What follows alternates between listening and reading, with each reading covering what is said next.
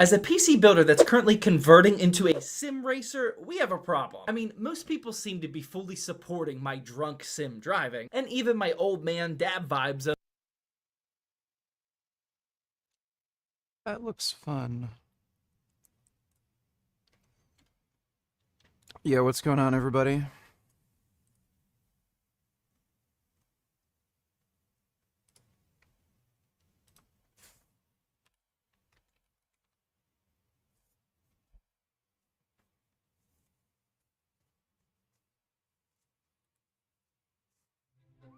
Lawn mowing simulator.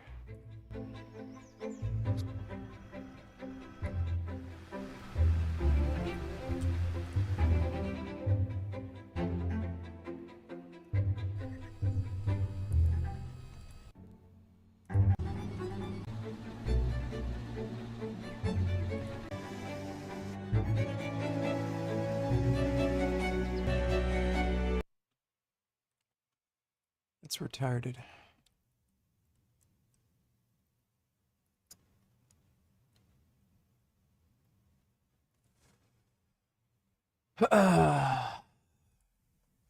Yeah, mow the lawn properly. That was fucked. That was one of the most fucked arguments I've ever had.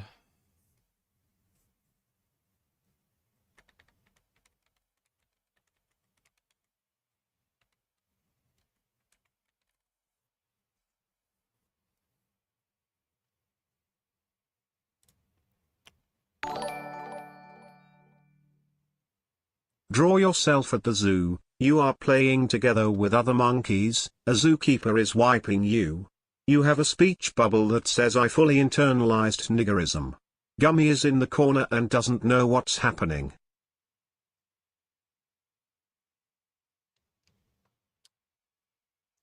I suppose I can do that.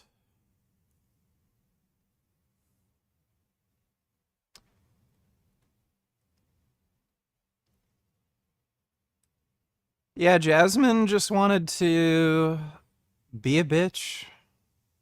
You're not mowing the lawn properly. I know how to do it.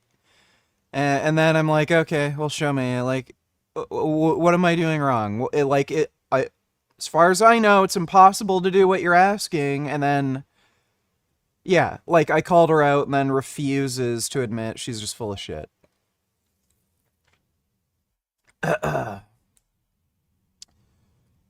um,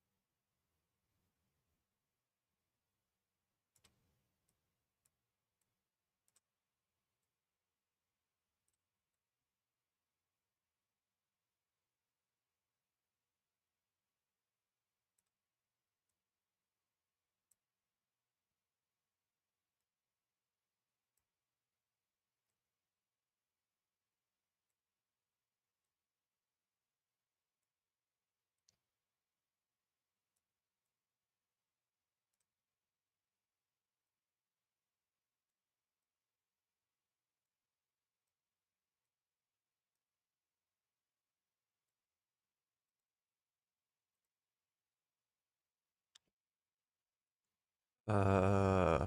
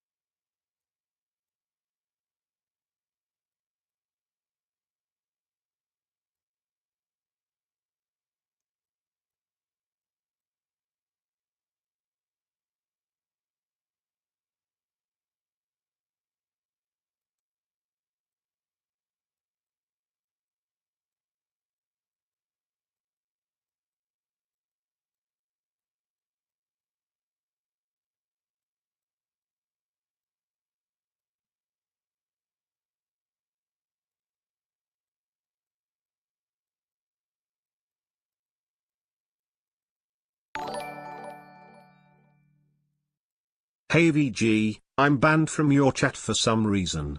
Can you unban me please?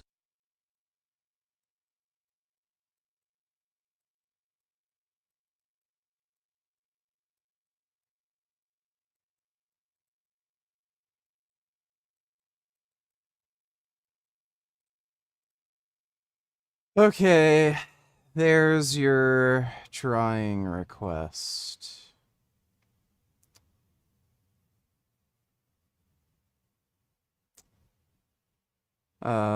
Thanks for the donation, Supreme Jewish Commander. Let me take a look.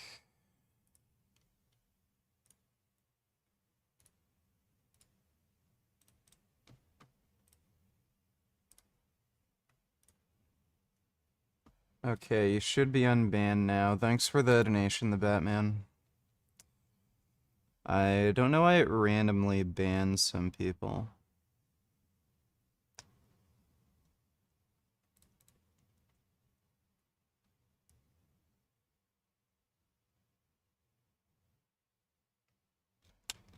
So they're saying this update is coming out in July, and it's already July 29th, and it still hasn't come out. Are they adding multiplayer? Oh, sweet. 4 years of Trump. I'm not convinced we'd survive 4 years. So here's the question: who would you rather have as president, Charlie Kirk or Hassan Piker? Charlie Kirk, all day. Exactly. All day. I just don't understand that. Yeah, but Well, maybe because Hassan Piker sims for all of the enemies of the United States of America. That's actually pretty understandable. If you're not dumb terrorists, like actual terrorists. Anyways, not even like good enemies. Not even like China, Russia. I don't know if I say Russia's a good one, but at least it's better than fucking Islamic extremists. Just because I know this is going to be clipped a million times. Peace Coast changed this question like 15 times. I don't know why.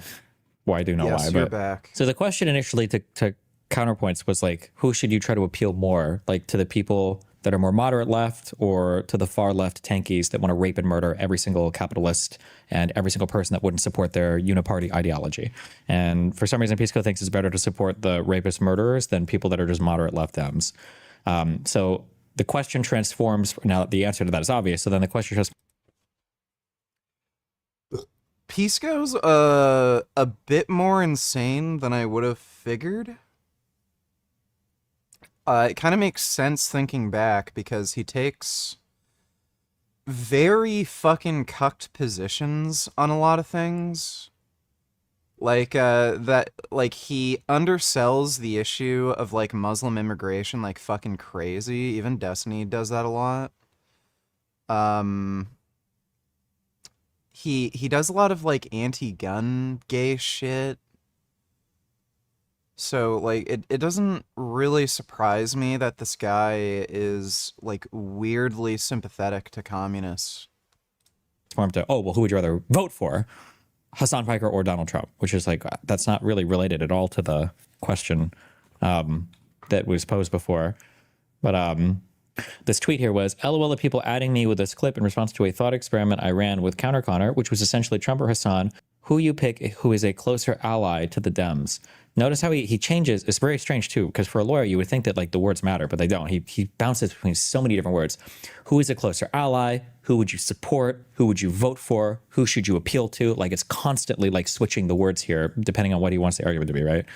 And of course, predictably, some people pick Trump/Kirk/MAGA, revealing their unhinged derangement, that their main enemy is not Trump, it's Hassan Piker. So Hassan Piker is a shameless fascist. Hassan has way worse political beliefs than Donald Trump. As far as we know, Donald Trump doesn't want to, like, murder every single fucking person who disagrees with him in the slightest. Whereas Hassan Piker does.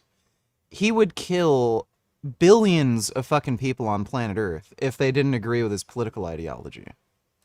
now it's like, well, who is a closer ally becomes, well, who is the main enemy? Okay. I say some because even Destiny subreddit, the left community that most despises Hassan, shares that preference with me. So now if you express But now this is saying, like, who would you rather have as president, right? So this is a different question, and it's Charlie Kirk versus Hassan Piker, but this is a different question than, like, who do you pick as a closer? No to any performance-enhancing drugs. Guts, Vegeta, Goku didn't need steroids. Natty for life. Natural's awesome. Well, Vegeta and Goku are literally alien beings.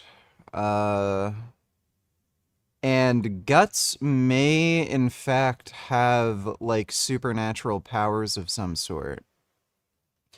I actually made a post about this theory. Guts may be part apostle. So, in the Berserk lore, apostles have had sex with human women.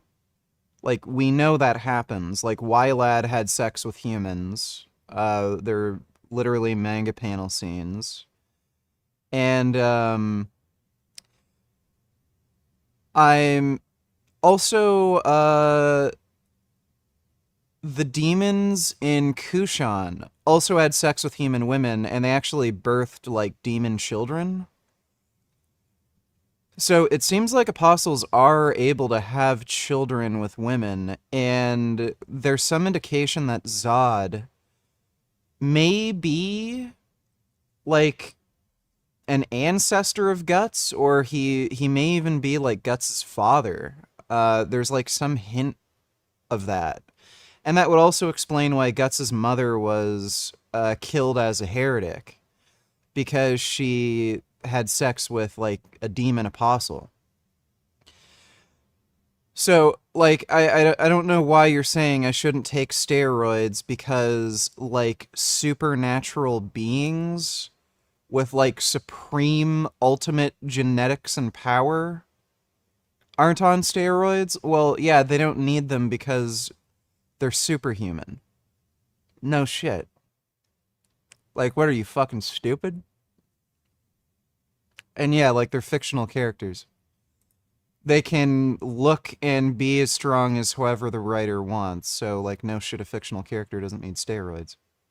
Or ally to the, like, it's, but, so now if you express a preference for Hassan Piker over Donald Trump, now it's just a preference, I guess, okay, over Donald Trump, you endorse Hassan or want to be friends with Hassan or want to build bridges with Hassan, absolute derangement, sorry to say. So I think I quote tweet this with, like, Hassan just uses the Democrats to push for his ML beliefs, right? And he does. Hassan said this like a million times. It's not even like, this shouldn't be controversial at this point, right? So now the question is, Hassan or Trump, who are you voting for if you had to pick?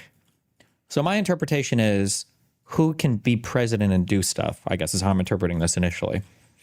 So my response is, Trump at least has some vague notion of supporting America, however misguided it is. If he destroys the country, it would be a byproduct of his stupidity and narcissism. With Hassan, it would be by ideological design. He supports foreign terrorist groups, despises U.S. allies, supports historical revisionism to paint U.S. adversaries in a better light, has admitted that he would ban opposing political parties in the United States and would lock his enemies forever in re-education camps if they didn't agree with his political ideology. As a Marxist-Leninist, he would support the creation of a single vanguard party to violently enforce all of these changes. This is just what we know of Hassan's views publicly. We also know that he stated on shows that he hides his true beliefs so he can funnel people further down the radicalization pipeline. We've already survived 4 years of Trump. I'm not convinced we'd survive 4 years in a Hassan-styled regime. And then, because he likes to get, like, the clips or whatever, so then he says, so who would you vote for? So you would vote for Trump over Hassan, correct? And then my response is, I would vote for the guy who supported January 6th versus the guy who supported October 7th, yes. And then he says, we have an honest disagreement then. I would vote for Hassan over Trump. I see Trump and MAGA as a greater enemy than Hassan Piker. So then I say, well, that's because you don't think tankies are really that bad. And then he says, I hate tankies. I'm not socialist/communist, like you convince your audience. I never said he was socialist or communist. I just think he's way too tolerant of tankies. I just think fascist Trump is my bigger enemy. I'm not convinced Trump could turn this country into a Marxist hellhole if he wanted. So now we get, like, this very clever switch into, well, hold on. Are we talking about which regime we would support? Which is very obvious because at the end of my tweet, right, I literally say, we've already survived 4 years of Trump. I'm not convinced we'd survive 4 years in a Hassan-styled regime. But now we've switched to, I'm not convinced Hassan could turn this country into a Marxist hellhole if he wanted. I think Trump and MAGA are doing far more damage than good. Well, now it's become a pragmatic. I wouldn't try to get like monster huge, like, you know, open pro bodybuilder big if I went on steroids. I just want to look like Guts from Berserk. So just like this kind of physique, only I don't want to cut off my own arm. So just like Berserk, Lost Children, or Conviction Arc kind of physique. Just, you know, with both my arms. No missing arm. So just something like that. So I think if I gain about 20 pounds more muscle, I'll probably look like that. I'm 200 right now, so if I can get to a lean 220, I think I'd be happy. I can probably push it further than that too, if I really wanted to. I think it's realistic to expect I could get to 230 to 240. But, very, cautious or, you know, whatever estimate, like, I could expect an extra 20 pounds of muscle, I think. Ramses Stewart donated $261. If the Palestinians were vegan, would you support Palestinians? No, they're still crazy, inbred fucktards. Does your support for Israel have to do with the vegan community in Israel? No, not really. Thanks for the donation, Ramses. Switch. Oh.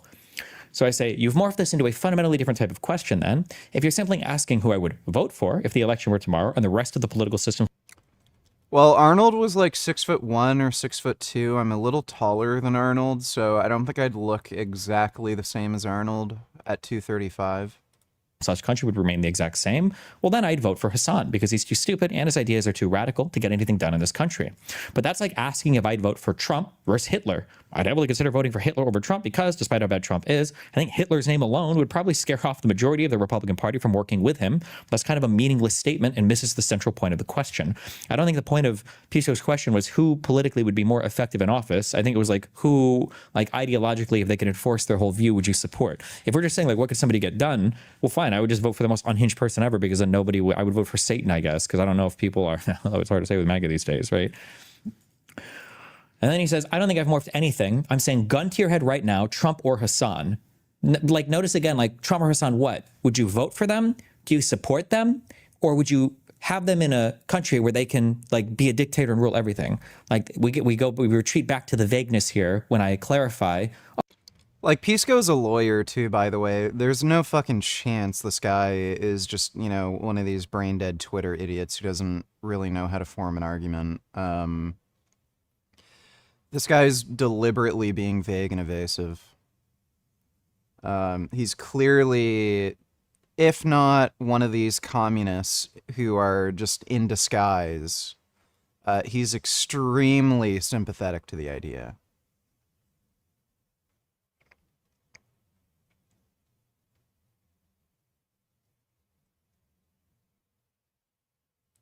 Oh, well, hold on. If you're just saying who can pragmatically get done with more, well, then I would change my vote. But now we go back to the vagueness, right? Back to the vagueness. And I guess I'm not sure what your answer is or when you'd support Trump in this context. It's very obvious when I would support Trump. I think I've laid it out in all of my answers, but he's not really responding to almost anything I'm saying. It's either like one sentence responses and basically avoiding engaging with almost anything I've said so far. I'm obviously taking for granted the political system of the USA. I also think Hassan is more aligned with you and Dems than fucking Trump. I don't know how you would ever measure this in any way, size, shape, or form, right? Like, let's say that I believe that murder is bad. Am I more aligned with somebody who thinks that shooting people in the head randomly is awesome? Or am I more aligned with somebody who likes to guillotine people randomly? Like, I don't know what the answer to that is. I'm not sure. Hassan and Trump are both anti-liberal people. Hassan more so ideologically than Trump because Trump is just and doesn't even know what liberalism is. But Hassan is ideologically opposed to my political system, right? I don't know if Pisco remembers, but like the whole Cold War was like liberalism and capitalism versus whatever the fuck Marxist-Leninist the Soviet Union is. Now, all the MLs will say it wasn't real. I don't even know what they say about it at this point. I'm not sure. Basically, I think the answer is overdetermined when we're talking about Trump. So now I try to get clarity here. Support or vote for? You keep changing the question. There are tons of implications in each of these terms. I would vote for Hassan because I know he has zero chance of winning. But again, that kind of misses the point of the question. In what world is Hassan more aligned with me than Trump? Hassan is fundamentally anti-capitalist. He's anti-liberal. He's anti-USA. He's anti-intervention in probably all scenarios. He thinks the US is probably one of the most evil countries on the planet, and he's pro-monoparty through violent enforcement. 4 question marks. Okay. For crystal clarity, vote in an outcome determinative fashion, i.e., who are you actually picking? In your perfect world, who is winning? That's what the question is trying to suss out. And again, he's missing the point. Winning, do you mean winning the election and then having an authoritarian dictatorship? Or do you mean winning the election with everything left as is and then they can't do anything? Again, I don't understand how he keeps missing like the point of everything that, like something is not clicking or connecting in here. And I don't know if it's because he's so emotionally dug into his position and he realized like it's kind of like bankrupt and now he is like trying to like run around. I don't understand how you can miss it so hard. He's deliberately being evasive. That is the question. That is what the question is trying to suss out. This is not something being sussed out. This is just a point blank, one-dimensional question. There is nothing sussed out in. I'm not really on my way to a guts-looking physique. Like, I don't know if I can really achieve that naturally at this point. Like, especially considering the amount of training you have to do, like, with heavier weights, like, the injury risk and everything, like, you kind of need steroids to just eliminate some of these other factors. Because I think I could bench 500 pounds naturally. The issue is, if I tried to do it naturally, the injury risk is just so monumentally high that you're going to, like, tear your pec off the bone before you actually get to that weight. But if you can take steroids and, like, growth hormone and other peptides to just help you heal and repair tissue and, like, strengthen your tendons and shit, on top of, like, just not needing to go through the same sort of training volumes required to hit that weight, it just removes these other variables. So, like, could I get as big as guts naturally? Like, in theory, if we're assuming, like, I had Wolverine-like healing powers, I'd never get injured, and the weights and volumes that I'd need to use in order to get there wouldn't just hurt me and cause catastrophic injury beforehand. Like, yeah, it's possible, but, like, it's just not happening.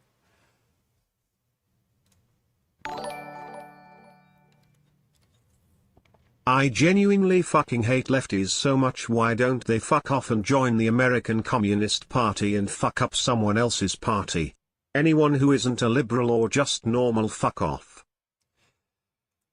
Well, yeah,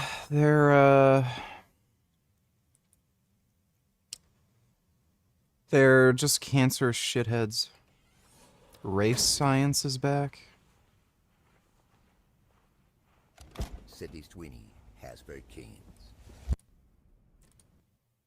Okay. I don't know what the hell that is. I have no idea what that fucking post is about. Thanks for the donation, retard. Would you debate Hassan Piker on Hamas?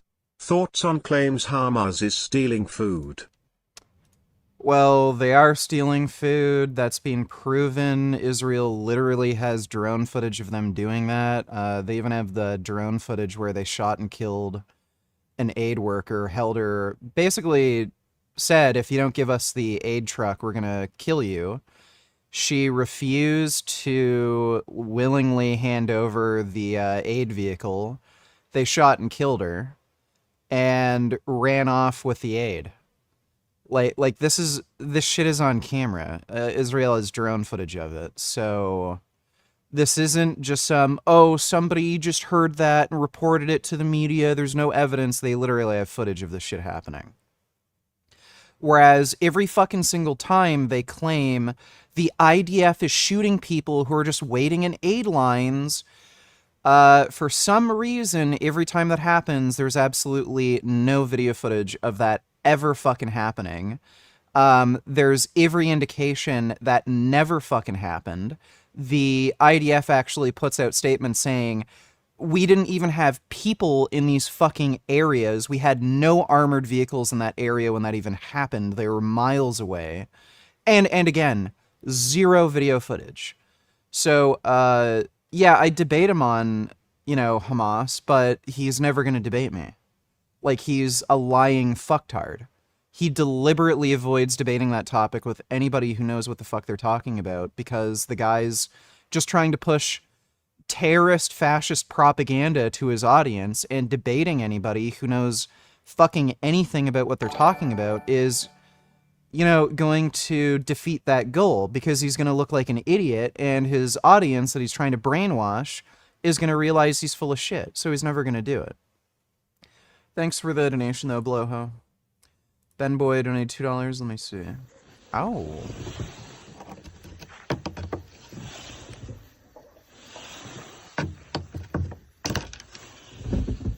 Is that a shrimp?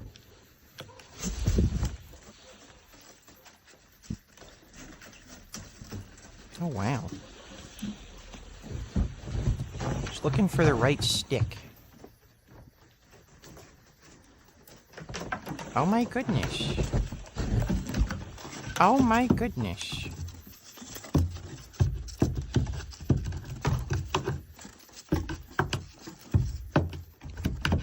Oh my goodness.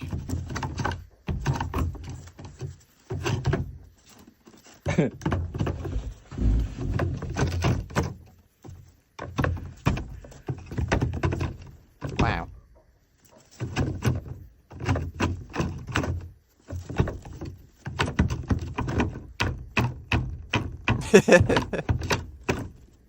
Bird.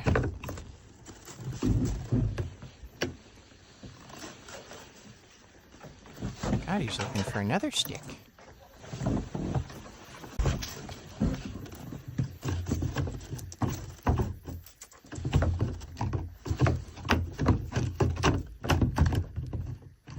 Having a bit of trouble here.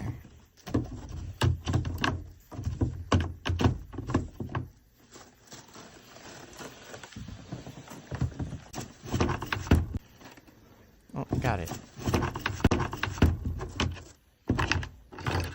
Here.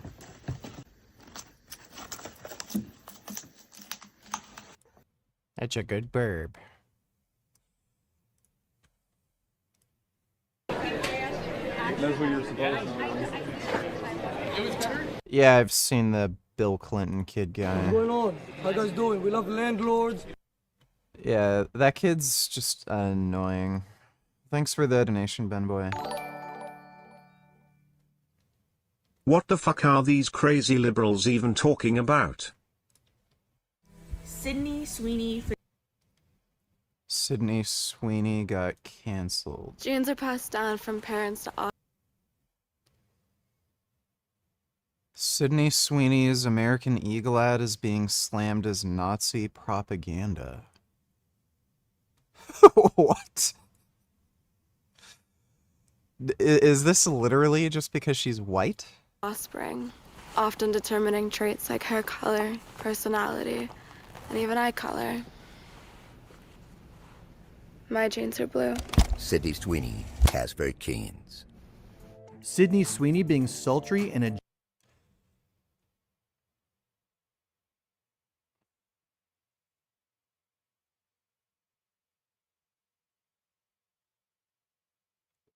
Really? That's Nazi propaganda? Saying physical traits like eye color are passed down by your parents. I'm pretty sure there's a reason why my skin is brown. And, like, it's my parents, my dad's black, mom's white, kind of mixes, and you get an in-between color. So, jeez. Fatigue. Let's talk about eugenics and racism.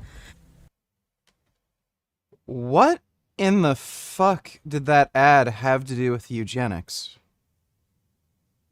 Okay, well I'm not watching Asmongold, but what are you doing, Gum Gum? What's going on here? That's retarded. Thanks for the donation, Big D's. What are your thoughts on people like Jacob Berger going on a flotilla? They saying they were kidnapped by IDF. Wish they would land at Gaza and deal with Hamas. Also, is Blahoev done? They're lying anti-Semitic fucktards, and they're getting paid by foreign governments. So, in all likelihood, they're getting money from the Chinese Communist Party. Otherwise, they may in some way be getting money through Qatar. But most of these people are getting money through the Chinese Communist Party. And that's why they're doing this. Most of these people are unemployed losers who don't have jobs, or they're like struggling actors and shit. And they just find out that, oh, there's these organizations that will pay me money if I do this stupid bullshit. These dumb, like, you know, stunts on social media. So they're just getting paid by the Chinese Communist Party to do this fucking horseshit and spread anti-Semitic propaganda. And yeah, I mean, if Israel let them do, you know, what they were planning, oh, we're gonna go into Gaza and give everybody aid, they get kidnapped and fucking murdered. Not just by Hamas, but like just Palestinians may just beat them up and kill them just because that's what they do. And then of course Israel would be blamed for it.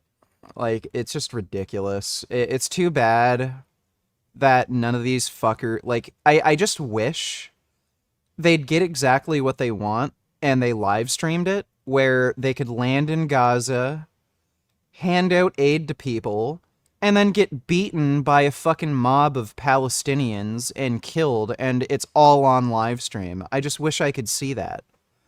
And then, like, I'd love to see what these people have to fucking say. You know? Like, oh, Palestinians just want peace. So, like, I'm sure they'd have excuses like, oh, well, you have to understand they're desperate and scared, and they're seeing, like, all these white people who they know are American who are supporting the genocide, and, like, I'm sure they'd fucking find some crazy fucktard way of justifying any of that, rather than recognizing that these people are just, you know, insane whack jobs. But, thanks for the... Oh, also, is Blaha OnlyFans done? I don't know if he deleted it or not. Not sure. Thanks for the donation, H. The Sydney Sweeney thing is just doing wordplay with genes and genes as in traits. Also check this out. Also check this out. Chiquita. Oh. Come here, girl. Wow. That crocodile's like a dog. In this chair, right?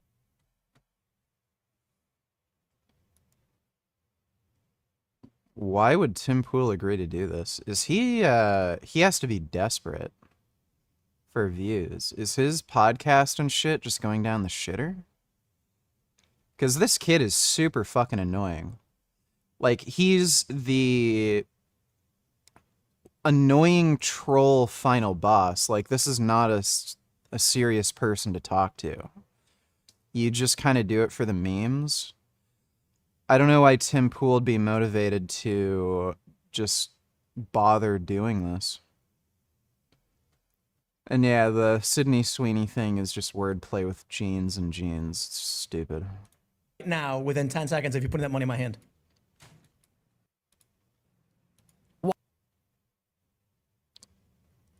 Why doesn't he shave his head? Like, it's... He has, like, the grossest bald head. You know? Why doesn't he just shave his fucking head? It's just so gross seeing this crap on the side. He's just... Tim Pool's kind of gross.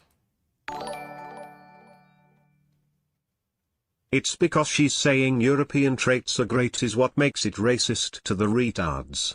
If a black girl said I had big afro, brown eyes, big lips and said I had great genes, there would be zero outrage. Well, yeah, only black people are allowed to be proud of their genes. If white people are proud of the way they look, it's bad. It's just stupid. Like, these people are just fucking crazy idiots. Like, what's funny, too, is the amount of black girls who will straighten their hair, dye it blonde, or just wear a blonde wig, and put in blue eye contacts. There's a lot of black people now who are literally getting their pupils tattooed so they can just have blue eyes. Like, it's fucktarded. I also, like, there's also a thing, particularly among black women, where there's half black men who have blue eyes. They go fucking apeshit for that. I remember there was a kid in my high school named Keith, and every girl, every black girl in the school fucking loved that dude because he was mixed race and he had blue eyes. Like, naturally, he didn't wear contacts.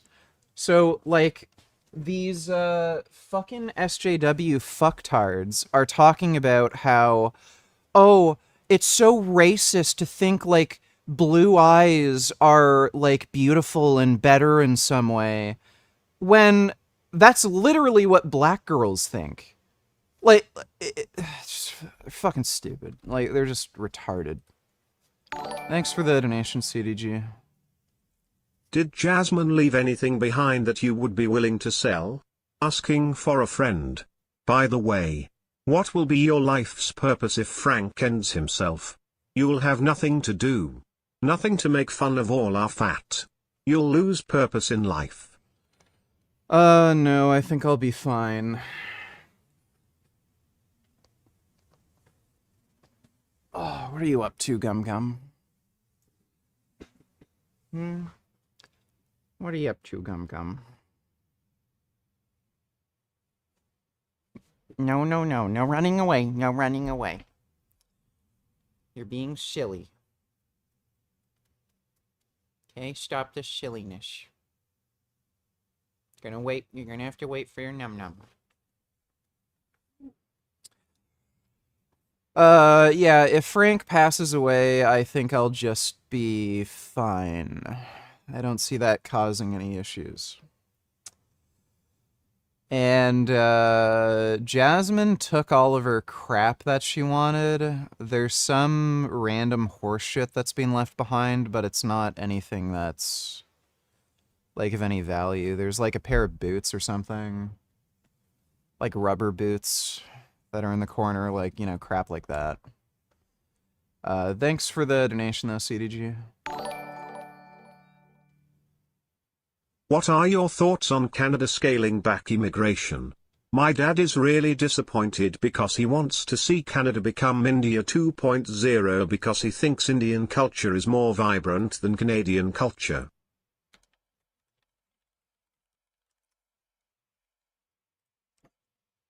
Most Indians that I've ever talked to don't want too much Indian immigration because, like, the reason they came here was to get away from India.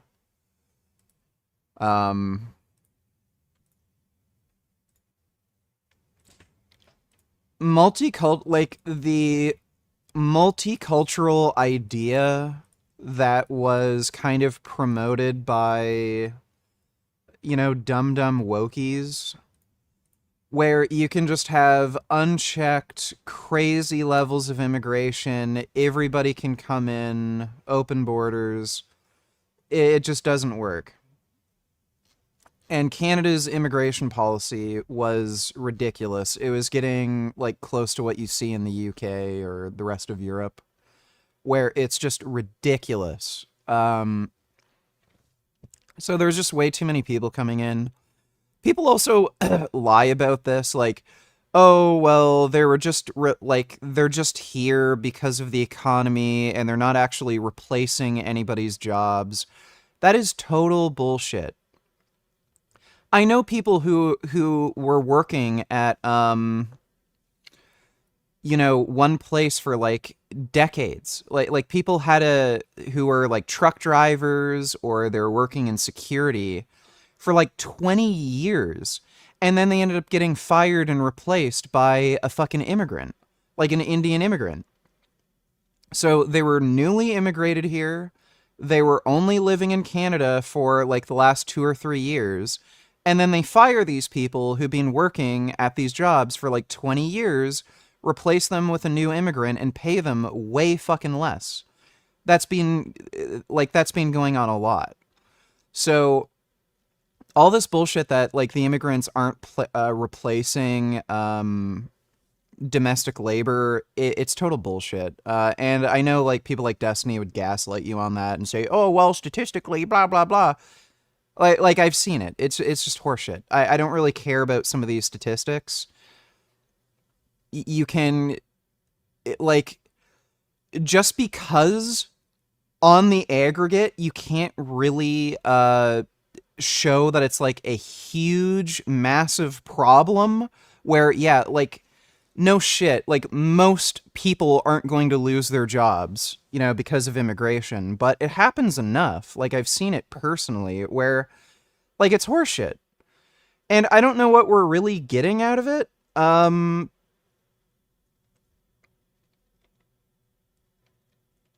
It's just not a good idea. Like, if you replace, like, Canadians with Indians, you're gonna have India, and I don't want to have India.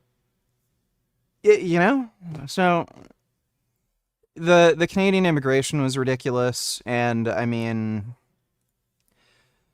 at least the government kind of listened and scaled back immigration. I think the main reason they did it, though, was kind of cynical. It gave them political brownie points because it was a really unpopular decision. People weren't really happy with the level of immigration, and it was going to sort itself out anyway. A lot of people don't want to immigrate to Canada anymore because it's getting ridiculously expensive. Housing prices are getting absurd, and rent in a lot of areas are getting ridiculous too. So a lot of people don't even want to immigrate here anymore, and when they do...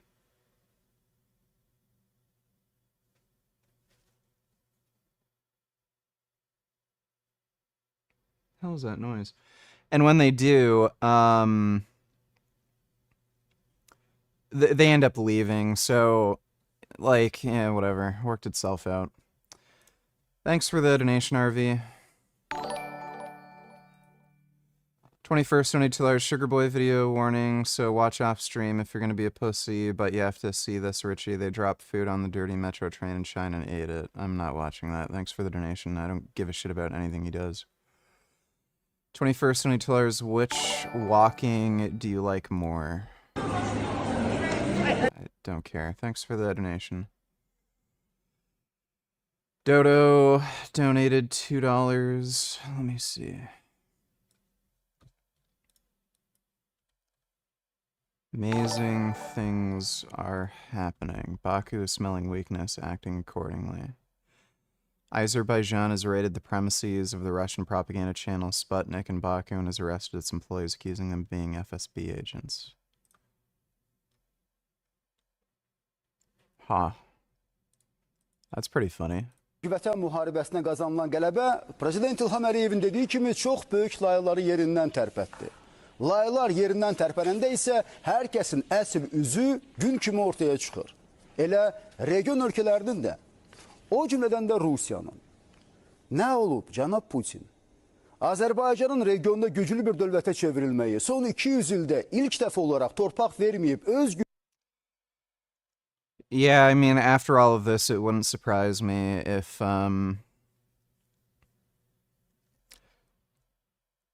well, you're gonna see more of this, but, it wouldn't surprise me if Russia gets broken up into some smaller states.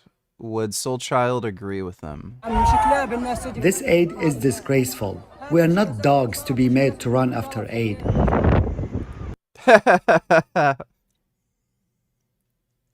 Oh my god. So, oh, Israel's starving us, there's a blockade, they're not giving us enough food. They airdrop in food. This is disgraceful. They did not serve this on golden plates with special maid servants delivered directly to our home. We actually have to pick up boxes of food and bring it back home. Like, what the fuck?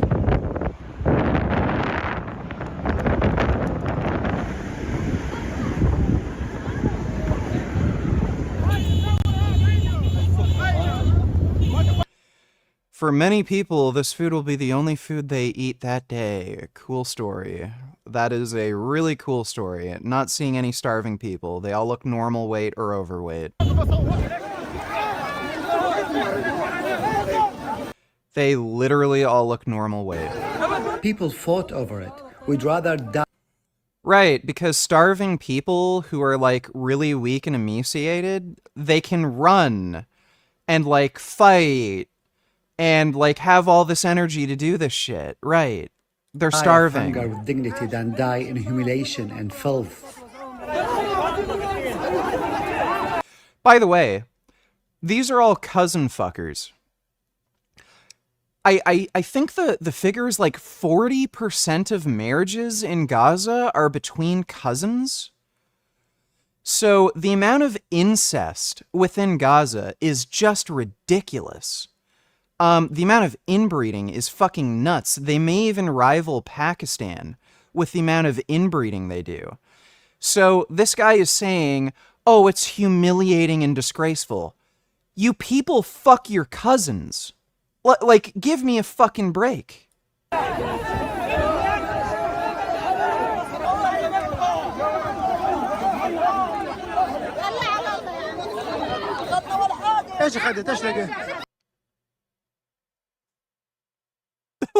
What is...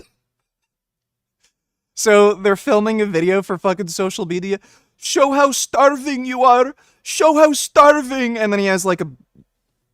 Like, he's normal weight. This looks like a normal fucking kid. Oh my god.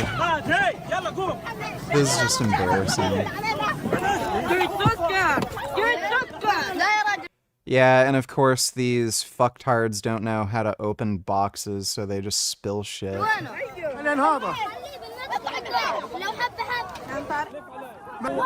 I didn't get anything. I was crushed in the crowd.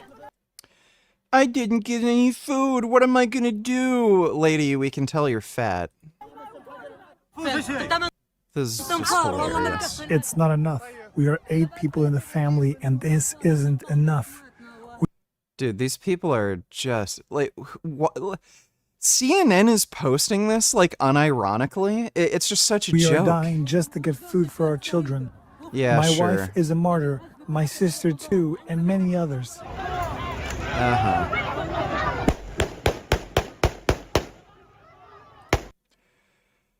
Yeah, and then they're just firing warning shots just to calm them down because they're all acting like fucking monkeys. And then I'm sure you're gonna get comments, proof the IOF is shooting them. Let me see. Free America from AIPAC. Oh my god. Jeez. comments are just retarded.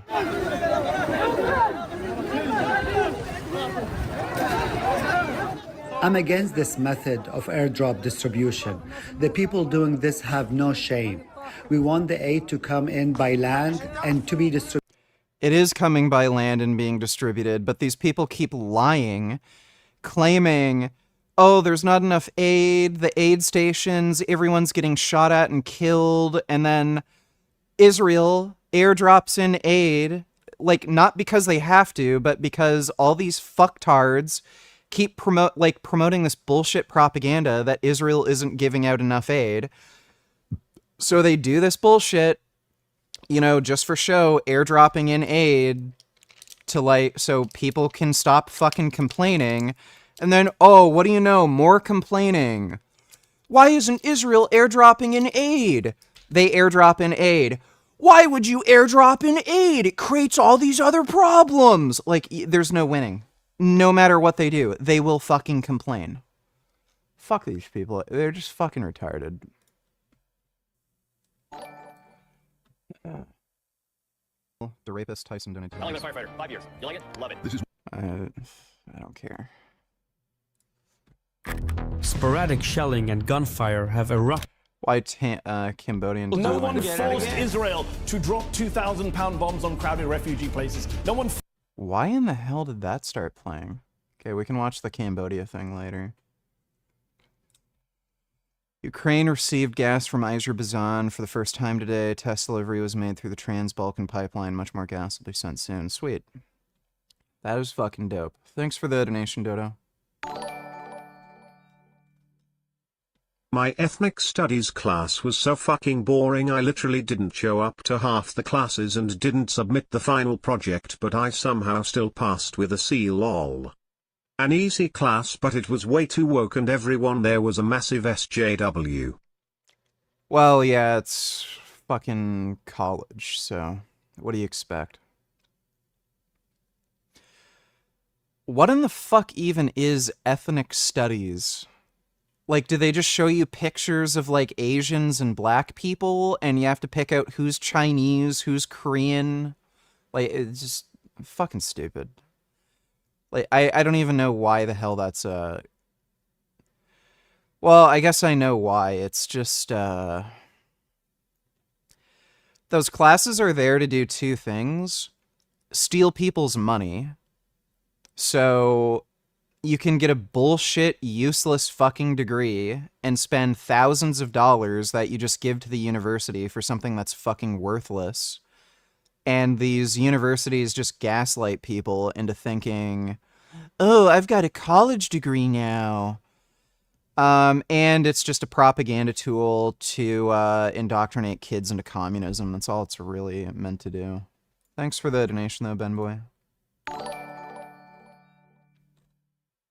When you shoved a dildo up your butt, how did you wash all the poop out? Did you do an enema or douche your butthole in the shower? Also, did you fast beforehand so there would be no poop residue? What lube did you use? Did your ass feel loose after? Not really interested in talking about that. Thanks for the donation, CDG. Hi, I wanted to know your opinion, this old man Ted. I used fake names, and I want you to tell if this is worth reporting. I could have misunderstood him.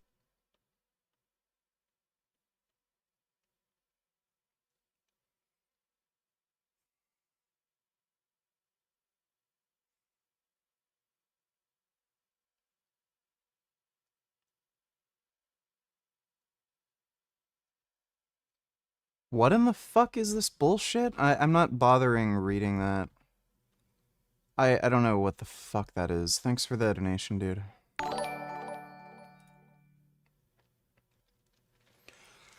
Dodo donated $2 VG. Do you not realize Azerbaijan is not part of the USSR or Russia anymore? It is an independent country, but has had so much chummy with Putin. Yeah, I understand that, dude.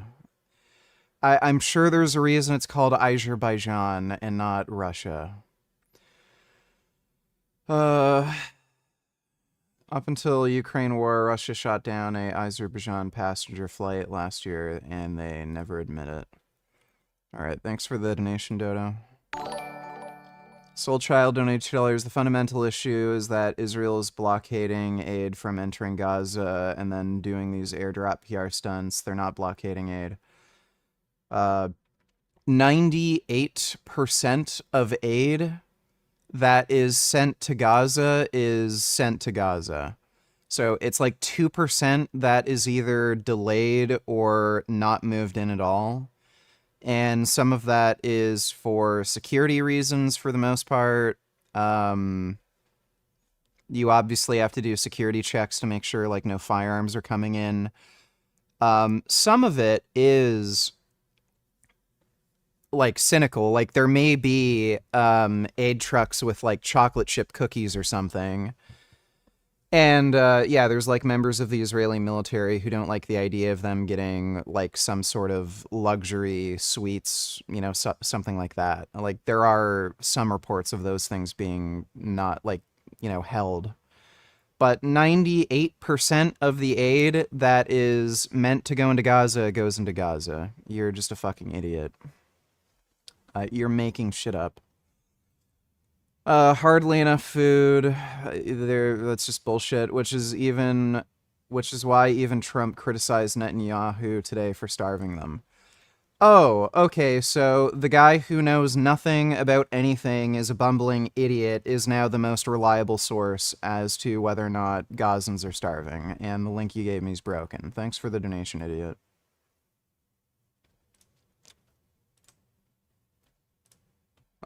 For some reason... the fuck is going on?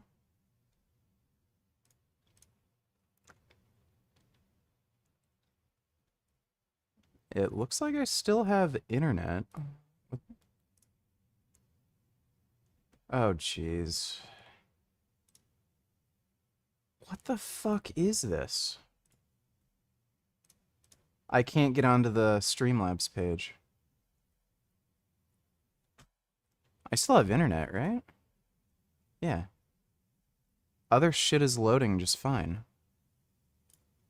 So a couple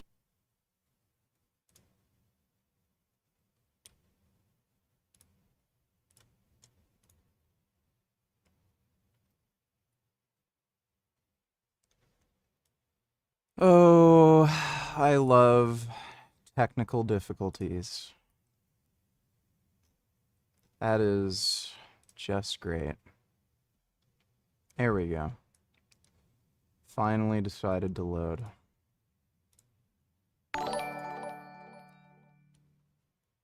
Someone needs to show Free Palestine Columbia kids some Ukrainian POWs held by Russia. That's what real starvation looks like. Meanwhile, hundreds of thousands of kids dead from starvation in Sudan. Well, Hamas is starving hostages.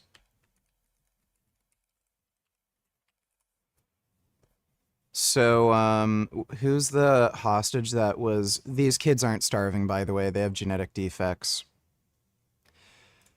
So, these bullshit photos that you're seeing of, oh, look at the starving child. Again, about 40% of marriages in Gaza are between cousins. So there's a lot of kids with genetic defects. I think this kid in particular, he has some genetic disorder where he's not able to make some sort of protein in his blood or something. And it's resulted in like stunted growth, like weird body shape and crap. So, this woman married one of her cousins, and they had a retard, fucked up incest baby. And this is proven, by the way. Like, notice how she's normal weight, if not, like, a little overweight. And then, her kid is starving. So, there's only two possibilities.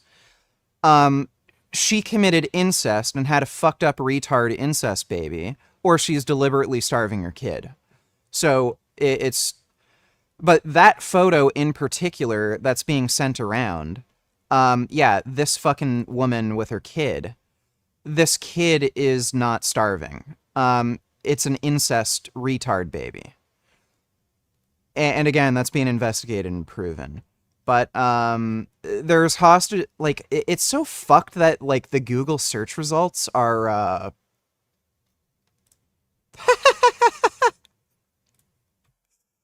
oh my god. So this is one of the one of the photos from Gaza. Yeah, guy looking like jacked and ripped, fucking. So yeah, when you search Hamas starving hostages, this is the fucking bullshit you get through Google search results. A woman with a fucking incest baby. I could find it. I'm not going to bother digging for it. But yeah, Hamas is actually starving hostages, but people in Gaza aren't starving. It's just bullshit. Thanks for the donation, retard. Just tell me if your ass felt loose after and how many inches you put it up. Please. And was it thick? How many inches was it? Just fucking tell me how many fucking inches did you put up your Negro ass and was it thick and were you loose? That's great. Thanks for the donation, CDG. Soulchild donated $2. Links works for me. Maybe you just don't know how to copy paste links. I don't have to copy paste anything. The link is just posted in the fucking donation, dumb fuck. The point is Trump usually sides with Israel. That's great. I don't care. Helping with the food. You know, we have a lot of access to food. We got a lot of food ourselves. So your evidence is Trump said so. Okay, well, I guess Trump isn't in the Epstein files because Trump said so. Apparently, that's the gold standard of evidence. If Trump says something, that makes it true. So Trump isn't in the Epstein files. He never committed an insurrection. He's not guilty of any crimes, including sexual assault with, what's her name, and Stormy Daniels. So, I get, like, if Trump says it, it's true. Okay.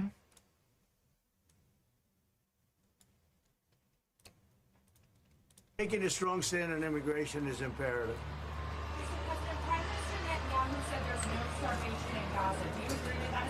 I don't know. I mean, based on television, I would say not particularly, because... So, your proof that Gazans are starving is that Trump says he saw on TV Gazans might be starving? Okay, you're a genius. I'm not gonna even bother watching the third link. You're just wasting my time. Race realism is stupid. Wow, I can't believe that happened. Hold on. You have to. Can you leave it off for a little bit? Okay, that's cool. I got like a special. I'm greasy right now too, though. And I have the Pepto-Bismol. He has the grossest bald head. Just shave this. Like, it looks so disgusting. Why? I have a sudden stomach ache. All right, so it looks like now that the money that Tim Pool was getting from Russia has dried up, he needs to find a new way to make up for the loss of that income. So he's taking offers to expose his bald head on podcasts now. Like Matan Evan got him to do it for only a couple $100, which was shocking. Matan probably couldn't believe it either because it seemed like Tim would never take that beanie off. He always has that thing on. I mean, he didn't take it off when he interviewed Trump or when he was at a formal event at Mar-a-Lago in South Florida during the summer. But Matan somehow got him to do it, and he also got him to admit that he's a grifter, and his show is pro-establishment. He still claims the Russia story was fake news, though. But Matan does a better job at pressing these people about their controversy. Dude, the beanie thing is so stupid. Like, why doesn't he just wear a bandana? Or, like, just a better hat? Soulchild donated $2. Trump has absolutely no reason or incentive to lie about this on Israel. Even if we assume that, that doesn't mean anything. Trump's an idiot. Just because he wouldn't have an incentive to lie, that doesn't mean he's not wrong. You can like, he literally said, well, I think Gazans might be starving because I saw something on TV once, and, like, I'm not so sure. Like, you're a fucktard. You can tell when he's lying. Oh, okay, cool, that's nice. Why would he randomly lie about Israel starving Palestine? Yeah, okay, you're just wasting my time. Thanks for the donation. Than any other podcaster. Just an idiot. And, you know, people always talk about how important it is for politicians to go on podcasts now. Like, that's the future of politics. But let's see them go on Matan's podcast. You know, he actually asked the hard-hitting questions, unlike Theo Vaughn or Joe Rogan or even Tim Pool, whose podcasts are basically just meant to be puff pieces for politicians and the establishment. I mean, Joe acts like it's crazy for him to push back against guests now. So people think it's cool politicians do podcasts, but of course, they're only podcasts where they know the host won't make them look bad. Like we saw with Nelk having on Benjamin Netanyahu last week. The White House apparently set that up and gave them questions to ask, like what's his favorite meal at McDonald's? That's seriously a question they asked. So most of these podcasts are just a joke and are used. Hey. You're gonna have to wait for Num Num Gum Gum. It's too early. Yeah, it's too early. Gum Gum has to wait for Num Num. Used to help politicians do PR. So I think people would much rather see podcasters grill these politicians rather than glaze them. You know, like Tucker Carlson did with Ted Cruz. I think people would much prefer to see that. But then also after that, Tucker Carlson had on George Santos and tried to make him seem like a victim. And he was helping him get sympathy from people and potentially a pardon from Trump. You know, people in the comments all felt bad for him too. But if you compare that to George's appearance on Matan's podcast, you know, Matan was just making fun of him the whole time. He completely embarrassed him. And that was so much better and more entertaining. So I'll give Tim Pool credit for going on this podcast. I mean, he knew he'd get trolled and clowned on and that Matan would bring up the Russia stuff and ask him to take his beanie off, which Tim actually handled pretty well, surprisingly. When I saw he did this show, I thought he'd get triggered by Matan like he always does when Russia gets brought up, or Israel, because he also took a private meeting with Netanyahu, so people are calling him a sellout for that. But when Matan brought the stuff up, he was actually a pretty good sport about it. I mean, of course, he still denies all the Russia stuff, but at least he'll talk about it and not get triggered over it. The one about Tim Pool, that guy, I don't know, he's like an online creator, was paid to promote Russian propaganda? This is just fake. You were not paid? I was paid a lot of money by a lot of people. I heard that there was that guy, he was paid $100,000 per episode to do it. Is that not true? It's not true. So why did people come up and go with that story then? Political reasons. There's, you know, the show that we do is fairly anti-establishment. It's actually, you could say it's pro-establishment if you think about it. Today it is, 100%. No, I'm saying pro-Russian establishment. No, I called Vladimir Putin a scumbag. I said really? he shouldn't invade Ukraine. He was wrong to do it. He lost. The West was winning. You said... Soul Child and Tillers, no counter-argument, got it. I literally told you, and you didn't listen, so I don't care. You can think whatever you want. That Ukraine is the enemy of the people. I did. The enemy of the United States. This is psychotic. Ukraine is the enemy of this country. Ukraine is our enemy, being funded by the Democrats. I will stress this again. One of the greatest enemies of our nation right now is Ukraine. What do Tim Pool, Dave Rubin, and Benny Johnson have in common? Russia. Yup, and I wasn't even going to tell you. Like, when you say Russia, that's like not super specific. What do you mean? Like if I said, what does Matan Ev and Tim Pool and Mike have in common, you wouldn't say Russia. So can you give a little detail on that? What do Dave Rubin, Benny Johnson, and Tim Pool have in common? Related to Russia. They're whinging online grifters. Correct. And they complain for money. That doesn't have to do with Russia yet, but I could see where you're going. Grifting. How many rubles do you have? I don't have any rubles. You don't? So they paid you in cash? Who paid me in cash? You know who? I actually don't get paid from anybody. I'm really thinking Is that why Ben Shapiro didn't like the movie, maybe? It's possible, yeah. He might have a little bit of bias? Yeah, certainly. I mean, for obvious reasons, he loves Israel. What are the obvious reasons? He's Jewish. He's the devil? He's Jewish. We're saying the same thing here. You're just... It's semantical at this point. So Matan might cost him some Israeli money now, too. So Tim, he might have to start revealing that bald head of his more often in order to pay the bills. You know, because it's been rough over the past few years for him, like losing the Russia funding. And now he also keeps complaining about how much he hates his job and how he doesn't get paid enough and how people don't appreciate him enough. The guy just seems miserable. Like fighting the culture war, it's really draining. I think we need to be... This is someone who I met in Thailand helping a homeless family. I want to know your opinion on this report before tipping it to an authority.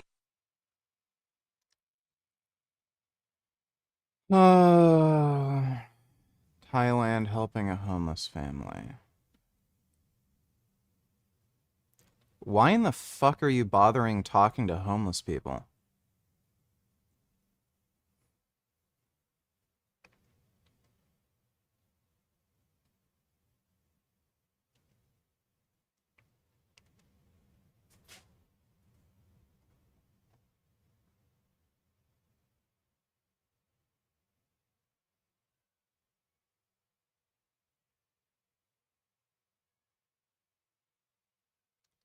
Sure, report them to the police, whatever. I don't know why the fuck you're talking to random retard homeless people and letting them use their shower. Like, you're a fucking idiot, dude. Thanks for the donation. Be more thankful for those that serve in the battle against the woke mind virus. You know, Tim's making a lot of sacrifices for us, so make sure you thank him. I get all the flack for it. It's not a fun job. It's the best job in the world. I mean, I could just host my morning show where it's just me, and it makes $1 million a year, and not have to worry about anybody coming in. I don't have to worry about employees dumping bacon grease down my drains and clogging up our septic system. I don't have to worry about getting swatted 15 times and getting death threats all the time, and then having people accusing me of trying to rip them off to make money because people come on the show and like don't respect the space or whatever. Like, man, it is stressful. I was just talking about how people come in here and they just vape, despite it's wild, dude. It's absolutely fucking wild. And now also to make things worse, Tim is nervous they're starting to lose the culture war after the recent South Park episode making fun of Donald Trump. You know, Tim did not handle that well because he's a big South Park fan, so he's really struggling with this. And eventually he came up with this theory to help him cope over it about how the South Park guys didn't really... CDG donators, tell me how many inches dildo was at least. Riveting content. If 1 year. Thanks for the donation, CDG. They want to make fun of Trump, but Paramount just kept offering them more and more money until they eventually sold out and agreed to make fun of him. And also Tim made a bunch of other tweets and videos about this, so it's just been making him sick. Literally, like when he went on Matan's podcast, he's about to throw up, so they had to bring him Pepto-Bismol. They've been talking about how they need a liberal Joe Rogan forever. I'm willing to bet that these prominent liberal billionaires and corporate types were like, listen, why do people like Joe? Because he's edgy, he's off the cuff, he'll say things you're not allowed to say. How do we do this? Well, Colbert ain't it. Colbert is straight-laced and boring. It's on the nose. The South Park guys, $300 million per year they got in this deal. Wow. How does something like that happen? Here's my vision. They go to Matt and Trey and they say, we want you to go full-time South Park, mock Donald Trump, make him look bad. And they went, why? And they were like, we will pay you a lot of money. What's a lot of money? We will give you $30 million a year. We don't need $30 million a year. $50 million a year. Guys, we're rich. We don't need $50 million a year. Okay, $100 million a year. And they're like, honestly, what am I going to do with that? How about we give you $1.5 billion over 5 years? And then Matt and Trey were like, really? I imagine they were like, what do you want to do it? We want shock content that mocks Trump. I don't know, give me $1 billion. Done. And they gave him $1 billion. Now, I don't know if that's actually what happened, but it seems pretty obvious. The only problem is they're... What? Dude, like, this is just such a ridiculous story. And then he admits, I'm not sure if that's actually what happened. Like... phoning it in. Yeah, can we bring the Pepto-Bismol? I'm going to throw up. Oh my God. You're going to throw up? It's not a bit. I actually am going to throw up. You're going to throw up because I'm hitting you with such hard questions? It's true, yeah. I think it's because I ate a bunch of bacon. A bunch of...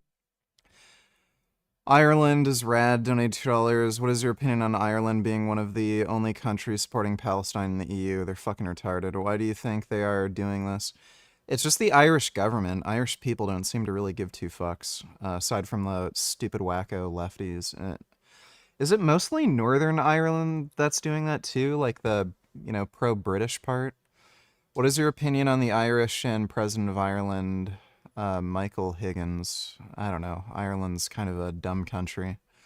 Thanks for the donation. Ireland is rad. Bacon? And then when Matan tries to get Tim to take his beanie off, he brings up one of the only other times we've seen him without it, where some guy ran up to him and took it off, which I don't agree with, but Tim's response was hilarious. He says he wears a beanie, not because he's bald, but so people don't recognize him, I guess when he's not wearing a beanie, I'd imagine, because when he's wearing it, that's how people do recognize him. Everybody knows him as the beanie guy. And then also at some point during this, Tim said it was part of skateboarder and hipster culture. Like, that's really the reason why he wears it 24/7. And I'm sure most of those people get annoyed by the fact that he wears it all the time because now it's just associated with him. It is true. Like, if I'm not wearing the hat, my people don't recognize me. If you're not wearing the hat? Because, yeah. So that's the exact opposite of what you said back in the day. No, that's what I said. No, you said that you wear the hat so these motherfuckers don't recognize you on the street. No, that's backwards. I wrote down verbatim what you said, word for word. No, you're backwards. No, I'm not. So there was a protest in Boston where this guy pulled my hat off. Yep, that's what I'm talking about. I got super triggered. Yeah. But it wasn't because he pulled my hat off. It was because this Antifa guy took a swing at me. The dictionary definition of the word bigot. You are the oppressor!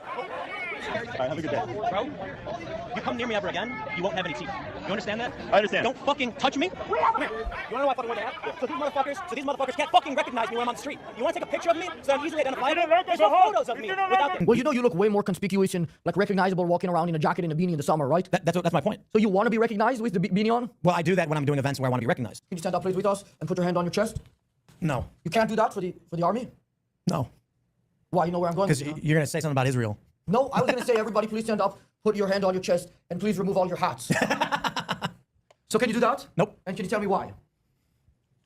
Nope. You can't tell me why? I can't. And then after this, Matan eventually gets him to take it off, which was really surprising. Matan definitely didn't think Tim would do it. He kept saying there's no way he'll actually do it. So he must really like Matan because obviously he never wants to take that thing off. And now that he finally has, this clip is going to go viral and now everybody's going to be able to recognize him. But Tim handled this podcast much better than some comedians did, like David Lucas. So it was definitely surprising that Tim actually wasn't that bad during this podcast. But if you want to hear about how he's been imploding over the past few years, I've been covering that over on Patreon. I also talked about how when Miley Yiannopoulos was on his podcast, he trashed Dave Rubin for taking Russian money and he forgot Tim was part of it. So Tim got really defensive and it was just really awkward. And there are over 140 other exclusive videos on there. So it's definitely worth checking out. I'll put a link in the description.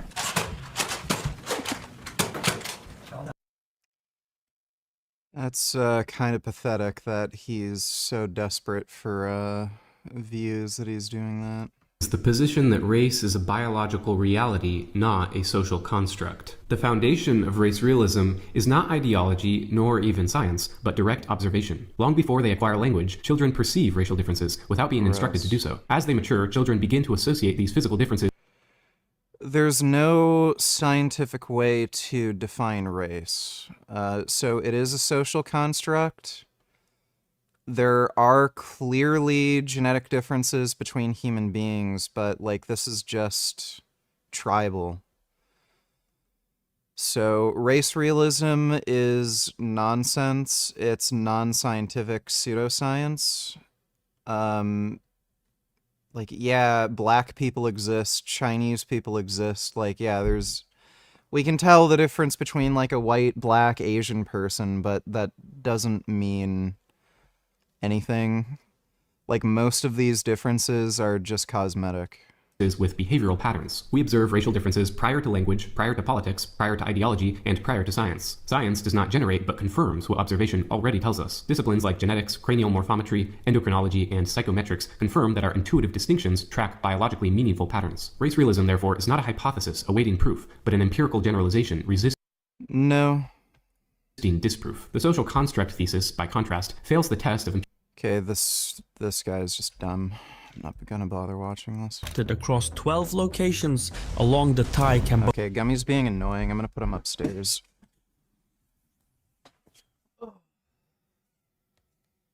Yeah, you're annoying.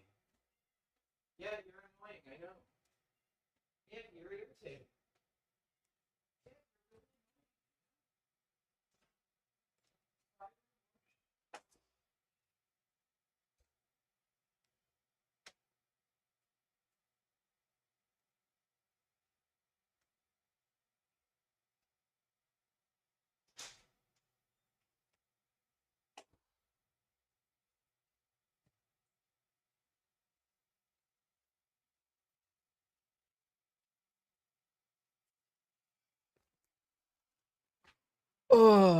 Okay. Cambodian border. The clash began near the disputed Tamontom temple complex, where Thai officials claimed to have detected a Cambodian surveillance drone followed by Cambodian troops advancing to set up logistics positions. According to Thailand, after issuing verbal warnings, their forces came under fire, which set off a wider confrontation along the frontier.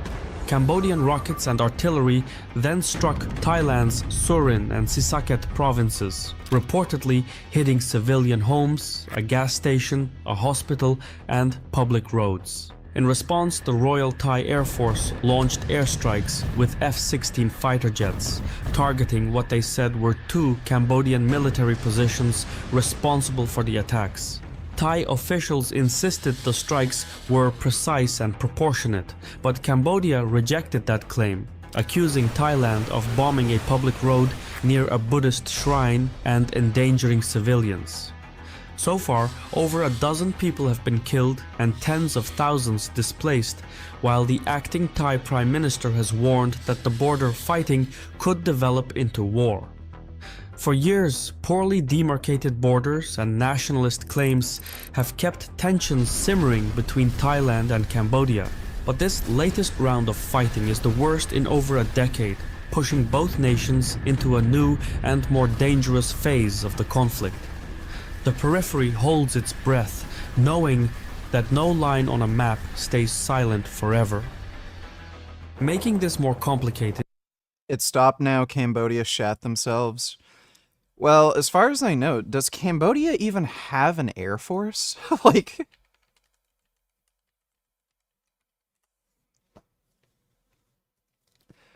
Yeah. No, Cambodia's air force does not possess any fighter jets. Yeah, like, they are so ridiculously outmatched. It's insane. Like, it may as well be... you know, the US military fighting gorillas and chimpanzees. So, like the Thai military is pretty good. They have F-16s. Why Cambodia would even try doing this is just stupid. Like, it's just so dumb. Elias donated $2, Nigatown. Let me see.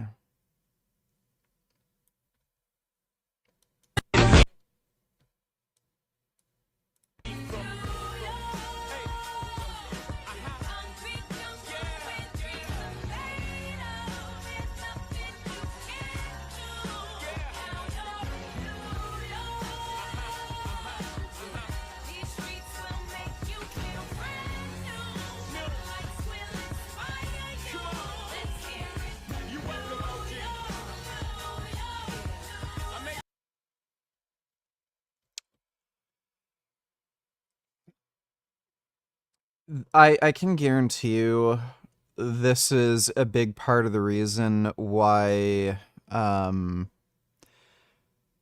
of these public infrastructure projects where they try to expand subway networks and bus routes and shit, like, they don't really go that far because no one has any pride or interest in using public transit. Like, it's just filled with obnoxious retards.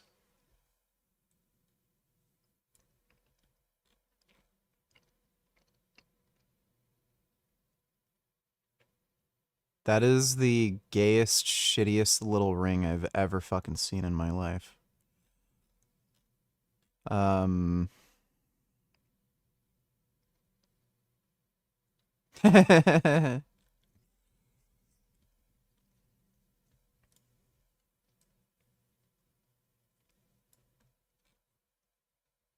Josh, Sam, David, Kyle, or Matt, and you are not allowed to correct me. All of those names are synonyms for white guy with beard.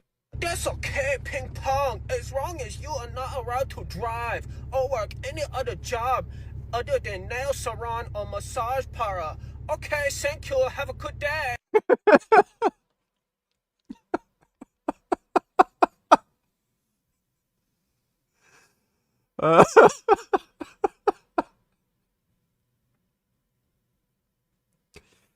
Oh, that's good.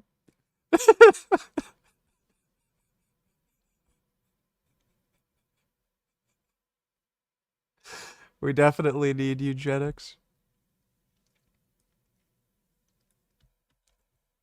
Fuck is this? Are you still? Shit? Are you going to school? No, I started school in August. Have you still been working on the streets? Mm-mm. Or motels or hotels or anything like that? Mm-mm. You're not doing sex work? Mm-mm. No. You're not selling videos? No. Tell the truth. Yeah, I've been selling. You have to stop. No, I've been stopping though because they keep deleting my Instagrams for child pornography, so I just stopped. They done made websites of my baby, They got and I don't like that. It's like OnlyFans, all type of stuff. like it's How crazy. do you think Nova got this way, Tania? It wasn't me. I'm gonna take accountability. This is what I feel like I motivated her to be. How old are you now? Yeah, we need eugenics. Thanks for the donation, Elias. Dodo donated $2. Cambodia is a communist country, VG. That's why... Really? Still? I didn't know that. I don't know anything about Cambodia. Like, I know about, you know, Pol Pot, Khmer Rouge, but I didn't know they're still communist. That's why they would try to do something stupid like this, because they're no stranger to stupid. Their leader is a former member of the Khmer Rouge, which I'm sure you know what those are. Can you even think of a more violent communist? Organitan. I think he meant organization.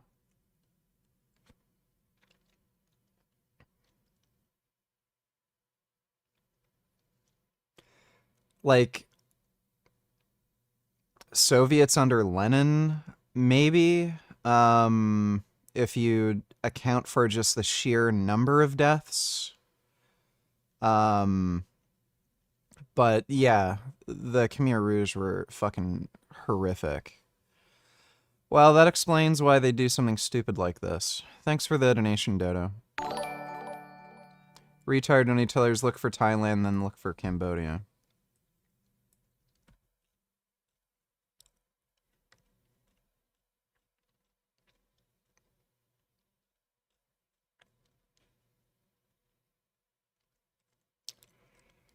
Thailand's below Vietnam. a little interesting.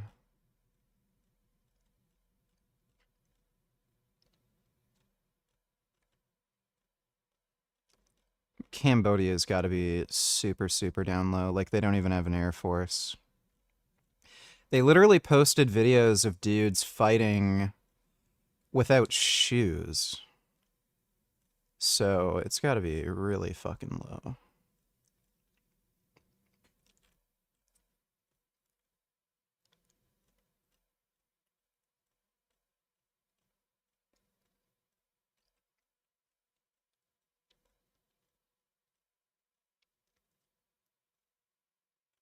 Are they even on here?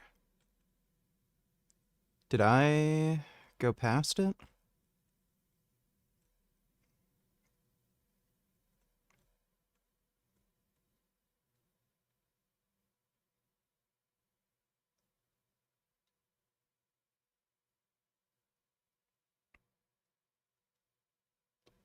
Are they even on this list? I can't even find them.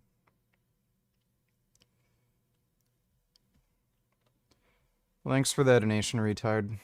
Eugenics $20. So, since you say we need eugenics, do you think you should have kids or keep the gene pool? Best if you are out of it. I wouldn't have kids personally. Do we need more cuckoldry in the world so we can enslave them? I don't know what you mean by that. Tell me what you'd do if you accidentally had a kid. I don't know. What would you do if Islam attacked? I guess get a shotgun. Thanks for the donation, Eugenics. It is the belief inside Thailand that this border clash is part of a deeper power struggle. Prime Minister Paetongtarn comes from the Shinawatra family, which has long 95. opposed the military royalist elite, and many suspect the crisis is being used as a pretext to remove her from office. This is not as far-fetched as it sounds. Thailand has had 13 successful military coups since 1932, plus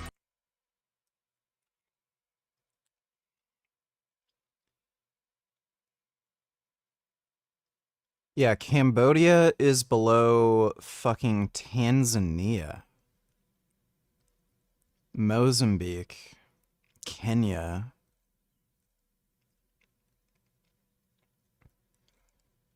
Yeah, they practically don't have a military. at least 9 failed attempts, making it one of the most coup-prone countries in the world. Power struggles between elected leaders and the military are almost a stereotype. Paetongtarn has been suspended from office, but she can still make a comeback, which may explain why Thailand isn't keen to de-escalate just yet.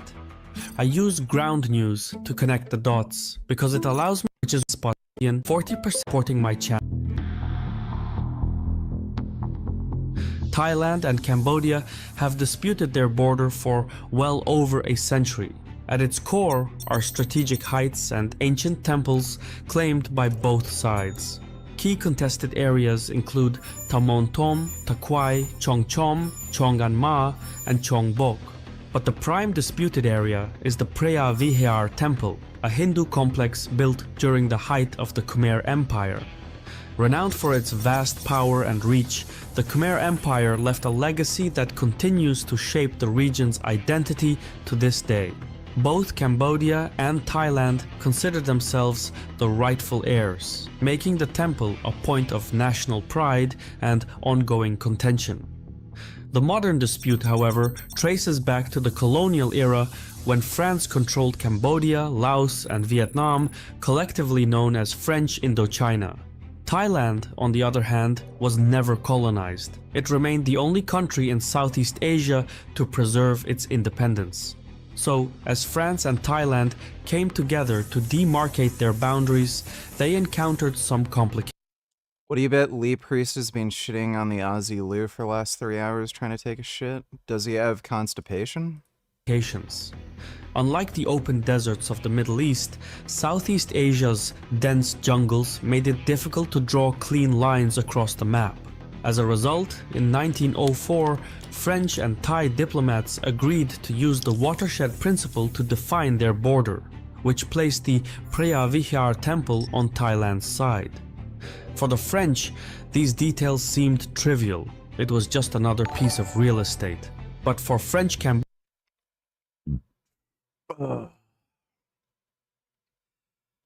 Eugenics deniers, are you a sociopath? Probably. You claimed you were, but I don't know. So, since you believe in eugenics, don't we have free will as well? I don't know. I have OCD that gives me guilt feelings, but consciously feel different. What actually controls us? Are we just fixed by our brain? I have no idea. Thanks for the donation, eugenics. Cambodia, it was a slap in the face. So, a few years later, after heavy lobbying from the Cambodians, France unilaterally adjusted the border and issued a new map in 1908. This time, the Preah Vihear temple was placed firmly within Cambodian territory. Thailand objected informally, viewing the alteration as a gross violation of the original agreement. However, its leadership got caught up in other, more pressing geopolitical developments and thus never initiated a legal complaint. Fast forward to 1946. World War II had just ended and French power projection was severely weakened. Sensing an opportunity to retake their country, the Vietnamese launched a war for independence. The conflict was brutal and exhausting, dragging on for 7 long years. Then, in 1954, at the Battle of Dien Bien Phu, French forces suffered a decisive defeat.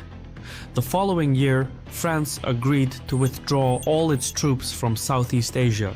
Vietnam, Laos, and Cambodia celebrated as they emerged as independent states. Thailand, meanwhile, saw an opportunity of its own and moved troops into the disputed areas along the Cambodian border. After regaining its bearings, Cambodia brought the case to the newly established International Court of Justice in 1959. The International Court was a novel institution at the time, created to make conflict resolution more transparent, efficient, and accessible. Both Thailand and Cambodia agreed that it was more cost-effective than war. In 1962, after years of back-and-forth hearings, the International Court finally made a decision. The temple belonged to Cambodia.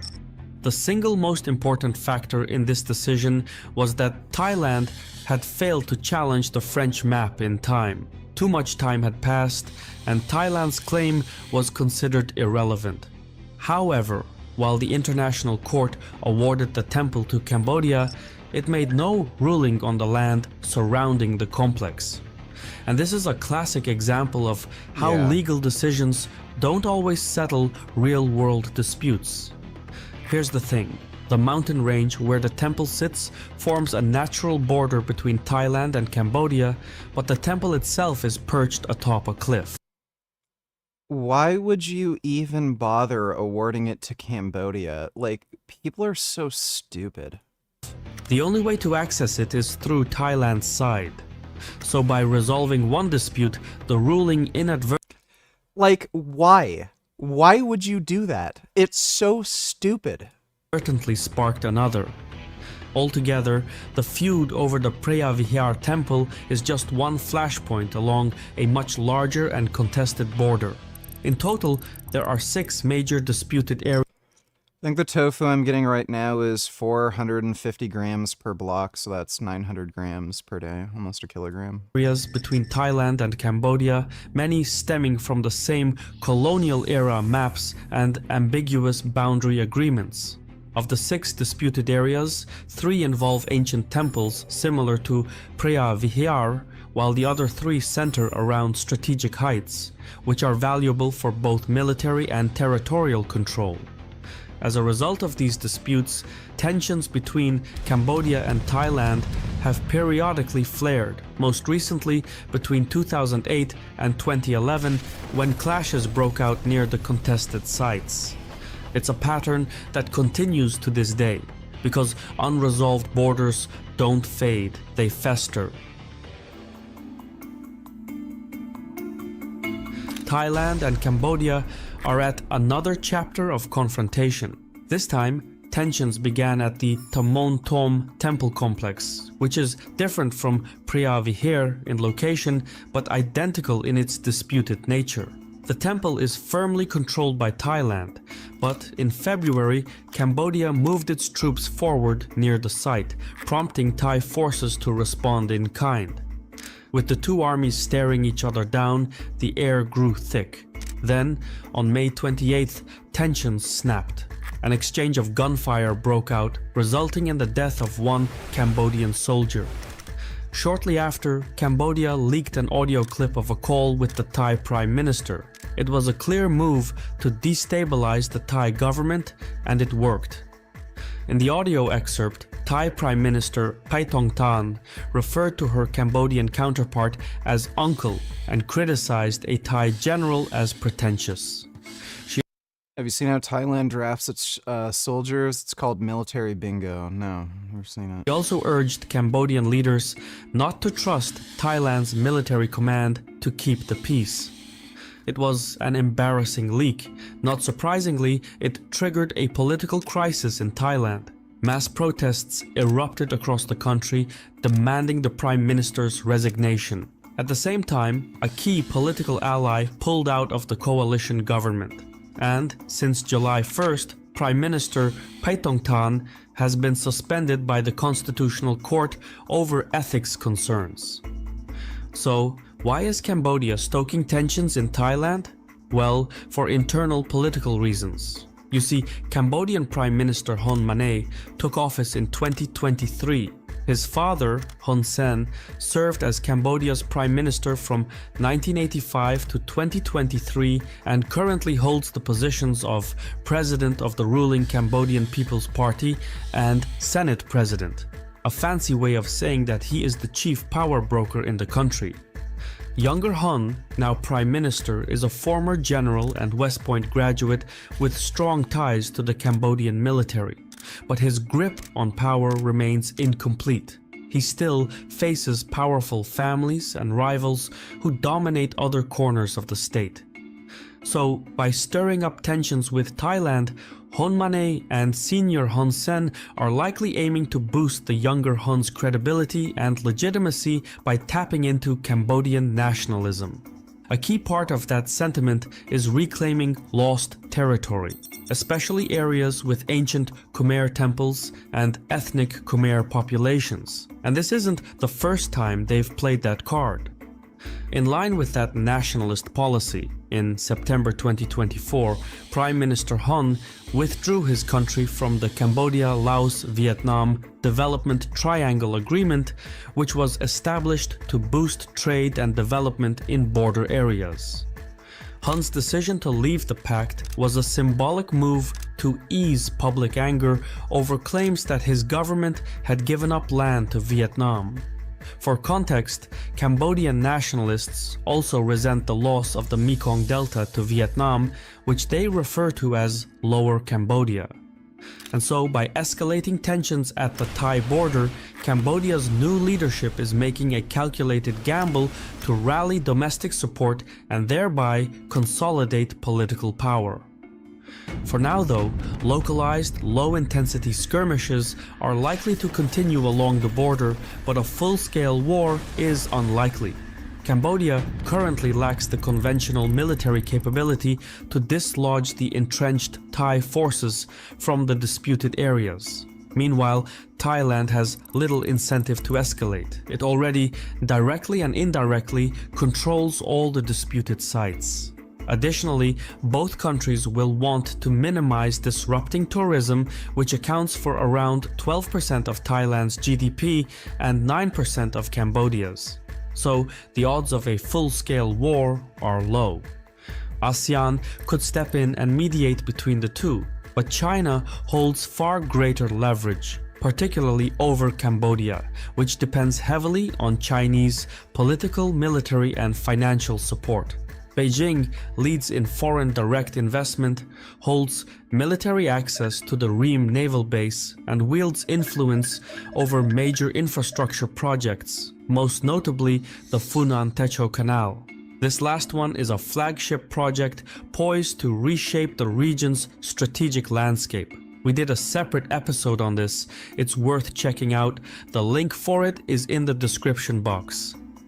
Should the conflict begin to threaten regional stability or Chinese strategic investments, Beijing could use its levers to pressure Phnom Penh to avoid deeper escalation. However, de-escalation will have to be reciprocal, informal, and... So basically, this is all pointless bullshit for no reason. Without written commitments. Both nations are facing complications in their own way. Thailand is in a... This is just chimp bullshit. Yeah, fuck Cambodia.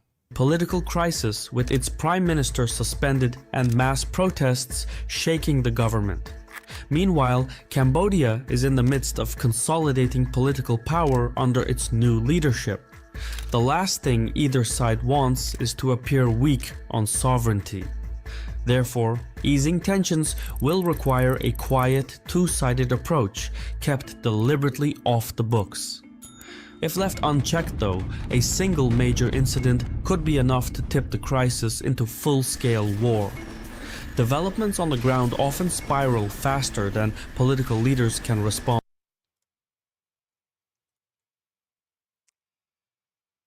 Yeah, that's some dumb chimp bullshit. A very insidious plan using Ghislaine Maxwell to absolve himself. Trump sprints toward a very insidious plan using Ghislaine Maxwell to absolve himself of any culpability in the Epstein files. And I've got 4 interviews this week. I talked to Gavin Newsom, Jasmine Crockett, Summer Lee, and Beto O'Rourke, all to discuss the Epstein files, the DOJ's meeting with Ghislaine Maxwell, and Trump's effort to gerrymander Texas. I'm Brian Tyler Cohen, and you're watching No Lie. What's almost as striking as how slow Trump's been to release the still not released Epstein files is how fast the DOJ moved to meet with Ghislaine Maxwell.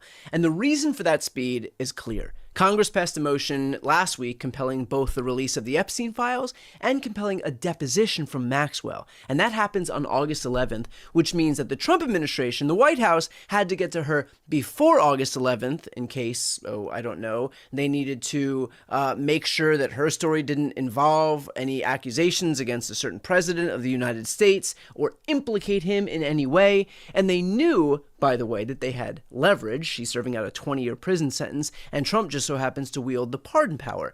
So there are certainly the ingredients for a quid pro quo from a president who is a pro at quid pro quo-ing. And so Trump's former personal criminal defense attorney, Todd Blanche, sprinted on down to a prison in Florida and had 2 days worth of meetings with Maxwell, whose attorney then wasted no time in telling everybody that, yes, she just so happens to be in the market for a presidential pardon. Surprise, surprise. All of which is to say, if Trump wanted to fix this situation, he certainly has the power to do so. Which raises the obvious question, how does Trump get out of this without it looking like a massive PR disaster? Well, everybody wants a list. And so Trump gets Ghislaine Maxwell to throw out some Democrats' names, which the DOJ will then go after. She says that Trump had nothing to do with Epstein, thereby absolving him of any and all culpability. And then as a little thank you for her... Yeah... I don't think there's any way for him to spin this as, like, not a cover-up, though. It's pretty obvious. Great service to this nation by exposing those evil pedophile Democrats, she gets a presidential pardon, maybe even a Medal of Honor by Donald Trump. So for him, it's a win-win, right? He gets to prosecute some Democrats, love that. He gets to declare innocence for himself, also great. And all it costs him is a pardon that he's already abused literally thousands of times. Now, of course, there will be the usual right-wing sycophants who are going to buy this story. And look, I love my dog more than anything in the world, but even my dog isn't as loyal as Charlie Kirk is to Donald Trump. If Trump offers up this very thin veneer of an excuse, people like Charlie will lap up that slop like it's the only meal they've gotten all week. And he'll happily serve it out to his audience, too, and they'll believe it as well. And there are plenty of people like that. Greg Kelly from Newsmax, who's already saying out loud that Ghislaine Maxwell is a victim. Maxwell, the woman who literally trafficked and abused girls, herself, the victim. I'm sure Megyn Kelly is falling over herself to protect Donald Trump. Plenty of people like that.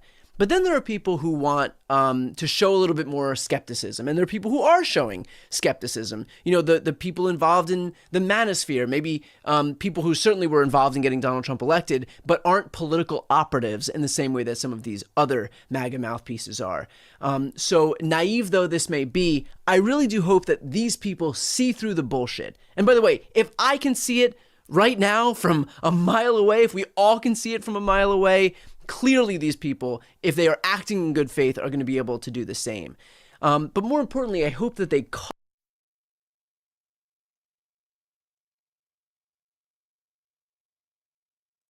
Breaking news. Obama did a treason. Now, will you all please stop talking about the Epstein files?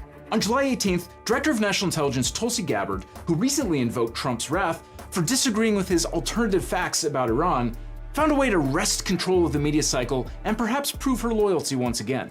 Gabbard held a press conference to announce her office's sudden findings that during the 2016 election, the Obama administration's investigation into Russian interference was actually treason. The expressed intent and what followed afterward can only be described as a years-long coup and a treasonous conspiracy. In the press release that followed, the smoking gun evidence was the fact that the Obama administration acknowledged Russia tried to influence the 2016 presidential election.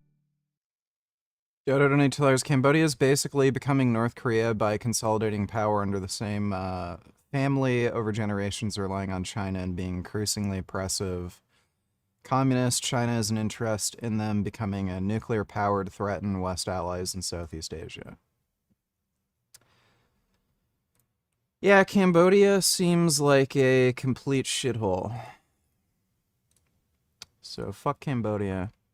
Thanks for the donation though, Dodo. In this system, there is to be a peaceful transition of power. So, yes, this is a treasonous conspiracy that subverts the will of the American people. But MAGA... No, I didn't see the Donald Trump visiting to Scotland and the, conversation with the PM. Loves a good conspiracy theory. So Tulsi and Trump...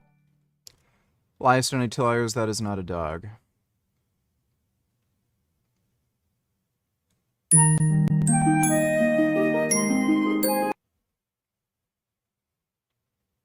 Oh. Pretty sure that is your dog. I can tell. Wow. Hope Sfarage won't see this. Dude, I fucking hate TikTok. Of Hot, where 13 to 15-year-old girls can have sex with as many boys as they wish. The Kreng tribe in Cambodia apparently allows young girls within the age of 13 to 15 to have multiple sexual partners. At this age, their fathers usually build a bamboo outside their family house for the teenage girls to bring as many boys as they want for sex. It's reported that the people of Kreng tribe believes that at such a young age, it's important to allow girls to experiment their sex life with different boys to figure out the best one to... I can guarantee you there's a lot of herpes going on there. It's pretty fucked up and retarded.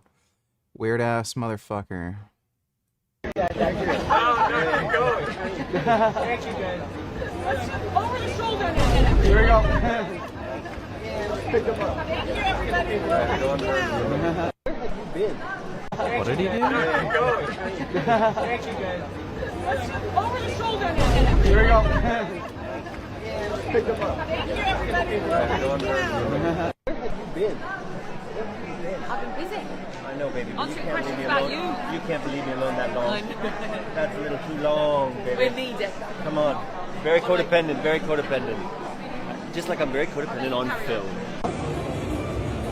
Pero para que no me abandona, I'm not letting you go.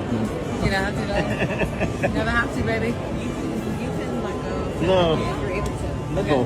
Thank you.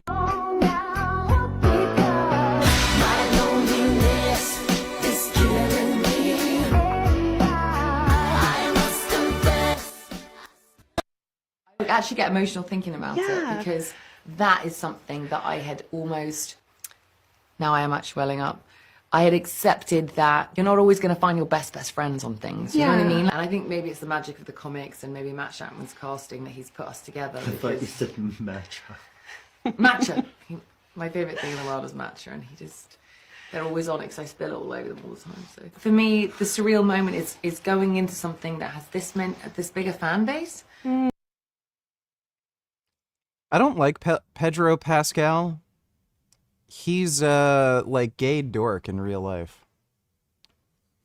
Damn. De lekkerste ijskoffie en lekker aan het schilderen.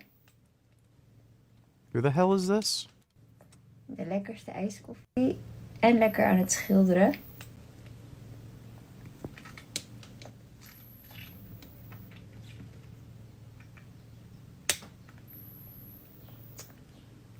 Heerlijk.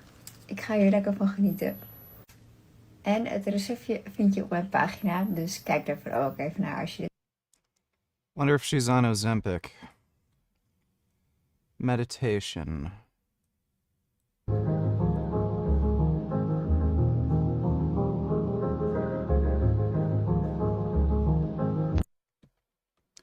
Okay, thanks for the donation, Elias. Trump are swapping out the Epstein conspiracy for the Russia election interference hoax, the Obama connection. After the bizarre press conference, Trump then posted AI slop of Obama getting arrested in the White House, bizarrely set to the Village People's YMCA, which I'm going to replace with whatever I find at the top of North Korea's charts on Spotify. Enjoy.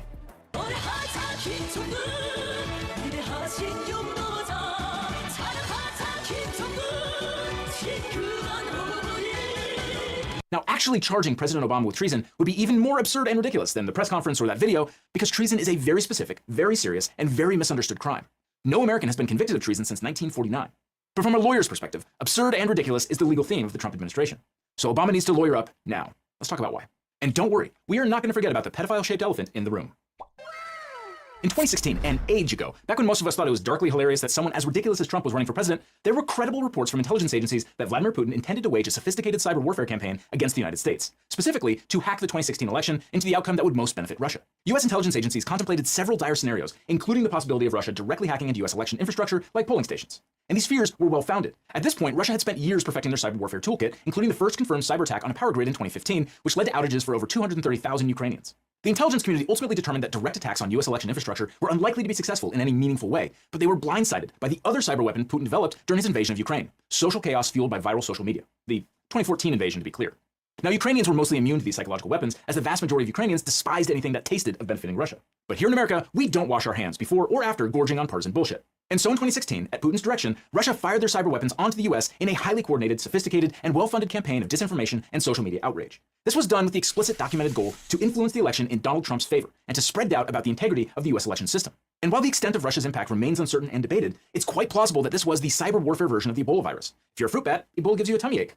Primate? It liquefies your insides. Now, at the same time that Russian government-produced outrage media was going viral in the US, one of Putin's elite hacker groups, known in the intelligence community as Fancy Bear, you can't make this up, succeeded in a direct attack on the Democratic National Committee's servers. Fancy Bear, under Putin's command, then released a trove of embarrassing emails to the public via DC Leaks and WikiLeaks. This sent Putin's active cyber warfare weapons on social media into overdrive, reaching new heights of virality and appeal.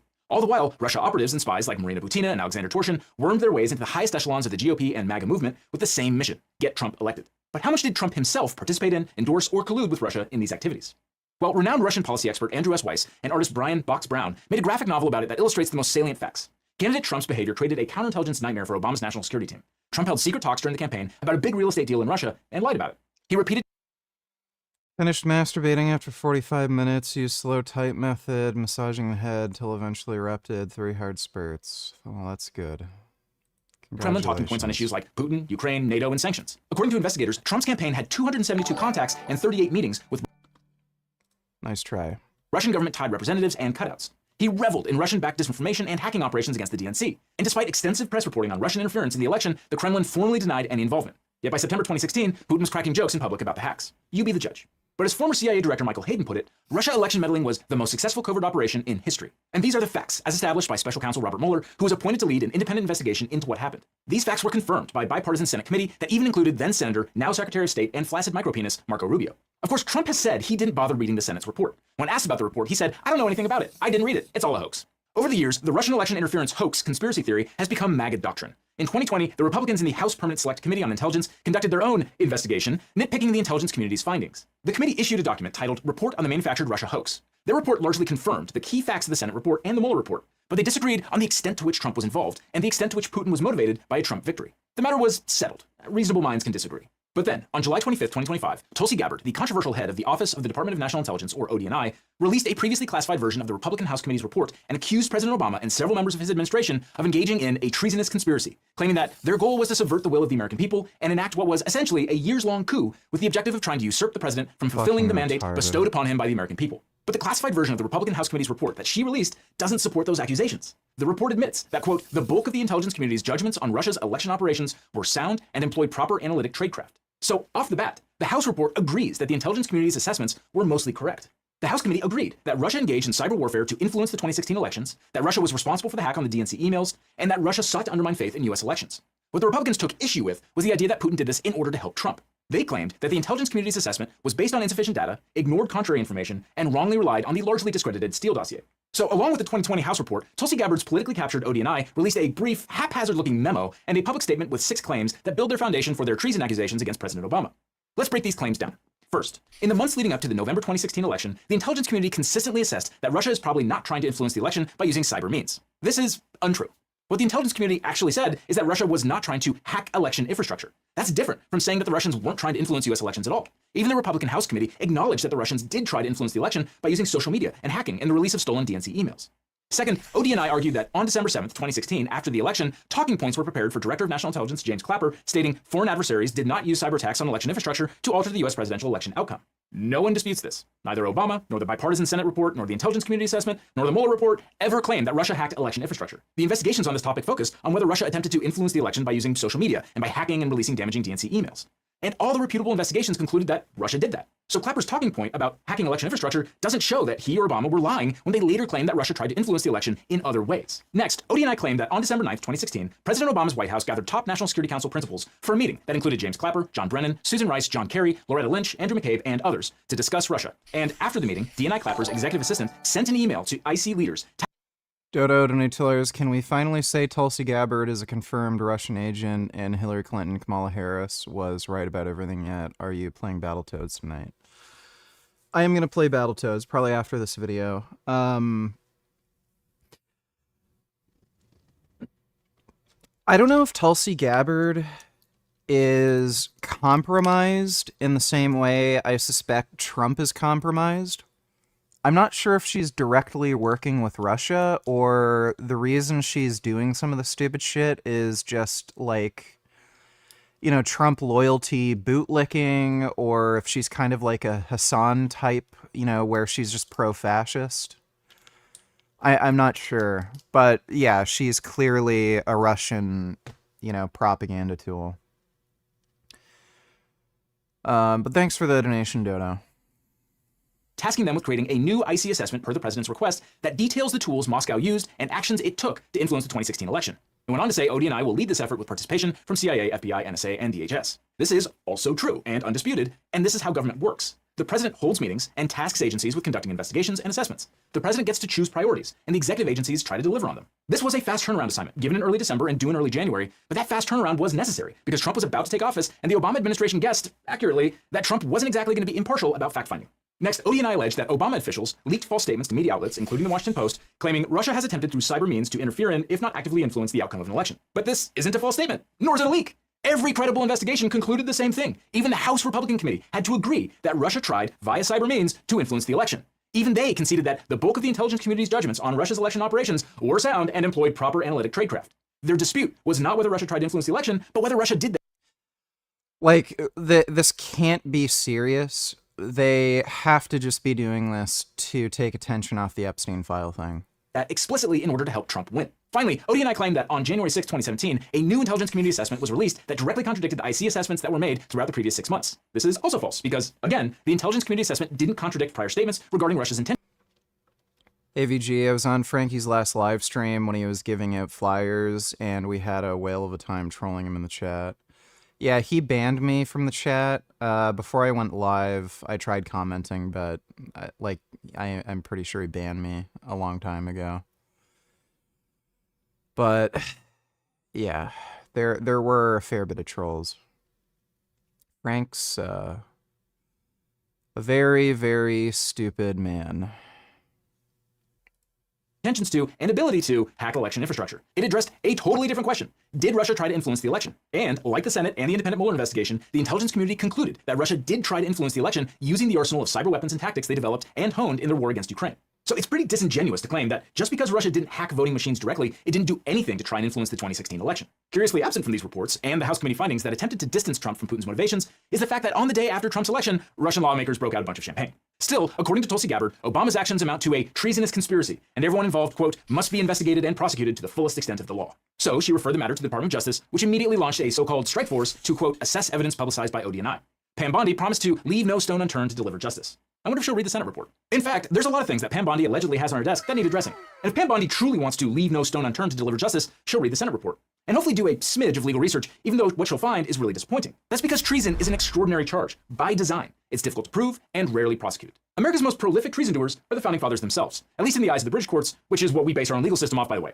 But central to the American legal experiment was the concept that the government was based on the consent of the governed, not divine rule. So in order to have a democracy, citizens had to be empowered to debate and push back against their own government. As Justice Robert Jackson said in Kramer v. United States, the basic law of treason in this country was framed by men who, as we have seen, were taught by experience and by history to fear abuse of the treason charge almost as much as they feared treason itself. In fact, the founders were so concerned about the over-prosecution of treason that they even included the definition of treason in the Constitution. Quote, treason against the United States shall consist only in levying war against them or in adhering to their enemies, giving them aid and comfort. No person shall be convicted of treason unless on the testimony of 2 witnesses to the same overt act or on confession in open court. If the Trump administration were to actually try to pursue treason charges against Obama and his associates, the first prosecutorial question is, were they trying to levy war against the United States? That would be a very tough argument, because the Supreme Court has made it very difficult to demonstrate that someone has levied war against the United States. The most famous case on this topic relates to America's ambitious, anti-slavery, arguably feminist, act fast, think later, original gangsta Aaron Burr.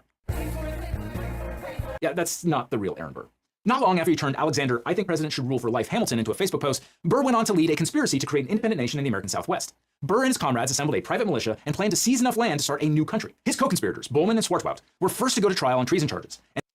Is that the fucking Mormon retard? In their cases, ex parte Bowman and ex parte Swartwout ended up before Chief Justice John Marshall in the Supreme Court. And even then, the Supreme Court dismissed the treason charges, holding that the alleged conduct did not constitute levying war against the United States within the meaning of the treason clause of the Constitution. Chief Justice Marshall found that it was not enough to conspire against the country by recruiting troops, procuring maps, and drawing up plans. Conspiring to levy war was distinct from actually levying war. A person could only be convicted of treason for levying war if there was an actual assemblage of men for the purpose of executing a treasonable design.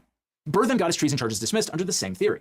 So if drawing up maps and recruiting troops isn't sufficient for a treason charge, the allegations ODNI has leveled against the Obama administration definitely wouldn't cut it. The ODNI's public statements and the documents the agency released essentially accused the Obama administration of misleading the American public about Russia's influence in the 2016 elections. That's not exactly an act of war, and it's definitely not an actual assemblage of men for the purpose of executing a treasonable design. The second potential path to a treason conviction is if anyone in the Obama administration gave aid and comfort to the enemies of the United States. This, again, would be difficult to argue. Not that some poor attorney at DOJ won't be tasked with trying. First, what enemies of the United States did Obama give aid and comfort to?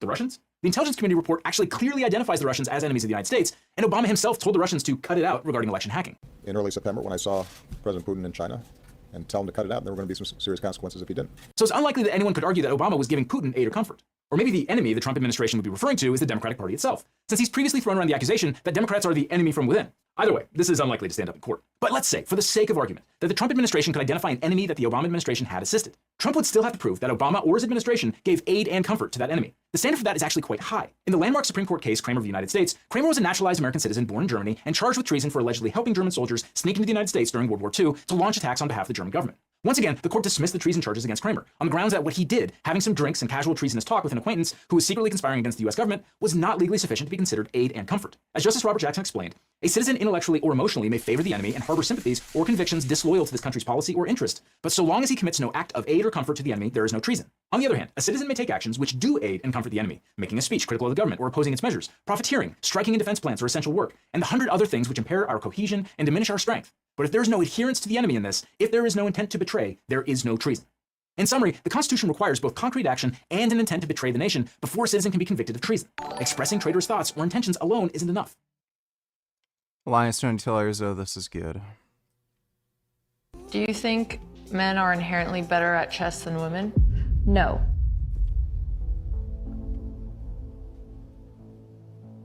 Lie. She's not sure.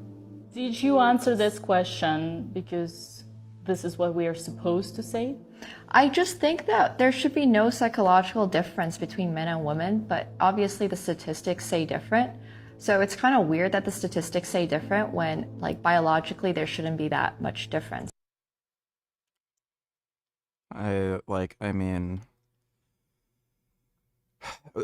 men are better at everything, and the reason we're better at everything is because we try harder. And there's like especially for physical things, there's clear advantages. We're bigger, stronger. But when it comes to things like chess has thousands and thousands of potential moves, and chess at a high level is all memorization, just memorizing ideal strategy. There are just extraordinarily few women who are going to bother memorizing every single fucking chess move, committing it to memory so that they can win.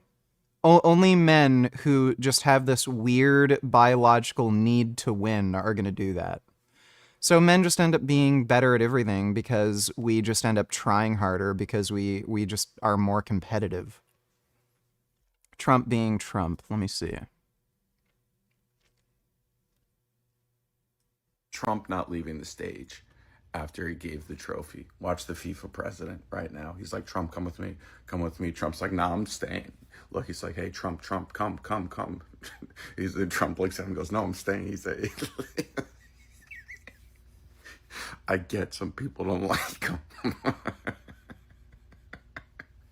I get some people don't like him. It's really weird. Your thoughts? If a murderer was to use a knife made out of ice, it would be the perfect murder weapon. Because technically speaking, after they've committed the crime, the weapon would just disappear because it melts. Isn't that concerning? You can't make a knife out of ice. I've actually tried. It just doesn't work. You can't make ice sharp enough, and it's also extremely brittle. So, the best kind of weapon that you can make out of ice is going to be some kind of bludgeoning instrument. So if you make a very large ice block, you could attach it to a rope or something, or you could even like smash it over somebody's head just with your hands, like something like that. But you can't actually make a knife out of ice. I tried doing that when I was like pretty young. I think I was like around 11 or 12. But you just can't do it. Speed getting mocked. Like, bro, I didn't even see the KFC, bro. Who said that? Who said that? Who said well? Who said that? Come here. Nah, come here, bro. Why you say well, bro? You be in my chat saying that shit, bro? Yeah. Why you say that shit? Stop saying well, bro. Americans are lolcows. Yeah, like that. Perfect. All right. Give us that thrusting motion, yo. Perfect. All right. Give it a go. Come in my butt. Come in.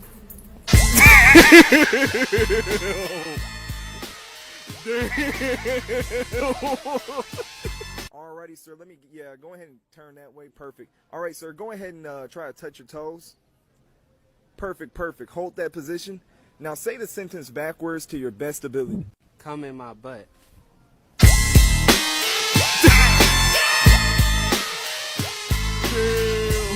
Alrighty, perfect, sir. You're gonna try to say the sentence backwards to your best ability. Go ahead and give it a go. Come in my butt. Come in.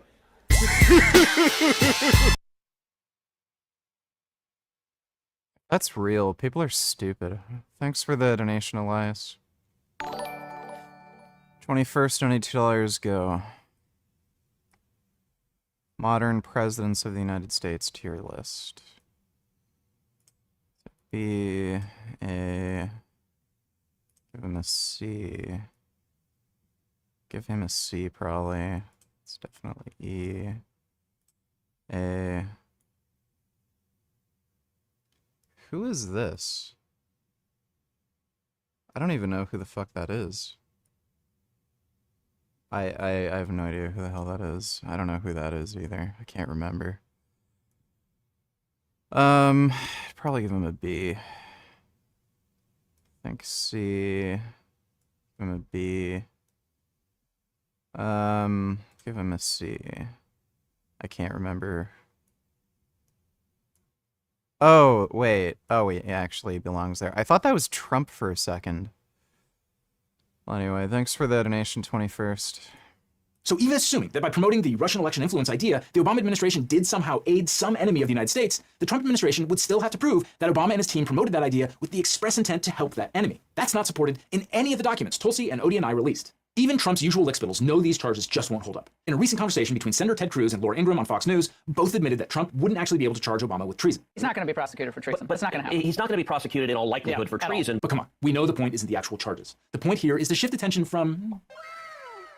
You might have noticed that we're producing way more content than ever before. That's because the law is now seemingly in the news almost every day, and it can make producing videos like this one increasingly challenging. But we just completed a full video about one of the craziest lawyers gone wild true crime stories that we've ever seen. It follows DC's golden boy attorney Tom Goldstein, who I technically used to work for, and his insane self-destruction from high-stakes poker with billionaires, secret girlfriends, robbing clients, tax evasion, and the Supreme Court. But because it's too hot for YouTube, the only way to see it is by signing up for today's sponsor, Nebula. You can watch all of our videos on Nebula. Files criminal treason charges against former President Obama. How would that work exactly? Obama has never levied war against America or given foreign aid to an enemy, period. But let's pretend there is a case. How would it play out? A president can't just order someone's arrest. There has to be an investigation to get some evidence, and a prosecutor has to take it to a grand jury for indictment. That's kind of how the rule of law works at its most foundational constitutional level. An explosive whistleblower report claims that the Justice Department is asking government lawyers to lie to the courts. So I've come forward because the Trump administration has put civil servants in this impossible position of fealty to the president and the agenda, or fealty to uphold the Constitution and to uphold the rule of law. Ultimately, I didn't sign up to lie to a court.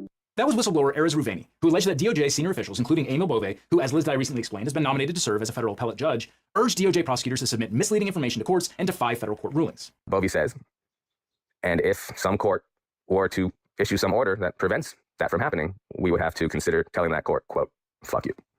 The conditions Ruveni described led to a mass exodus of DOJ lawyers who refused to violate their duties as officers of the court. So using Bondi's new DOJ playbook, let's imagine how the Justice Department could bring a treason case against Obama. The Attorney General could take the conservative route and appoint a special counsel like Robert Mueller or Jack Smith to investigate and issue recommendations. But special counsels move slowly and run exhaustive investigations. And Republicans have claimed that the special counsel statute is unconstitutional anyway, so this may not be Bondi's preferred route. Instead, she could pick a loyal DOJ attorney. Let's call him Ed.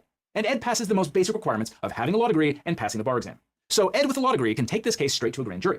Before anything hits a courtroom, FBI agents would need to open a formal investigation, gather evidence, and build a legal theory more substantial than I saw it on Truth Social. Ed with the law degree would then take the case to a federal grand jury. A federal grand jury is usually 16 to 23 ordinary citizens chosen at random from voter rolls. Grand juries are sworn to secrecy, and their deliberations are strictly protected. Grand juries don't determine guilt or innocence. Their job is to decide whether there's probable cause to believe a crime was committed. The grand jury process is one-sided by design. The defense can't present evidence, most rules of evidence don't even apply, and the standard is just probable cause instead of proof beyond a reasonable doubt. Prosecutors almost always get their indictments, hence the saying that a good prosecutor can indict a ham sandwich. Seriously though, prosecutors usually get indictments because they have evidence that someone committed a crime, and it's deeply professionally embarrassing for a grand jury to say no. But lately, some federal prosecutors aren't even bothering to make the sandwich. According to the Los Angeles Times, U.S. Attorney Bill Asaley, who oversees federal prosecutions in Southern California, has been pushing his office to bring cases that don't meet the DOJ's own standards for prosecution.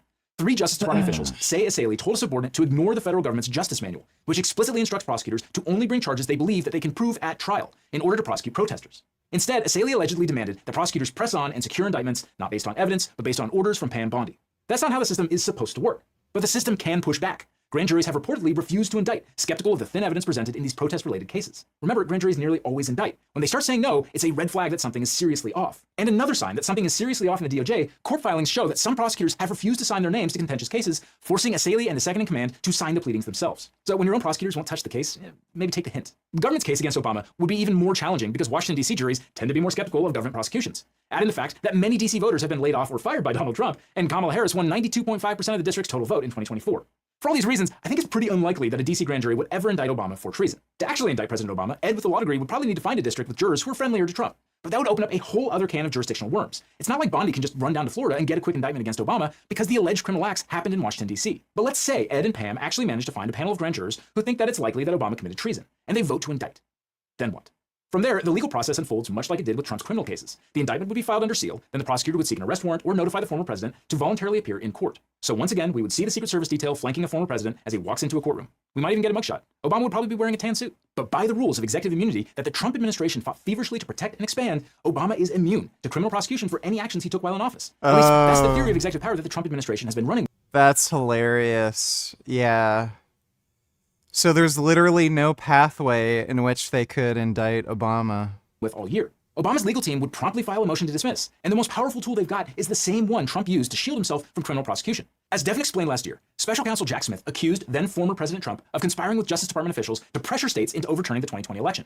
But in Trump v. United States, the Supreme Court ruled that presidents are absolutely immune from prosecution for core constitutional acts and presumptively immune for official acts within the outer perimeter of their duties. The decision gave us a presidential immunity map. It starts with a president's core constitutional acts, which are given absolute immunity. These are things like pardons, commanding the military, and firing cabinet officials. These actions are clearly within the president's constitutional powers. The president also has presumptive immunity for acts within the outer perimeter of presidential duties. This is the fuzzier stuff, like communications with the Justice Department, meetings with advisors, and public speeches. Prosecutors can try to rebut this immunity, but the burden is entirely on them, and they can't use communications from the president or his inner circle. Finally, the president gets no immunity for unofficial acts. These are things like personal business, campaign activities, or criminal acts done outside the context of the presidency.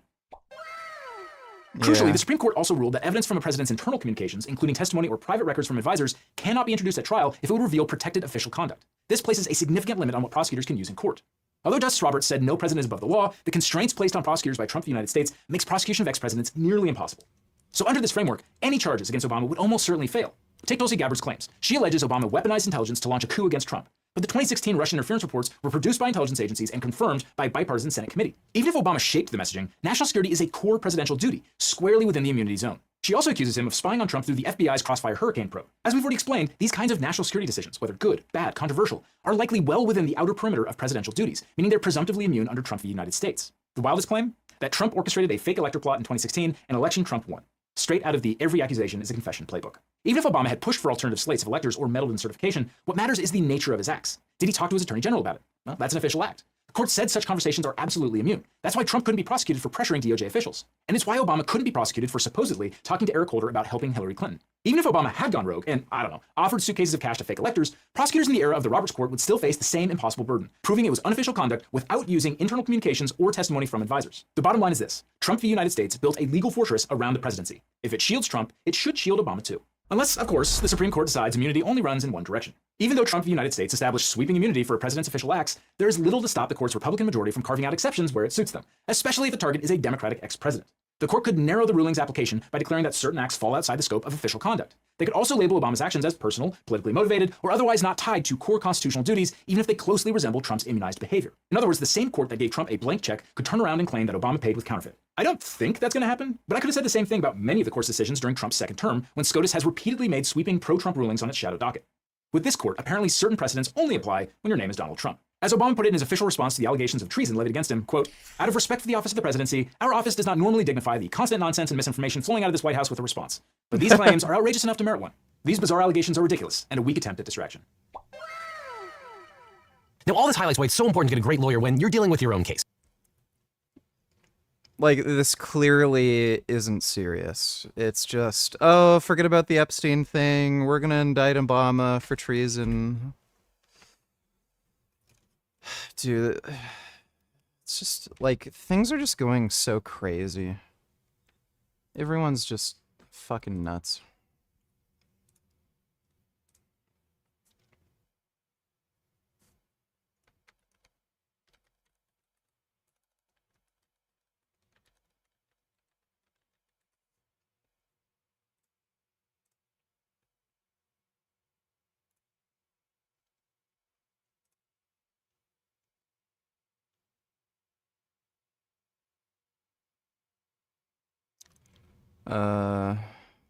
NES emulator. There we go.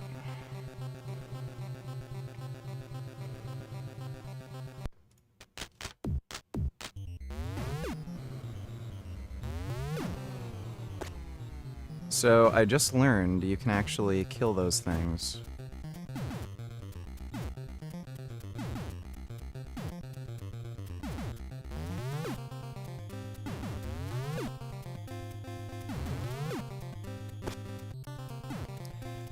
Which makes things a lot fucking easier, let me tell ya.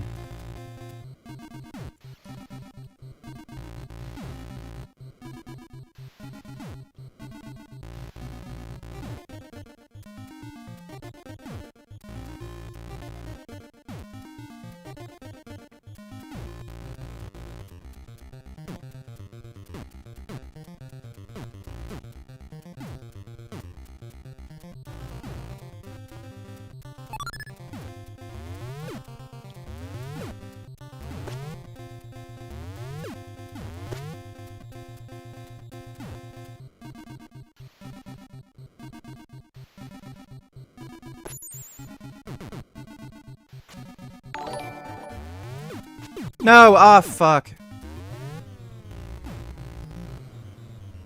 Oh, shit. Okay, I'm stupid.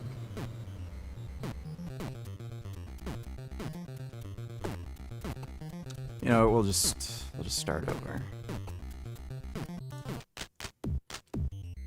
Bullied donated $2. I have lots of trauma from bullying. I was also mentally ill at the time. I ended up seeing one of them after my mental got better and punched him in the face. Am I right? Yeah, why not? Feel a lot of anger after my mental was fixed now. I can stand up for myself.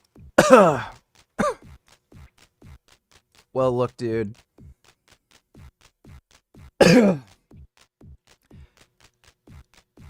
It's all about a matter of perspective. It's like a glass half full versus half empty kind of mindset. You can harbor bitterness and resentment and think of like, oh, how could this ever happen to me? It's so horrible. I went through so much trauma and pain and all this. Or you could look at it as, you know, I went through this and it was hard, but I've learned so much from it. I've learned to pick up, okay, these are patterns of abuse, and now I can identify people who are abusive and avoid them or fight back against them in some way. I'm stronger now. And I know, like, how to actually fight back and, you know, like, not just put up with horse shit. So you can look at these situations as something that have just made you a stronger, more resilient, more wise, knowledgeable person. And you don't have to just have, like, bitterness, resentment, and just constantly think of all this pain and horse shit. Like, I've talked about this. Just give me a second. What the fuck is this thing's problem?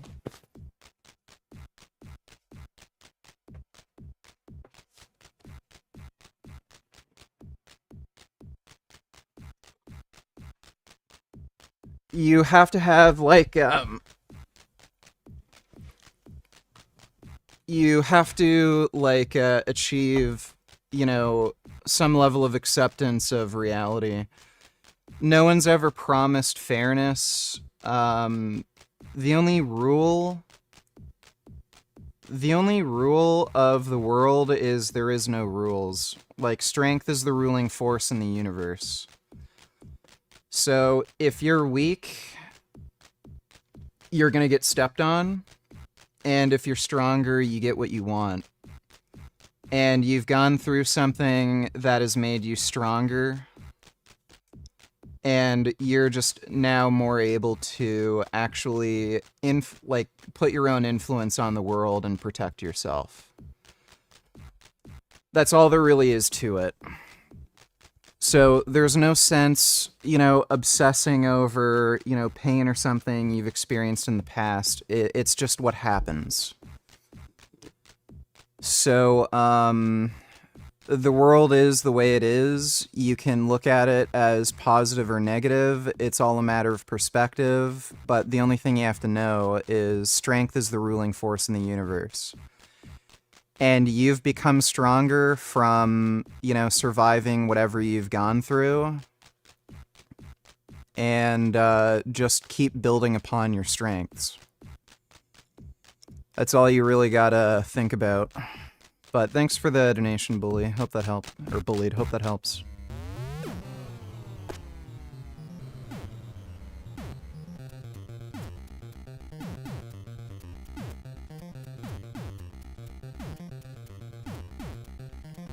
Oh my god. I'm fucking stupid.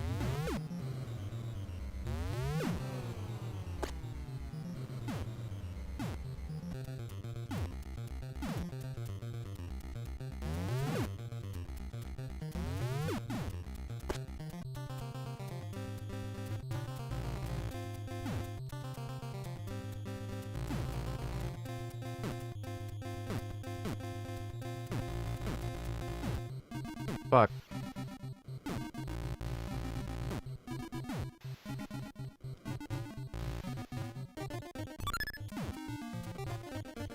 Oh my... I gotta lock in more, dude.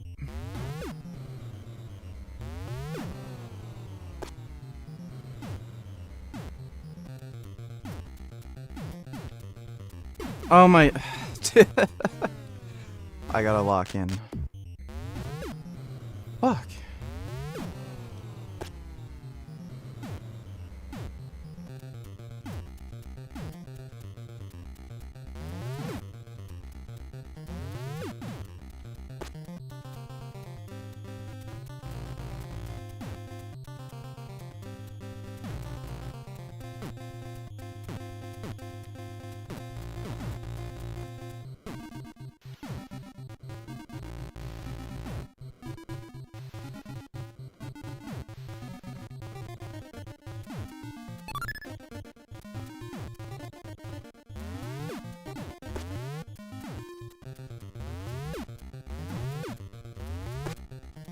Jeez, that was close.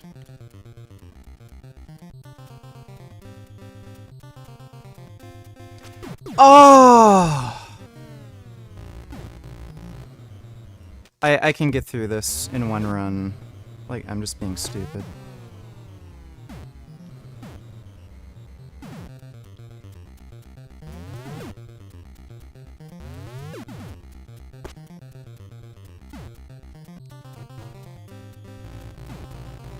Oh my, just, why am I so stupid? Just...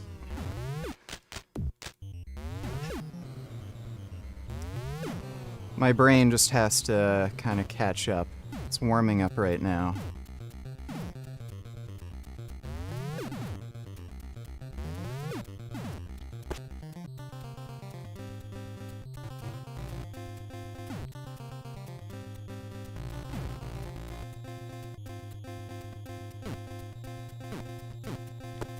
Oh, I can't believe that. That's literally the first time I mistimed it.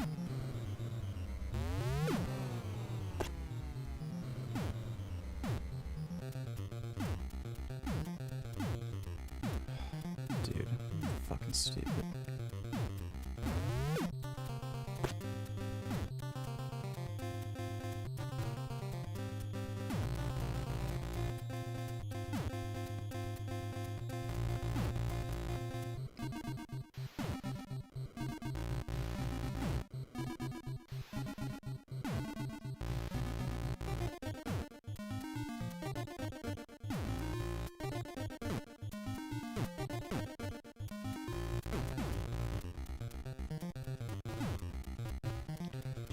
Oh!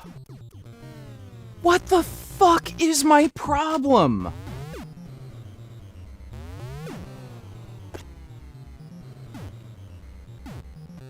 It's funny, like last night, I wasn't having any issues with getting, like, past that part, but now, like, it's like I'm a little retarded.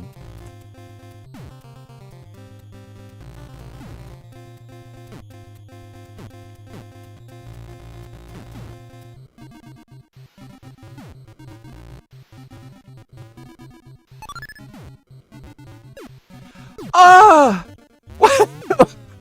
What is happening?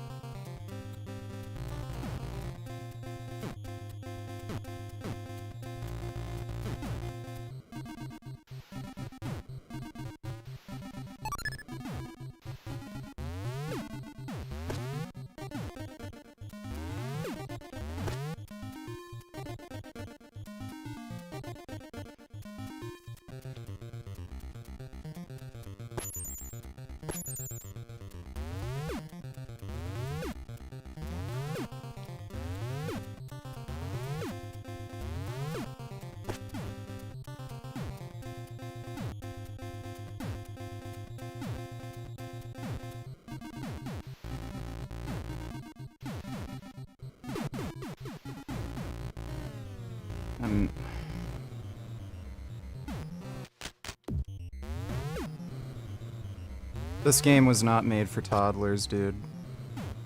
This is harder than Sekiro.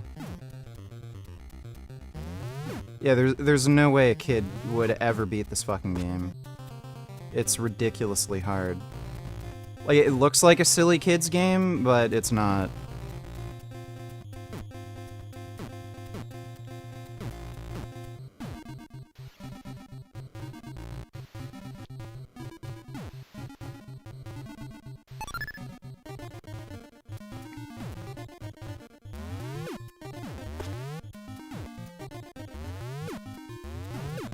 Oh my god, I'm stupid! That was so stupid! I don't know why I'm making so many dumb mistakes.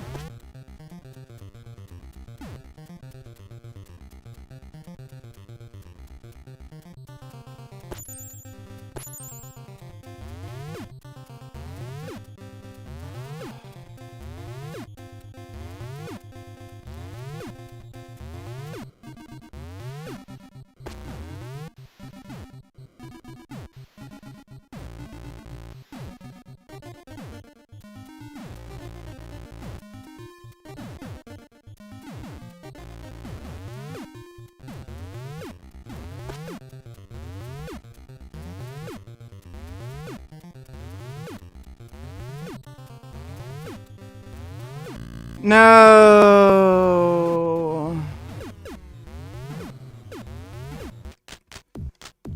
There's no reason I should have trouble doing this.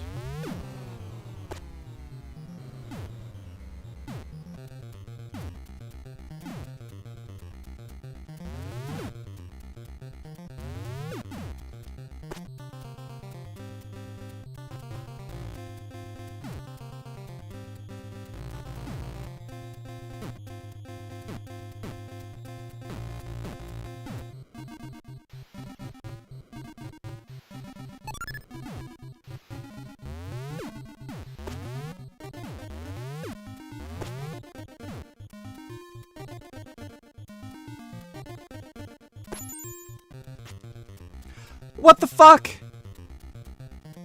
It just decided to not connect.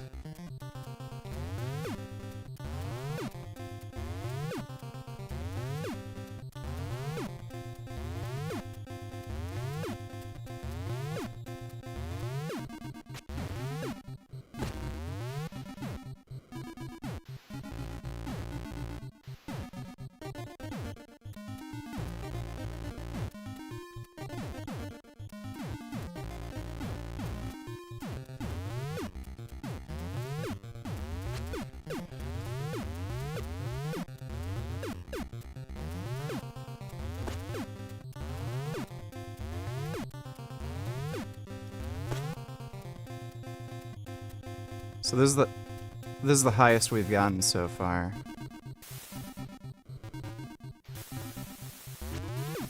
No! Okay, you don't need that.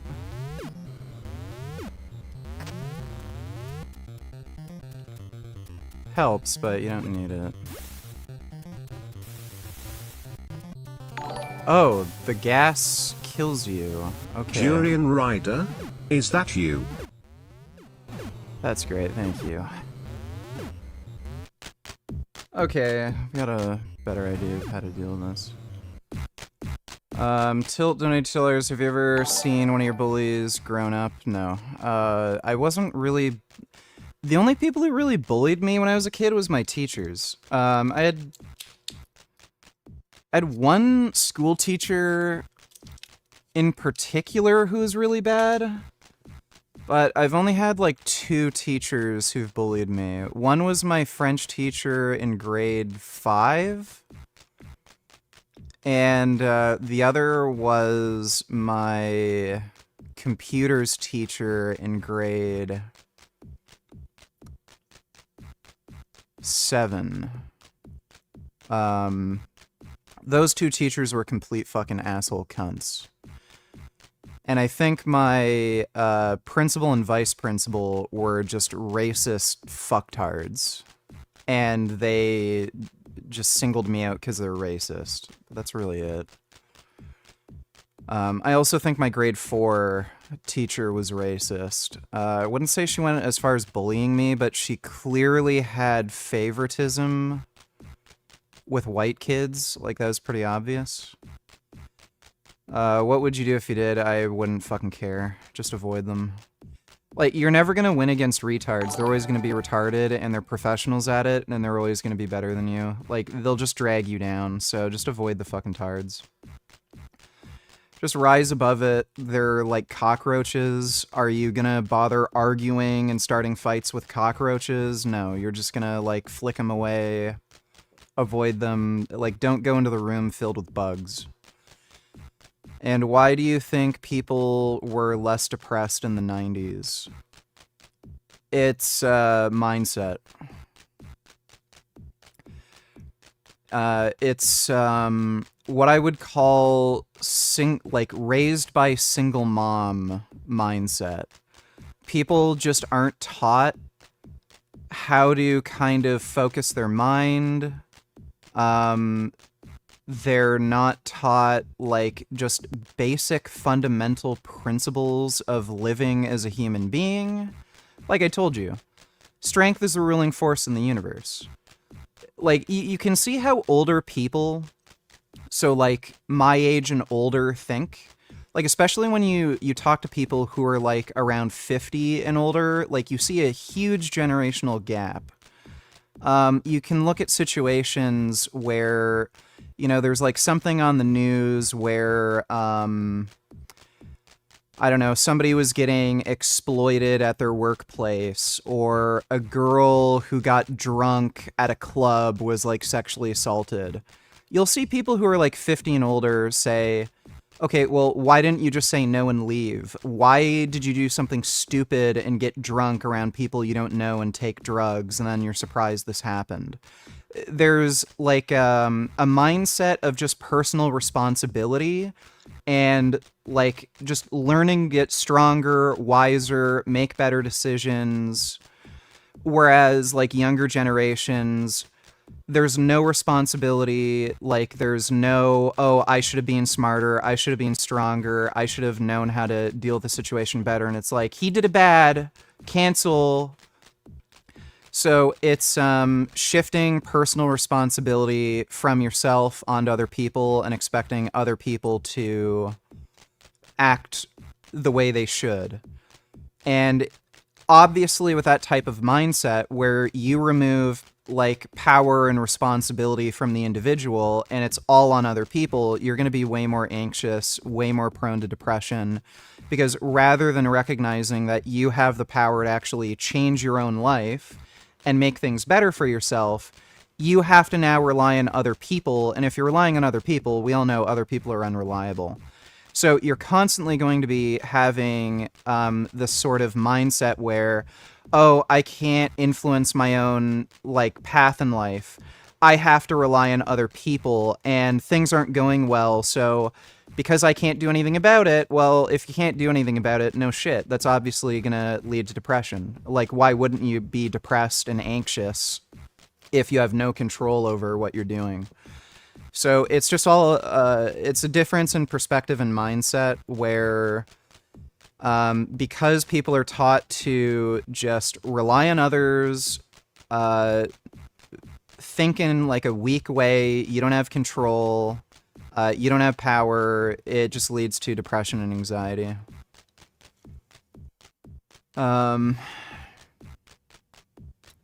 Seems like life was more fun back then. It wasn't. Going to the video store was a pain in the ass. Netflix is way better. Did you ever go through abuse and how did you handle it?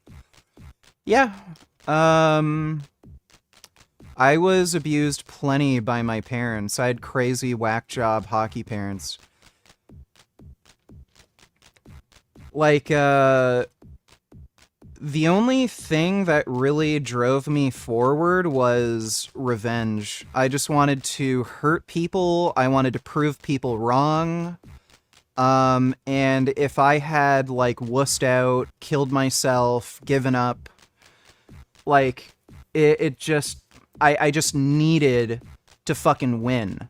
So if somebody, like, fucked me over or was, like, trying to piss me off, bully me or something, I didn't want to just, like, cry in a corner or kill myself. I had suicidal depression my entire life. I wanted to kill myself, but I just wanted revenge more. So if somebody ever, like, said, you're not good enough, you can't do this, you're weak, you're stupid, like, I wanted to prove them wrong, and I wanted to hurt them in whatever way I could. Either, like, physically, just beat the ever-living shit out of them. If they ever told me, like, I'm inferior, I'm not strong, fast, smart enough, I needed to prove them wrong and say, you're the fucking weak, pathetic, inferior one, I'm fucking better than you. I just had to hurt them any way I fucking could. And that's really what moved me forward. I just had to be better than everybody else. I had to prove everybody wrong, and I just wanted fucking revenge. Thanks for the donation, though, Tilt. Stitching No Fap donated $2. I see you still have the old YouTube progress bar design. Is there a way to switch back to the old design? It now looks like this for me.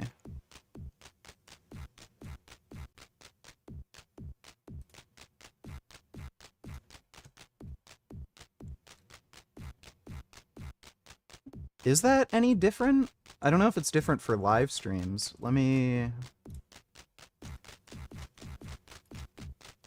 It's literally the same. Yeah, it's like literally the same. Is that any different? I don't know if it's different. Like, it looks like whatever you're viewing it on is scaled slightly differently. But it looks exactly the same to me. Thanks for the donation, Stitching No Fap.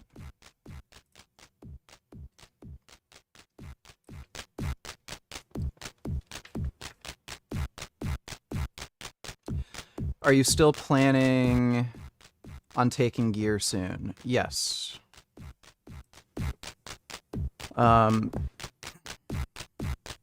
I'm kind of getting more sure of myself. I'm definitely going to take human growth hormone, but I'm getting more sure of myself that I'm going to take testosterone.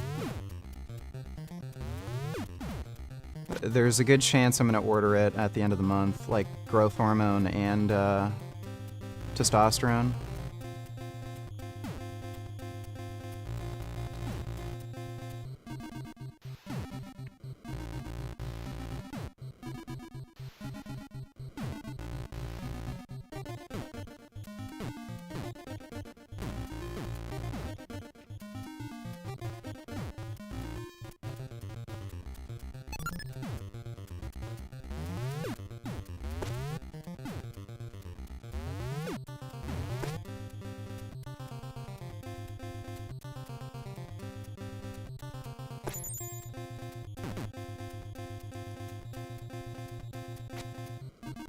That is bullshit.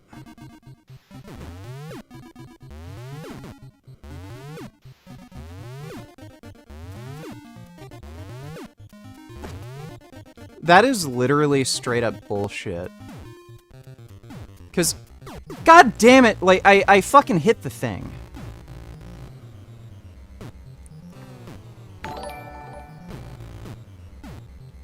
Do you still not let us promote DurianRider.com and Durian Rider's new ebook on how to slay young high school girl 8?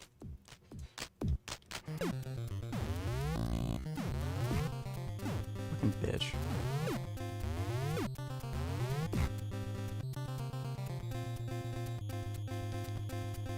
I don't know if you can hit those things without the weapon.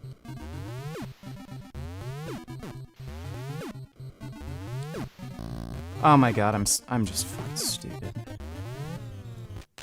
I don't know why I'm having so much fucking issues.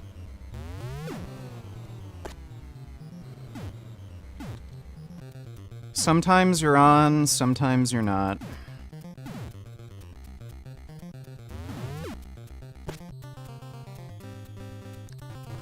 Today is just one of those days.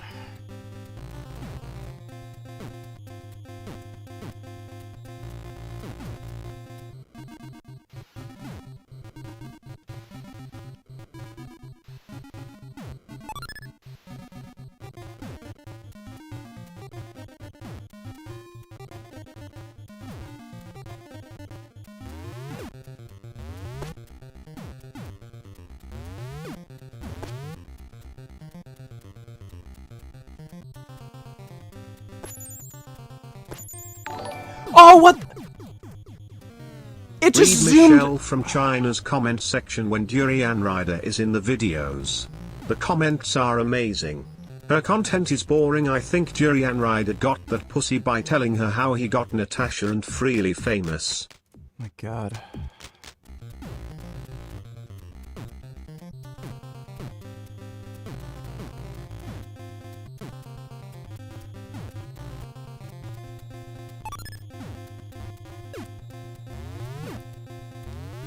Yeah, that was weird. I just zoomed forward. It just immediately went into an all-out sprint. Fuck! Oh my god. God! Dude.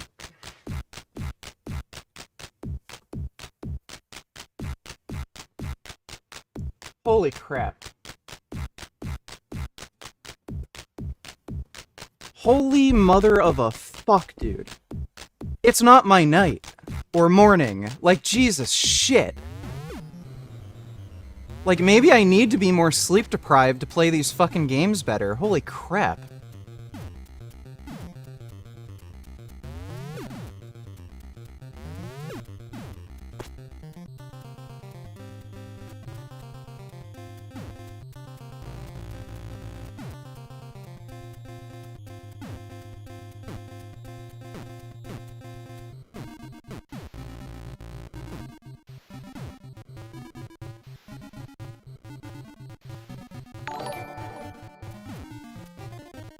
Michelle from China literally gets more concurrent viewers than Richie here. She literally had 300 plus.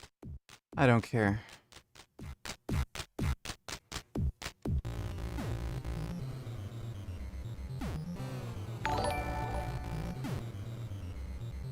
Why are you turning to the dark side, Gear? You're big enough, you jacked cunt.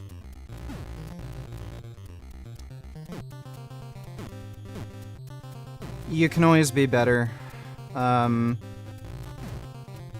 Look, my main interests right now are just strength and physical perfection, and on top of that, I want some of the other benefits that come with it, like...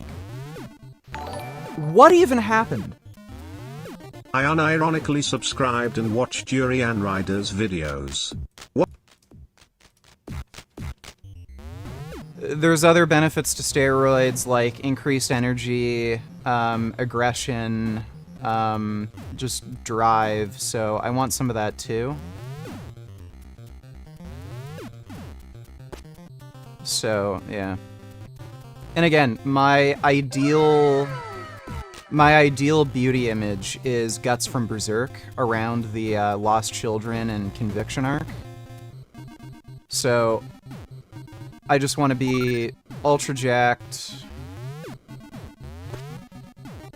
like, to a point where you can't realistically, you know, achieve that naturally. Like, I know some people think it's stupid, but, like, I mean, who fucking cares?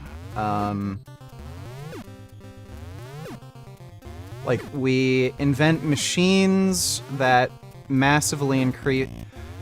Come on! Come on! Like, everything we do is unnatural. Like, we have cars so that we can travel faster than we can naturally by foot. Like, we have fucking computers so we can, like, just do cognitive tasks way more efficiently and well beyond our capacity. Like, everything we do is unnatural. I don't know why. When it comes to your own body and your body's ability to, like, grow muscle, get strong, it's, like, you know, some taboo. So if you can be more beautiful, more strong, like, by doing something unnatural, like, why not? We do it in every other aspect of our... Fuck! We do it in every other aspect of our life, so... And, I've been looking into this more, too. Everybody who's in special forces, like Green Berets, they're all on fucking steroids. So, like, the people who have to perform at the highest level of physical and cognitive capacity, who are just, like, trained killers, they're all on fucking steroids. So, like, every fucking professional athlete, UFC fighters, like, they're all fucking on gear.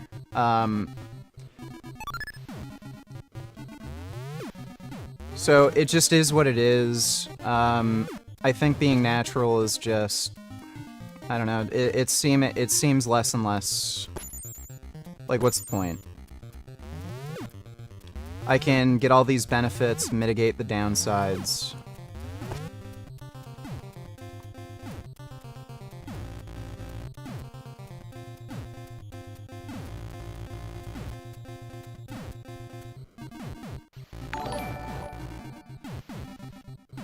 Durian Rider's never been on gear. Take Durian Rider's advice and maybe you too can get yourself an 18-year-old vegan girlfriend.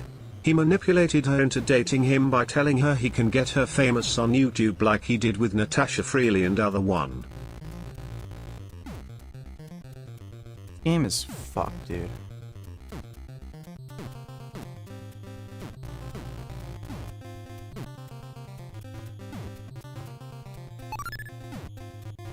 This is just so absurdly difficult.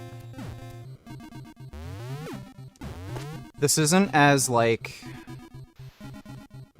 This isn't nearly as bad as the, like, the other level that we went through, but, like, holy fuck, this is still bad.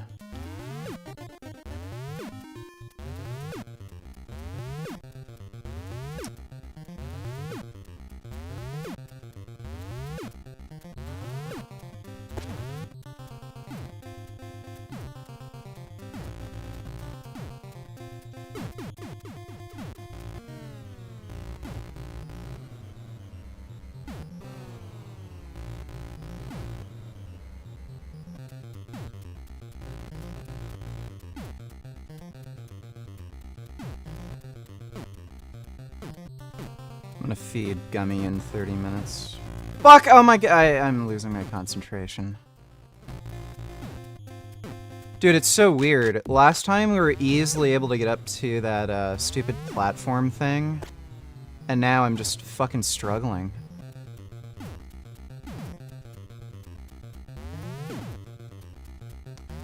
Again, if I was on steroids, this would probably be easier.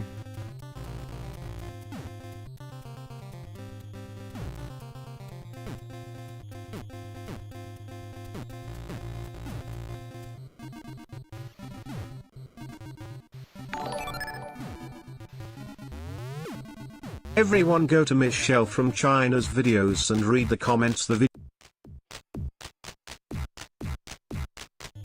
What are the negatives of test, though?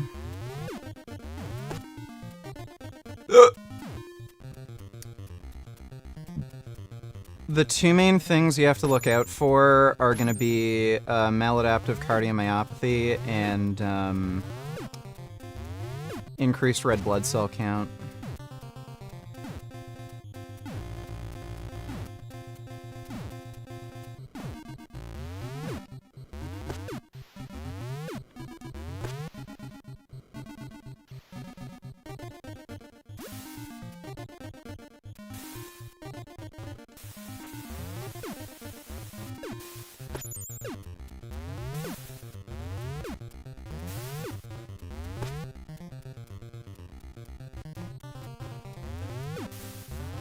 No! Dude, that just outright kills you.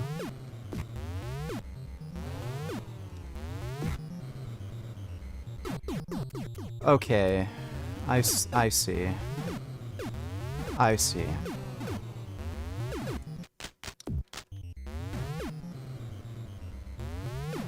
Oh yeah, and high blood pressure, but that's really easily managed. Are there any negatives with being on gear and I tend to have low blood pressure too, so the high blood pressure problem isn't something that I'm particularly worried about.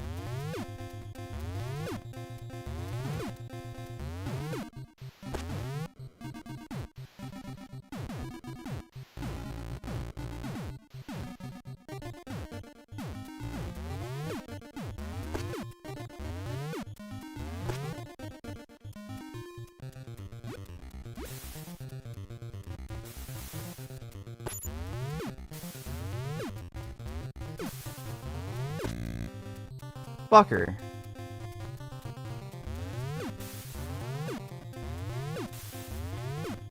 Damn it! Oh, you bitch.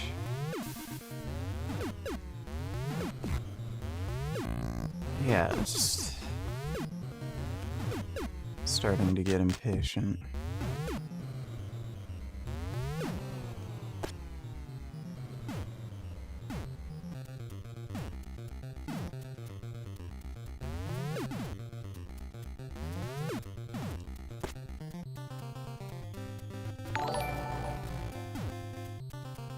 I'm done, no more money for you because you keep... That's good. I kinda need a break. You're not good for my concentration.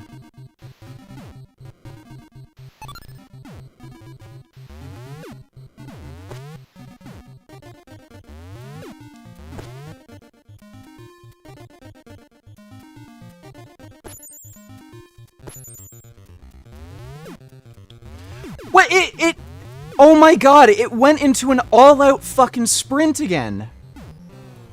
I don't know why the fuck it does that.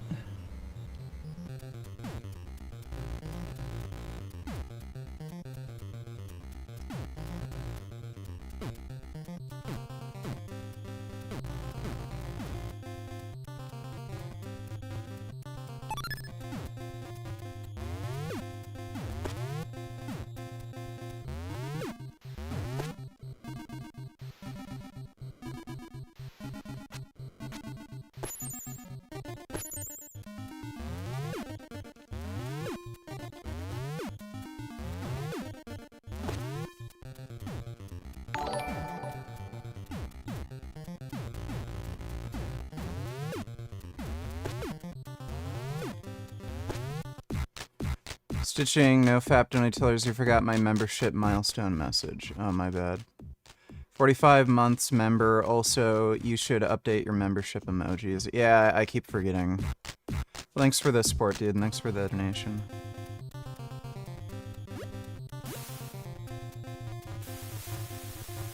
Oh my god! This is just relentless.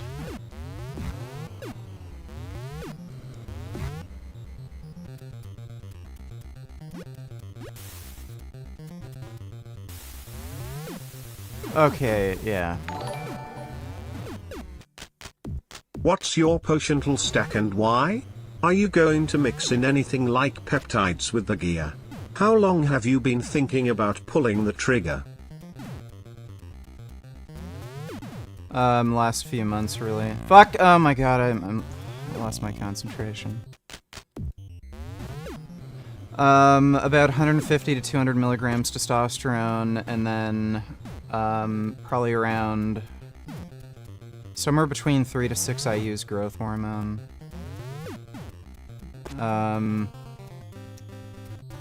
If I'm on growth hormone, I wouldn't really bother taking any other peptides.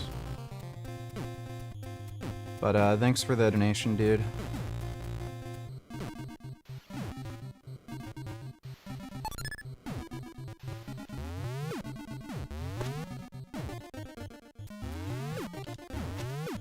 It did that thing again where it, like, sprinted.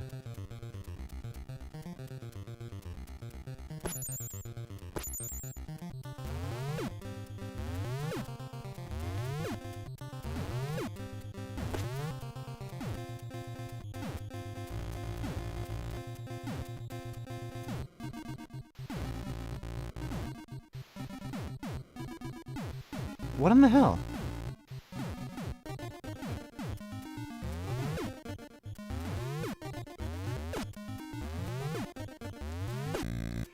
Oh, fuck you.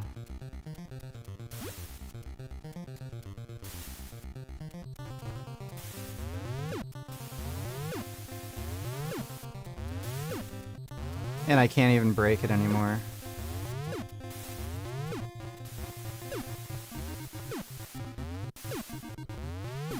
Son of a bitch.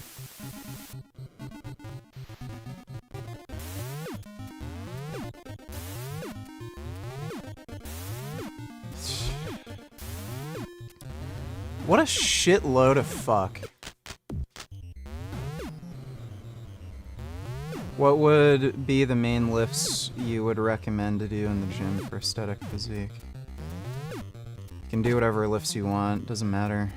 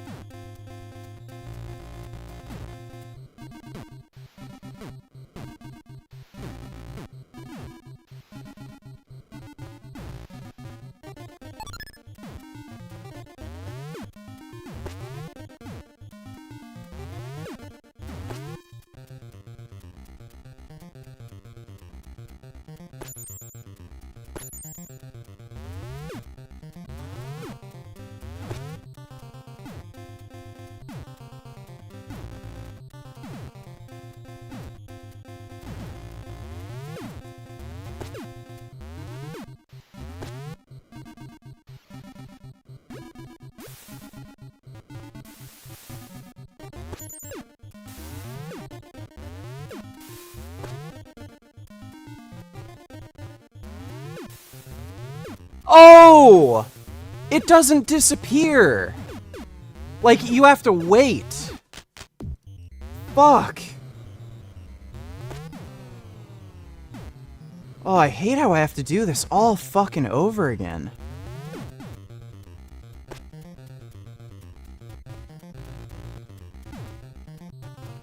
Oh my god.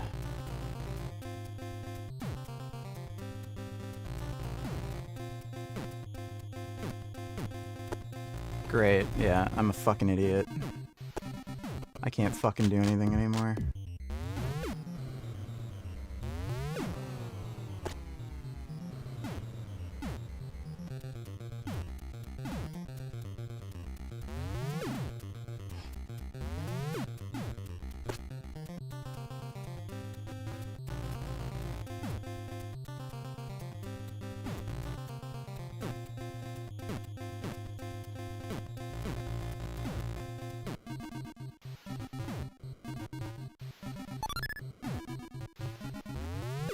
Yes, yes, uh-huh.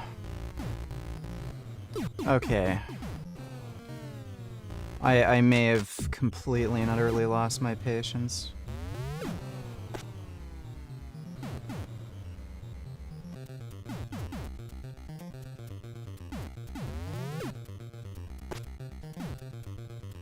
What do you mean, medical gear?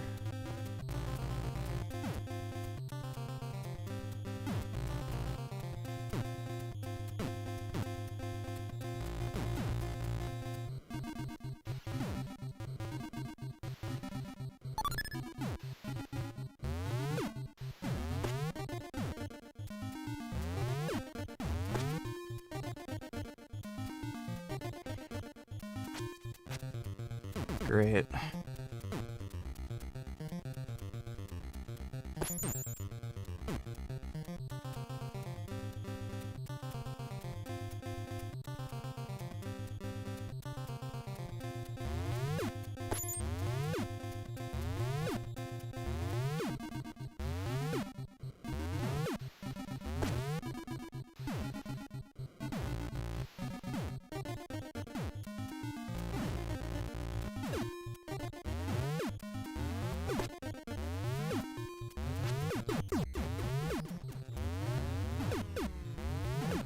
We're done.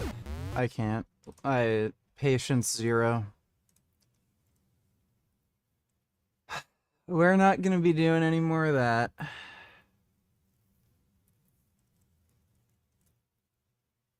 Yeah, I need a break from that horse shit. Holy crap. That is remarkably annoying. The only good news is we're pretty well more than halfway through the game. The next couple of levels are pretty quick, and then there's the final level. So once I can get a handle on this, we're pretty much good to go. I do lower, upper, rest, cheat day, lower, upper. What do you mean cheat day? Yeah, upper, lower splits are fine.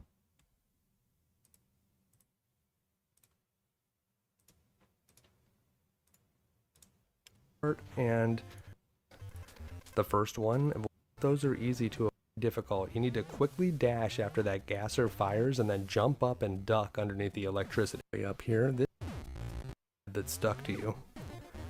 Remember, you can duck the electricity and be careful as you jump across.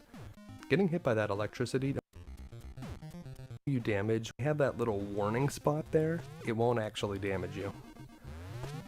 Carefully make your way up here. This is another checkpoint right below us. And now, if you're on the right side of this bouncy spring, that gasser actually won't hit you there, and the sucker on the wall over there won't be able to pull you in either. Jump up here, and this part's very difficult. You need to quickly dash after that gasser fires and then jump up and duck underneath the electricity. That part has killed me many, many times. Head up onto this girder on the right. Now you need to time your jump with this gasser. The gassers are instant death, and these suckers will try to pull you in. They're instant death too, but you want to try to make sure to get that extra life. It will really help since you may die a lot of times here, and that will keep your life total the same. This part's also very difficult. You want to wait here on the right side and jump behind the gas and then jump up through the floor. Jeez. That's the best way to make it through there. Avoid the electricity here. The gasser won't go all the way to the right here, so if you stay close to the girder, you'll be safe. And then we just need to avoid a few more electrified gaps, and we'll have made it to the boss, Robo Manus. Oh yeah, this very difficult stage has a boss at the end of it. For a boss that only has 2 frames of animation and really only 2 attacks, Robo Manus can be very difficult. You can duck to avoid his gun attack, and the other thing that he does is whenever he jumps up in the air, if he lands on you, that's instant death. The best way to avoid him is to duck in the left or the right corner of the room. He won't land on you there, and you'll be able to avoid the gun that way. After he does about 2 gunshots, he'll just kind of stand there and wait for you to attack him. Now, as the fight progresses, he'll stop doing that, but at first it's free hits. So just hang out in the corner, wait for him to shoot, and then get him with a charge attack whenever you see an opening. You can try to juggle him a little bit in the air like that, but sometimes that's just getting a little bit too fancy. If you miss it and he lands on you, you'll lose a life. If you lose a life here, that's okay. You'll come back and the fight will continue. You won't have to start the boss over again. But you need to hit him, I think, about 21 times, and that will finish him off, and we'll be on to stage 9, the Terra. Nah, I've never played Jazz Rabbit. Tubes. There's an easy shortcut you can do at the beginning of the TerraTubes. Just hold down A and left as the stage begins, and you'll pop out of bounds. You'll see that the green area is like water, but the blue area is air. So just come down here and then come up into this pipe. It's possible to skip more, but it gets very difficult to do at this point. I do want to show you what we skipped here, so let's go back to the beginning. Make sure to duck. You don't want to get hit by that electricity, and over here we can grab a propeller to slow our descent and go all the way to the left, then all the way to the right to avoid the spikes. Down here we can duck to avoid this Mechano droid's electricity that he shoots, and we need to take these guys seriously. They can do an attack that can kill us in a single hit. The path curves back around to the left here, and there's another Mechano hiding behind the pink part in the foreground. Very sneaky. Come up here, we'll grab another propeller and then head all the way to the right, then the left, and then back to the right again to avoid the spikes, and we've arrived at our first checkpoint. Run to get ahead of this crazy cog and then stay up against the wall here so that it doesn't hit you as it crashes into the water. You'll need to avoid those spikes as you drop down, and when you get to the end here, wait for it to come by and then jump over it. You'll want to get a running start at the beginning of this crazy cog section and jump to stay out of the water as much as possible. Make your way back up across the top and head over towards the wall so it doesn't hit you as you drop down. Hold left here, then right, and then we're going to hold left again. Dude. And right again to avoid the spikes in this section. And That's we're going to hide ridiculous. out in this little corner while the cog comes through. This is a checkpoint. Take a second to get a feel for how your toad swims, and just because we're swimming doesn't mean that we can't fight, so you can still punch the enemies. When you jump out of the water here, you'll have a bit of exit velocity, which will help you get over the spikes. Avoid that Electra eel and take a big jump over that spike. Over here, there's another one of those Mechano droids, so punch him, and then you just want to walk off the edge here to avoid that spike. Don't try to jump over it. This enemy is called a hammerfish, and if you just punch him, you could stun it. You can kill them if you punch them enough times, but it's not necessary to take out that hammerfish. Swim around these spikes. You don't want to use a lot of swim strokes, just a couple taps of the button will do it. And then you can quickly avoid the shark over here in this next section by swimming fast. So come up and swim fast. You can even go between those spikes, but that's probably an unnecessary risk, as we need to escape a cog here, and that was a checkpoint as well. Now we're going to do a trick down here. Just swim off and then quickly swim up again, and you can get underneath the cog. I usually aim for the bottom pink pipe. That's where I'm trying to swim towards. And if you're behind the cog, this part is very easy. You can just take your time, make sure the cog stays ahead of you. We'll be able to easily get to the next checkpoint. So just swim behind the cog, and there it is. This is the last checkpoint in the stage. Now over here you want to punch this shark so you can grab the one up, and then you can use the propeller to float downwards here. Grabbing that one up each time if you die will save you a lot of lost lives. This rubber ducky is called a steelbeak, and he is extremely dangerous. It can kill you in a single hit. Take them seriously. This one I like to just jump over and then hurry to the right. There's another steelbeak over here which I will pummel with my fists until he flips over and then quickly jump past him. You do not want to mess around with those guys. This swimming section can be very difficult, but what you want to do is just take the time to kill off that hammerfish, and then you want to lure this shark back down to the floor where you killed the hammerfish, and you want to kill the shark down here in the same way. Make sure you give yourself enough space between you and the spikes to finish off the shark. Once the shark and the hammerfish are defeated, there will be no more enemies chasing you through this area, and it will be very, very easy. Now at the end, you want to stay on the left side so that you can jump over the steel beak there. Jump way over the steel beak, then grab a propeller and go to the left, then the right, left, to the right, to the left again, and then we're gonna go all the way to the right, and we've made it to stage 10, the rat race. Bro, this game is insane.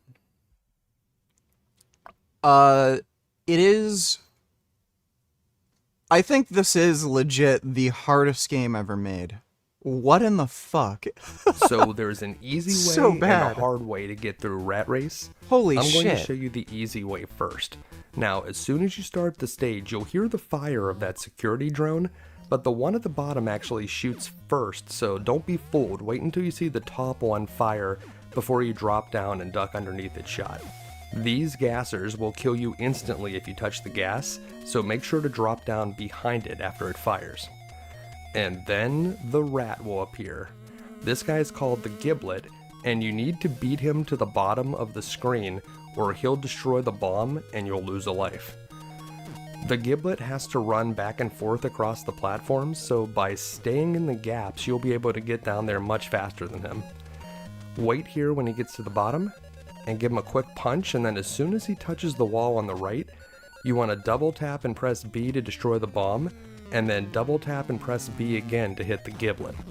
If you pop him up into the air, then double tap and press B again when he gets close to your foot, you'll give him a big Battletoad boot, and you'll be on to stage 11. Holy shit. Now, what if you can't do that? So you just destroyed the bomb, and the Giblet drops down. Well, then you move on to the second part of the stage. There are 2 more speed courses that you'll have to endure, with a bomb at the bottom of each one if you want to get through this stage without killing the Giblet. You will have another opportunity to take him out with each bomb that you face, so always give that a try and see if you can end this level faster. This course is much more difficult. You don't have a lot of margin for error either. Remember, you don't need to double tap to run. Your Toad will automatically run whenever the Giblet is in play. Oh, messed up a little bit there. Really need to be fast on these sections at the bottom. Hurry through, and the bomb's on the right side this time. And once it's defused, we'll go to the third and final part of Rat Race. And this part is very, very difficult. There is almost no margin of error at all this time. And here's where it begins. So get moving. Head down, try to stay in the gaps as much as you can. You don't want to touch the sides of the girders at all if possible. Oh, messed up a little bit there.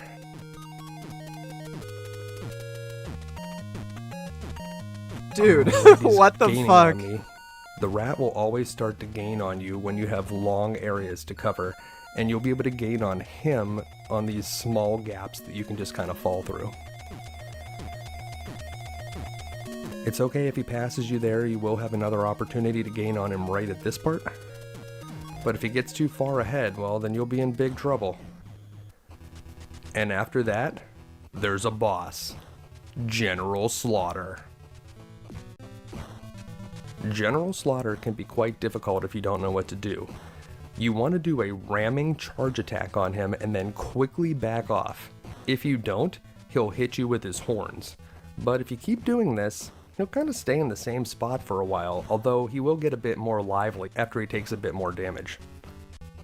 Just keep backing off, charge in and hit him. Back off, charge in and hit him. If you keep doing this, you'll be able to get a lot of damage in before he starts becoming active. Alright, well, he's going to move a little bit more now, I think. Here he comes. Alright. So, same thing though. Hit him and back off. Hit him and back off.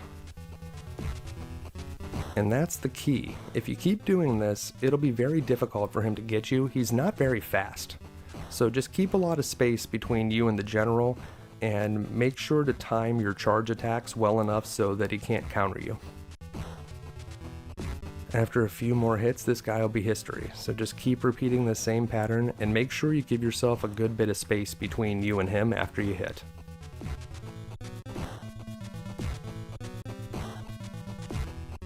Alright, it's getting real fast now. When he starts getting very fast, you'll know that the battle has almost concluded.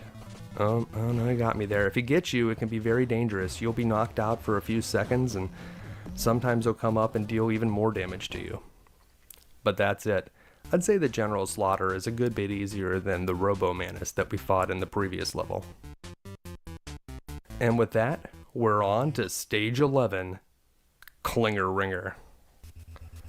Oh man, I wish I could give you some better advice for being good at Clinger Ringer.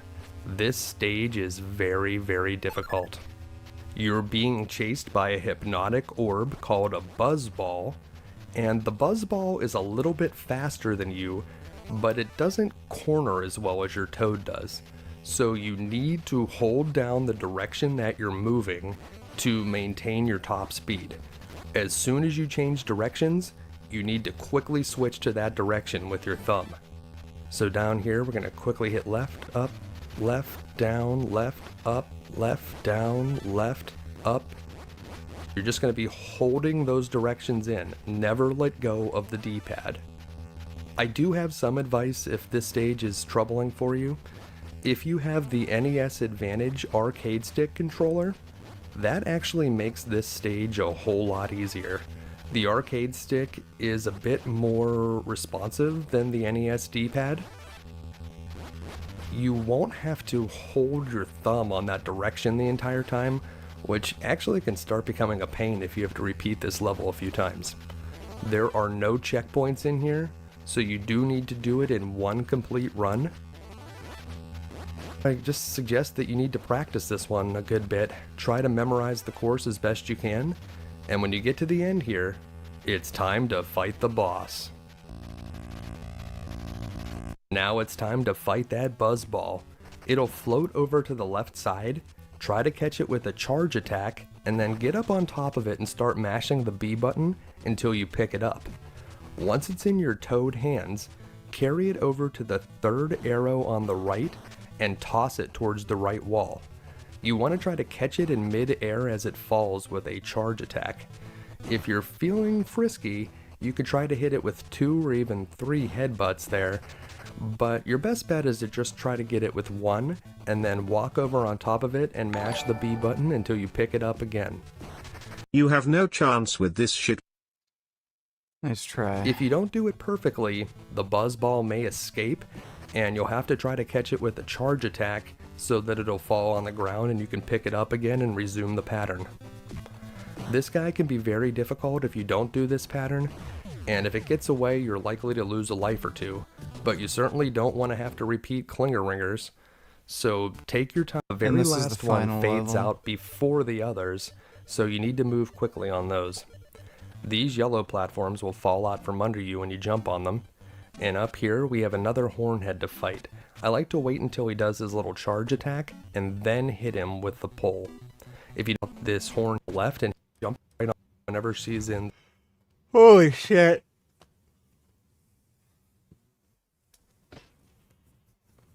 Oh my god. That game is gonna be AIDS.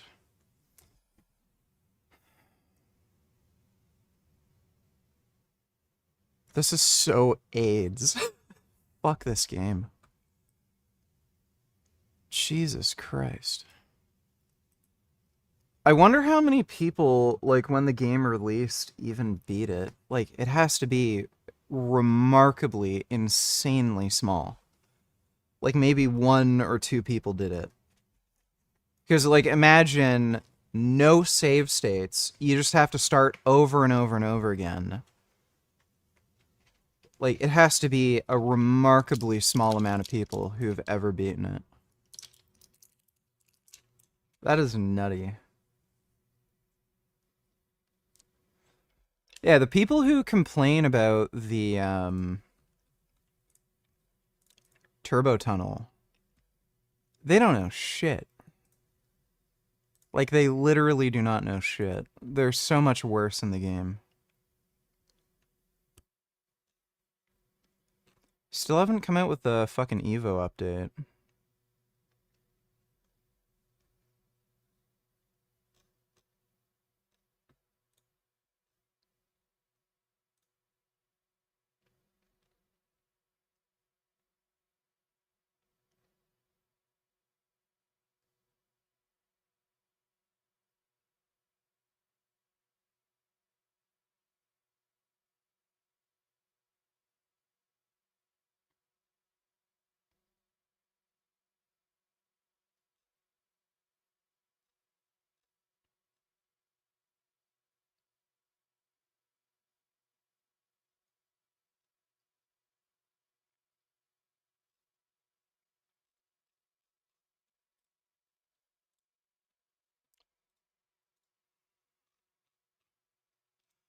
When Evo fully releases, that game's gonna be really, really fucking dope.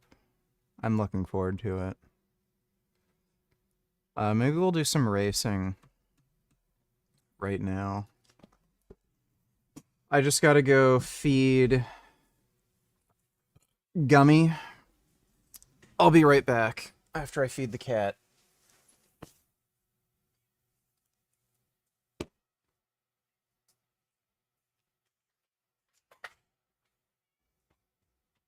Yeah, coming.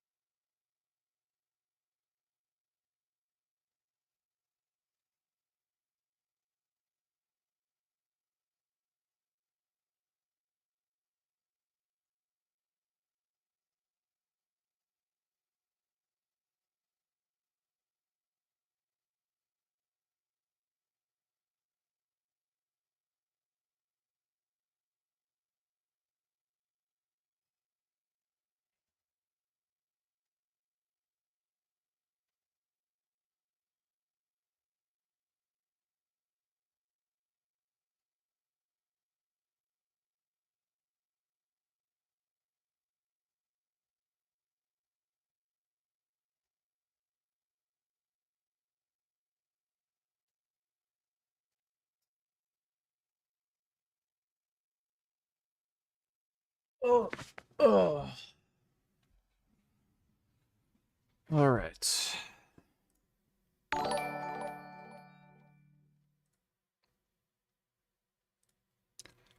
Handcuffed only tellers. Have you ever felt like you're in mental handcuffs? That's what makes my OCD make me feel like, but it got a lot better after taking antibiotics. Antibiotics for OCD. I had OCD, and I understood that the weird shit I was doing was not normal. I didn't even know what OCD was at the time. But I just forced myself to stop doing the obsessive compulsive habits, and they just went away. You just have to stop giving into those weird feelings of, I need to do this, you know? Get it, Bill? Because you're allergic to peanuts. Yeah, that was a good one. Are you alright, Bill? Yeah, I just don't like you talking so much about my allergies, because it makes me look like a geek. You know, Bill, you're not a geek. Tell that to the rest of the world. Check out Mr. Peanut. He's probably eating a peanut butter and jelly sandwich, the liar. Let's find out if he's lying. What a bummer. You're gonna miss George Takei, you know. Did you guys put some in my sandwich? No. Hey, Haverchuck, what happens now? Should we call an ambulance? Yeah.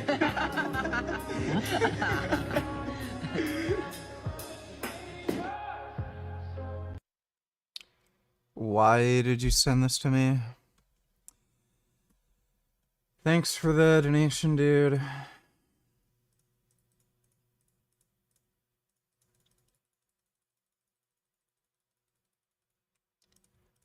I think I might just have a policy where I'm just not gonna watch TikTok videos anymore. You people send me the stupidest fucking horseshit.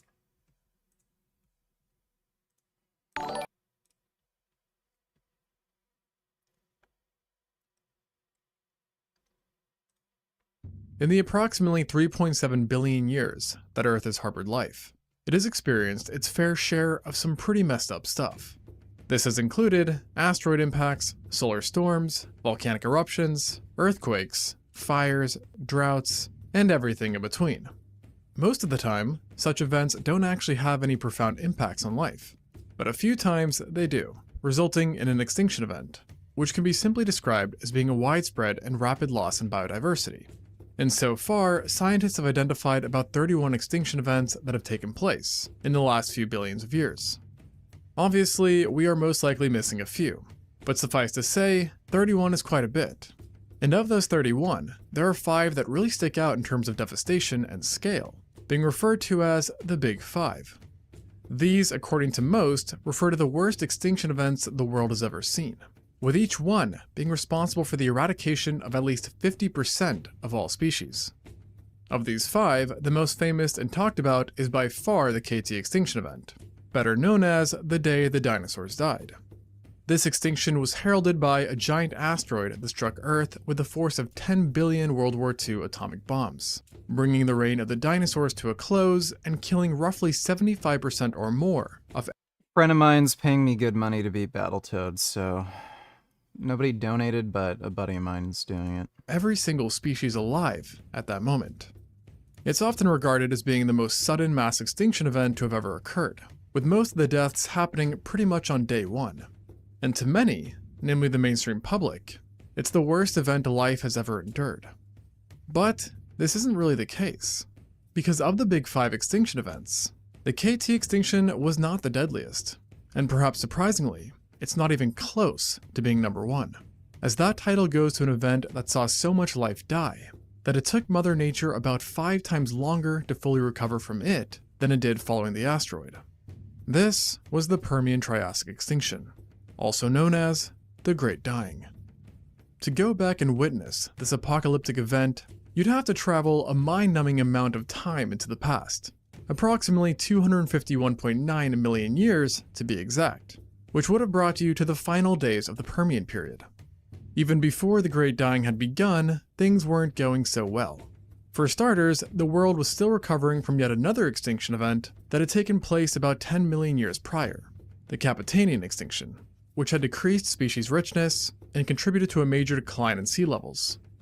On top of this, the general state of the climate was quite messed up as well, as Earth was significantly hotter than it is today, and near the equator, it's thought that the temperature could sometimes soar to around 74 degrees Celsius or 165 degrees Fahrenheit, hot enough to literally cook a chicken. And thanks to the geography of Pangaea, with nearly every landmass being strung together, large swathes of land were simply inhospitable and brutally dry. And to add fuel to the fire, there was also a giant mountain range that cut across the supercontinent, which deprived many areas of rain, and thus creating pockets of death and contributing to major droughts. Therefore, it's fair to say that simply staying alive was not a walk in the park. So it definitely was not helpful when the Great Dying suddenly sprung up and took out the vast majority of life. For a long time, paleontologists were aware that something unprecedented happened during the end of the Permian, but no one knew exactly what had transpired.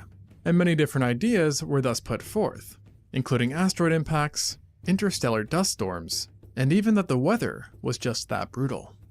It wasn't until very recently that paleontologists Tutor I have some friends living in UK and feel bad for them with what that country is turning into. What would you recommend they do? Leave. Yeah, leave. It's not gonna get better. And the reason for that is all of these political parties are run by like mega millionaires and billionaires, and they're all friends with each other.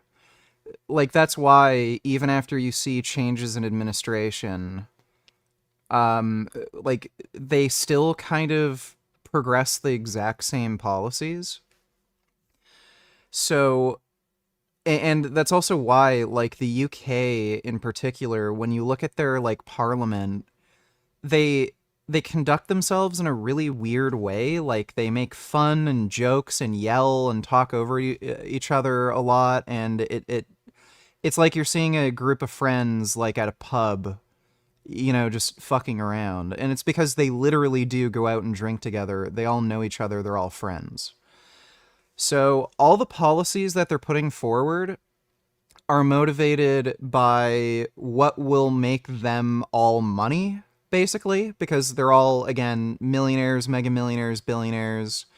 So all this immigration shit is just bringing in cheap labor. A lot of the weird stuff they do when it comes to foreign influence, foreign buyers buying up private industries and housing, it's all to enrich themselves. And ideologically, they don't even really differ that much. So, like, nothing's gonna get better. Like, the best you can do is just fucking leave. And I think a lot of people get into their head, like, oh, I don't have anywhere near enough money to leave. Like, you probably do. Like, if broke-ass fucking retards from Syria can figure out some way to leave their home country and then, like, move somewhere else, like, you probably can figure it out. Like, I know it's difficult and it's a big ask for a lot of people, and moving to another country and shit is hard, but, like, just leave the fucking UK. It's turning into an Orwellian shithole. Like, what's the point in living in a fucking country that is pretty much guaranteeing that you're going to stay poor? They're making it near impossible to have any kind of upwards economic movement. And on top of that, their social policies, they're just letting in all the crazy wacko Muslim migrants, like literal terrorists. You've got people like Chowdhury, who was recently locked up because he was found guilty of giving money to terrorists. And I mean, just look at all the friends he hangs around. Like, he was a big influential figure in the Muslim community. Like, these people are all fucking terrorists, and they're all fucking crazy whack jobs. The crackdown on free speech, like, technically speaking, there's no free speech in the UK Constitution. And especially when you factor in, you know, these, like, stupid vague laws, like the obscenities, you know, laws. So you can't have free speech. Anytime you complain about any of the policies made by your government, you're risking getting locked up. They're looking at what you post online. They're tracking people's movements at protests and shit. Yeah, we're just having a knock because we saw that you were telling, you know, online that, you know, Prime Minister so-and-so should be removed from office. What did you mean by that? Like, it's ridiculous. Like, why stay there? It's just a fucked up shithole. It's going to become an even more fucked up shithole. Even if you want to get, like, a really good degree, you know, you're going to go into STEM. You can't make any money coding. You can't make any money with any kind of technology job. If you want to be a doctor, just because of the way they fucked up the NHS system, you're still fucked. Like, there's, like, no way to make money, and everything's getting more expensive. It's just fucking stupid. Just fucking leave. Like it's better to build your life back up in a country where you can actually make money than just stay fucking broke and deal with retarded horseshit constantly. So I would just say leave. Try to move out to a different country or which, yeah, just move out. Thanks for the donation though too.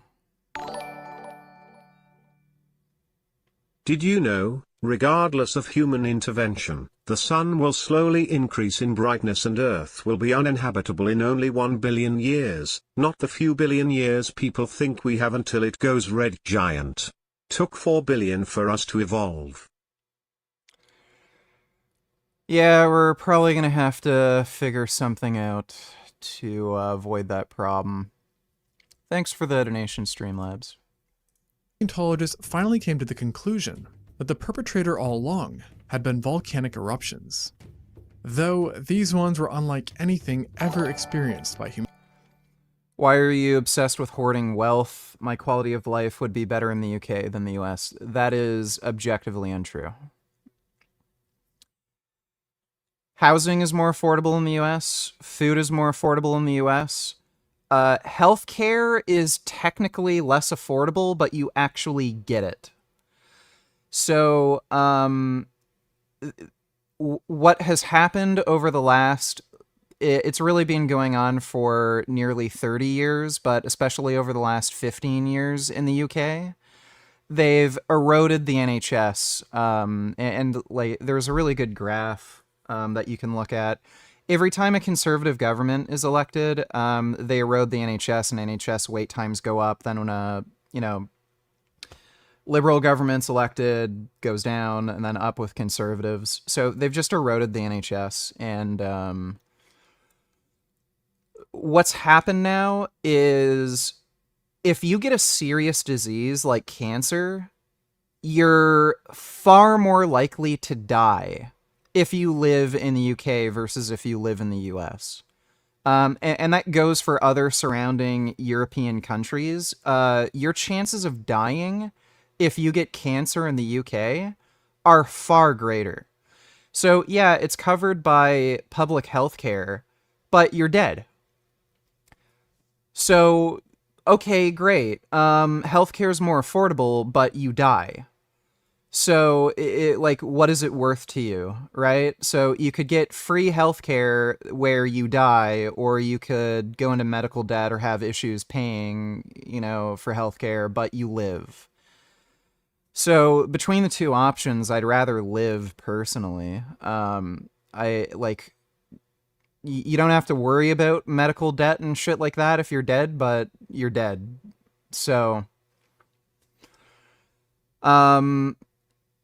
but yeah, quality of life, like if you look at any metric of quality of life, wealth, income, cost of living, all that shit, it's better in the United States. The only thing the UK really has on the United States is public transportation and, whatchamacall, healthcare, but like healthcare is worse. It's become objectively worse. No, your chances of surviving cancer in Canada are about as good as in the US, but UK, it's far worse. So yeah, just fucking leave. Handcuffed donated $2. There is this Muslim guy at my work, and I don't like him. I hate his religion, and I don't want to work with him. I'm thinking of putting a tack in his chair because he's so disrespectful to anyone white for no reason. How should I handle this? Seek. Question mark. I don't know what you mean by seek.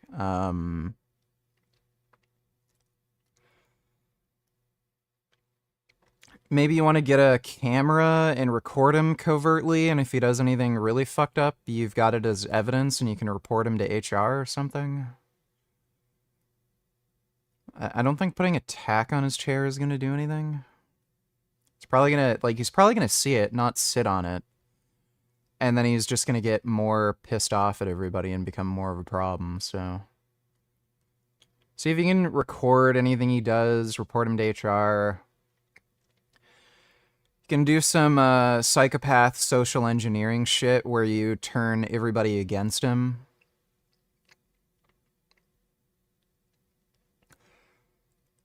So that would probably be the best option. Social engineer, so that everybody turns against him. Thanks for the donation though, Handcuffed. Humanity, and its mark on the Earth can still be clearly seen today, in a place not really associated with volcanoes, Russia. It's there that you can find the Siberian Traps, a sprawling region of volcanic rock that covers an area equal to 68% of Europe's total landmass, and is believed to be the byproduct of the very eruptions that created the worst extinction event ever. And the scale of such eruptions... My cousin died from waiting times and contracted sepsis in the corridor. Yeah, well, there you go.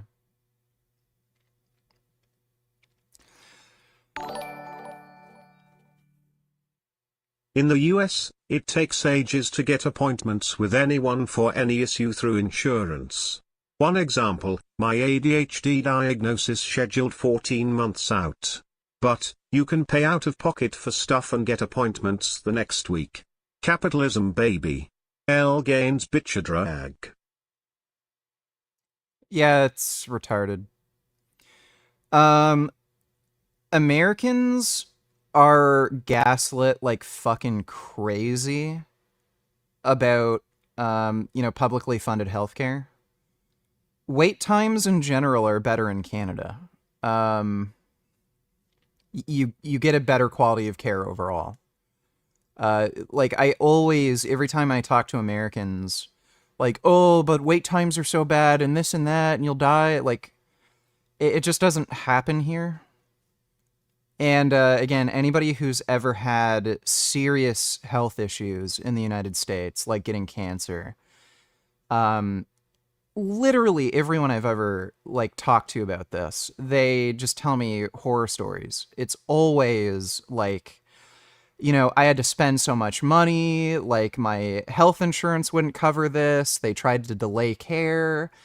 The only people I ever hear talking about how American healthcare is so good, they're always younger people who've had very minor problems. Like, maybe they got, a minor infection and they went to the hospital and then they just had to get antibiotics, or, maybe they sprained their ankle or, broke a bone and they just needed a cast, stuff like that. But every single time there's, a real crisis where, you could fucking die. Every single time it's, nightmare. But here, I rarely ever see people seriously complaining. Most of the complaints with the healthcare system I see from people living out in, British Columbia, because there's a shortage of doctors. And people do complain about the shortage of family doctors, but yeah, in Ontario, no one's really complaining. Thanks for the donation, though, Non-Wib. Eruptions would have been hard to comprehend, with estimates suggesting that they were around 4 million times larger than the Mount St. Helens eruption, and that they even outclassed Yellowstone's largest discharge, having spewed out 4,000 times the ejected volume. And if the Siberian Traps had been located in the US, the lava flows alone would have covered the entire country in a layer of magma 3 times the height of the Empire State Building. Jeez. At this point, you may be imagining some sort of eruption scene straight out of the movie 2012. But the eruption of the Siberian Traps wasn't actually all that violent, and would have been instead more gentle but persistent and massive, with consistent giant lava flows that took place over an extended period of time. And when I say time, I'm not talking about a few years or even a few decades, but rather hundreds of thousands of years, possibly millions. That's a lot of lava. With the most recent lava. estimates suggesting a duration of around 200,000 years. During this time, the eruptions slowly turned Earth into a literal hell, putting extreme pressure on all that lived. Of course, those closest to the eruptions got the shortest end of the stick, and in the worst case, could have been completely encircled by the lava, as there is a chance that Siberia was actually detached from the rest of the world. And thus, given just how much lava was released, animals marooned in Siberia might have found themselves slowly overwhelmed as the sea of lava spread out and engulfed the entire landmass, incinerating. Play Baldur's Gate 3. Also, Joe Linton be like, yeah, I'm from Bumpickington Cockcuntingshire, why are you laughing? I don't think I'm gonna play Baldur's Gate 3. I'm not really a big fan of RPGs and shit. But bum picking on Cocktingshire. That's a good one. Bum picking shit, I gotta do it in a British accent. Bum Tickington Cockingtonshire. I'm from Bum Ticking Cockingtonshire. Why are you laughing? It's good. Narrating everything in its path. Thanks for the donation. With the temperature of the lava flows reaching up to 2,200 degrees Fahrenheit or 1,200 degrees Celsius. Hotter than a cremation chamber. Although, with that said, animals in Siberia likely would have died well before the lava ever reached them, as the eruptions led to a drastic increase in forest fires that were so rampant that they have been inferred in the extinctions of specific genera, such as the seed plant Gigantopterus. And we know because of fossil records that many Gorgonopsids and Therapsids would have been severely affected as well due to their high presence in Permian Siberia. But the rest of the world was by no means off the hook, because as the eruptions prolonged, their deadly effects became universal, with no corner of the earth being untouched. And yet ironically, it wasn't the constant lava flows per se that brought their devastation, but rather, it was the result of what the eruptions released. As throughout this ordeal, volcanoes were letting out untold amounts of carbon dioxide, ash, sulfur, and chlorine, among other materials as well, which together contributed to well over 200,000 gigatons of erupted material. In other words, more than 1,000 times the weight of Mount Everest. And this sheer volume led to not just one, but multiple disastrous effects. And each one likely could have been considered an extinction event within its own right. So, it really couldn't get much worse than this. Yet, in typical fashion, it did. And it actually got so much worse, as the eruptions happened to take place in the worst location possible, as they were situated right above huge amounts of combustible organic material and vast coal beds. It's not 100% confirmed, but the idea is that the eruptions eventually infiltrated and set alight these coal fields and material, which brought even more carnage upon the world.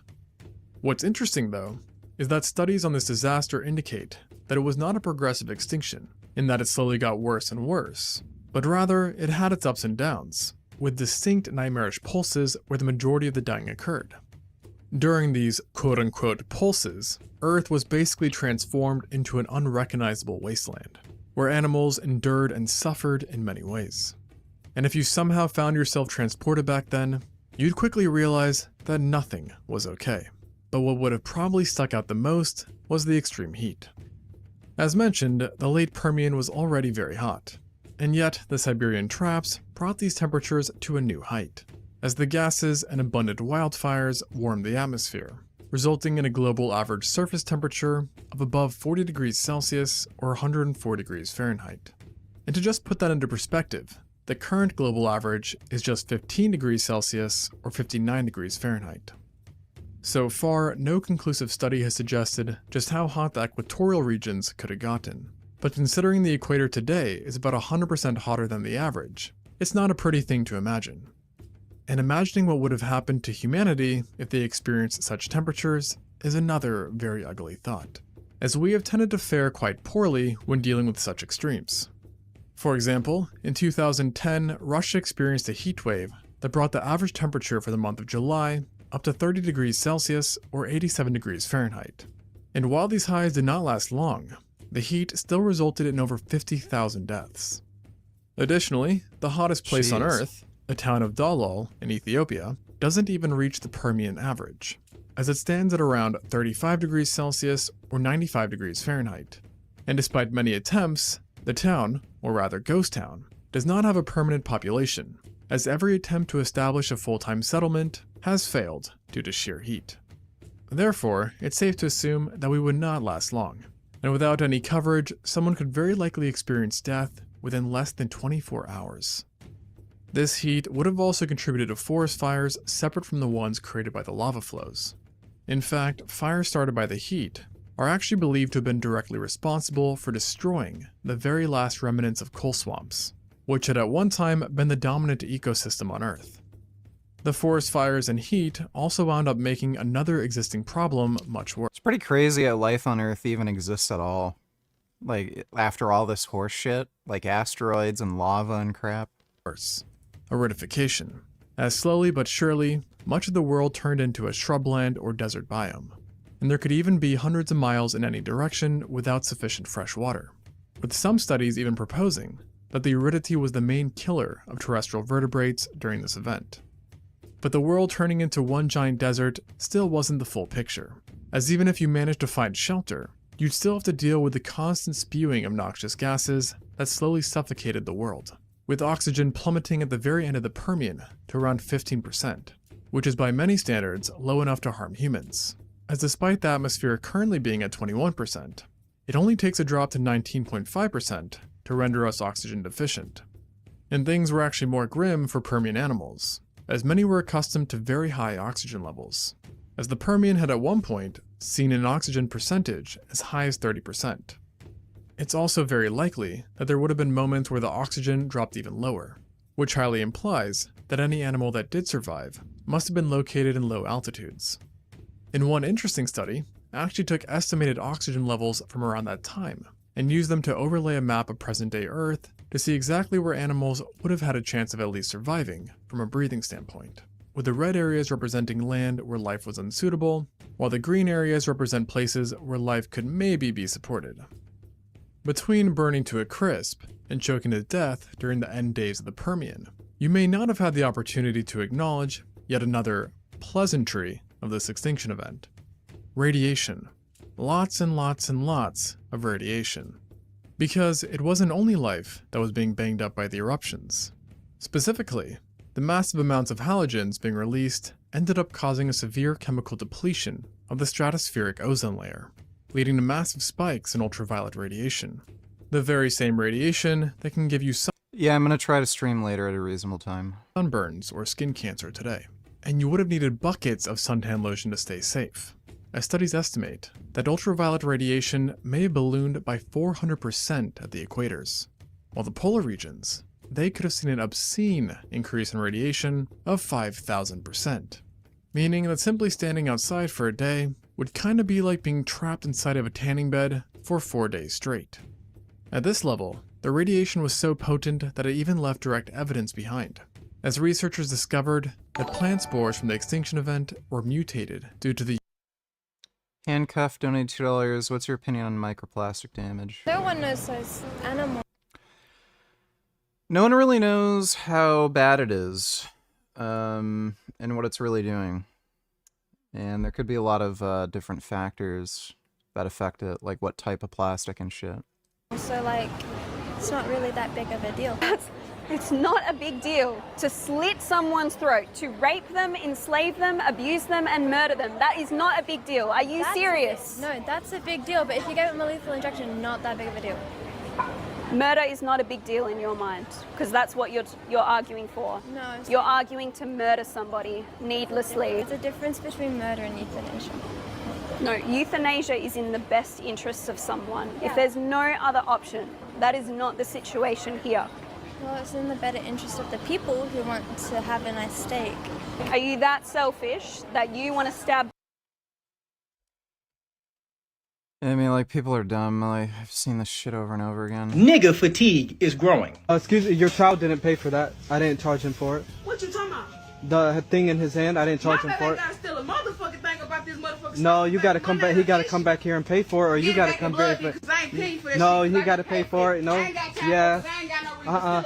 Yeah. I ain't got no reason to steal it by Give me. you. Don't No, touch give my me. baby. Yeah. Don't touch my baby. No, I'm not give with me. that. Don't touch my baby. No, give me Don't that. touch him. Yeah. Don't touch him. No, Back give up. me Don't that. touch my baby. Give me that. I'm gonna call the police right now. Call him then.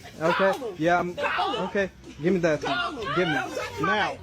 This is why people are tired of black people. This selfishness, this entitledness, this I can do whatever the fuck I want with no consequences. People are tired of that shit. And then we've got black women raising the next generation of fucking thieves. I mean, if you ever worked at a convenience store, white people do that shit all the time. Like, it's not just black people, it's just, you know.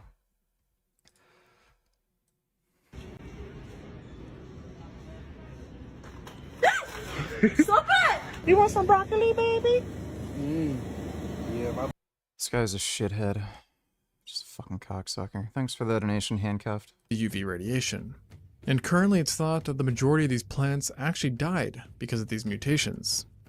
But it wasn't just forest fires and radiation that Flora had to worry about, as the eruptions subsequently led to a rampant dust cloud that highly disrupted photosynthesis, and acid rain that caused soil erosion. So clearly, life on land got it rough. Yet things were not much better in the water. In fact, marine life actually suffered worse, and the waters got so heated during the volcanic activity that the average surface temperature rivaled the temperatures seen in commercial jacuzzis. And again, you had all the other effects to worry about too, as the oceans dealt with drops in oxygen, high radiation near the surface, and ocean acidification. And this acidity was way worse underwater, as the oceans and seas absorbed more of the emissions, leading to more permanent conditions and a greater drop in pH levels, with studies indicating that in certain areas. Well, that's why we have wigger fatigue too. Okay. I see. So it's not racist. Thanks for the donation, non-whips. The waters were about 32% more acidic than they are today. Hey, Alu, what's up? This increased acidity is thought to have played a huge role in killing vast amounts of marine life worldwide. And its deadliness was not helped at all by the warm water temperatures that made the acidity all that more reactive. You'd think that after naming over 5 different ways that the Permian extinction could kill you, that the list would come to an end. Yet this extinction still had some sinister tricks up its sleeve, so to speak, with one of the scariest things having been the hypercanes, also known as super hurricanes. Now, this is more of a hypothetical event, but the idea is that if sea temperatures reached around 50 degrees Celsius, or 122 degrees Fahrenheit, then an extreme class of cyclone could form, which would have been so violent that it would have brought untold devastation to both terrestrial and aquatic environments. And while the average temperature did not hit this threshold during the Great Dying, fluctuations in hotspots very well could have, leading to the creation of hypercanes that may have grown to be larger than the biggest storms on record, and if over the mainland US, would have covered half of the country. And it wasn't just their potential size that was terrifying, as hypercanes had much stronger winds than normal storms, with a strong one possibly attaining sustained winds of over 800 kilometers or 500 miles per hour, fast enough to completely erase reinforced concrete structures and unroot any kind of tree with ease. And these larger hypercanes could likely bring devastation to areas larger than certain continents if on the right path.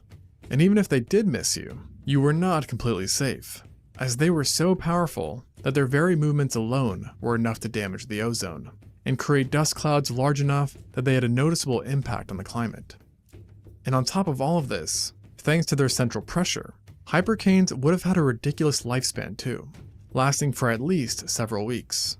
And if trapped inside one, it would be like standing at 3,000 meters or 9,800 feet in elevation, due to the barometric pressure. So you'd have that problem to worry about too. Though, to be honest, I doubt you'd notice, as the winds would likely kill you before you could even register the atmospheric difference. Naturally, with all these problems, the Permian extinction was an absolutely terrifying and catastrophic event, made even more grisly by the notion that this all went on for thousands and thousands of years on end.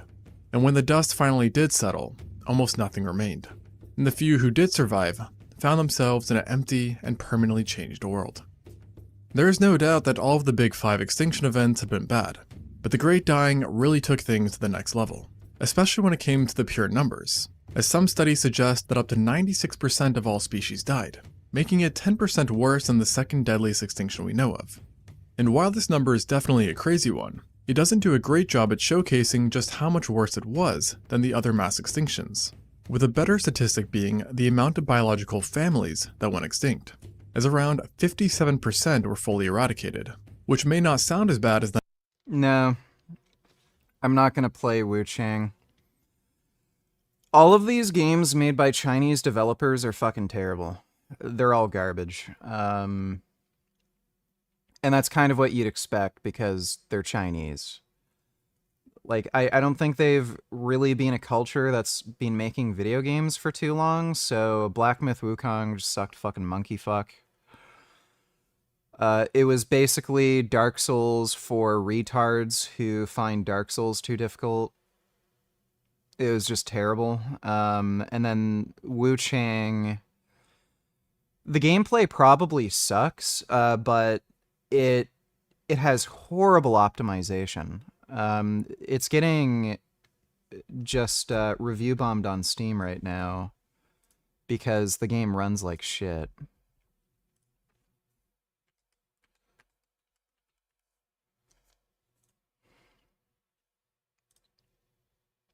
Back so soon, little girl? Fuck. The unending cycle of cause and effect has you wrapped tight. This land is no longer as it seems. Yeah, a lot of people are saying the game's poorly optimized. It doesn't look that great either. The 96%, it definitely is once you consider that the second worst extinction, which saw a species loss of 86%, only witnessed the disappearance of 27% of families, so less than half as bad. And to put this into perspective of the KT extinction, the dinosaurs' extinction was not even close to as bad, as the Earth only lost 17% of biological families. And because the Permian extinction was the deadliest ever, it's no surprise that many well-known and then thriving groups vanished. On land, the Gorgonopsids, Meganisoptera, Vigeltosauridae, and Paraeosauromorpha were among the most iconic groups that died off, while lesser-known victims included many families of temnospondyls and untold amounts of therapsids. In the water, the situation was even grimmer, and notable victims included the blastoids and acanthodians, the latter of which are commonly referred to as the spiny sharks. The world also saw the loss of sea scorpions, who at various times in history had been the primary apex predators in the waters. And on top of that, the well-known trilobites succumbed as well. Quite the historic loss, as these guys were a symbol of success and persistence, and had existed for over 250 million years at the time, surviving 2 other mass extinctions, and were represented by over 22,000 species, making them one of the most diverse, if not the most diverse, now What's the strongest animal you can 1v1 against and win? I don't know, maybe like a grizzly bear or a rhinoceros. Extinct group of animals to have ever lived. And while extinction was the worst fate an animal could have suffered, it doesn't necessarily mean that the survivors were much luckier, as virtually every group who survived still took extreme losses, with the majority having experienced an extinction rate of over 95%. And for some, the damage proved too severe, and despite initially surviving, they wound up going extinct not much later. An example of this can be seen in the Chaetognathidae, one of the most successful families to have existed during the late Permian. They, like some others, had originally managed to survive, but were reduced to only a handful of genera, and were far less diverse than they had once been. And the survivors also suffered from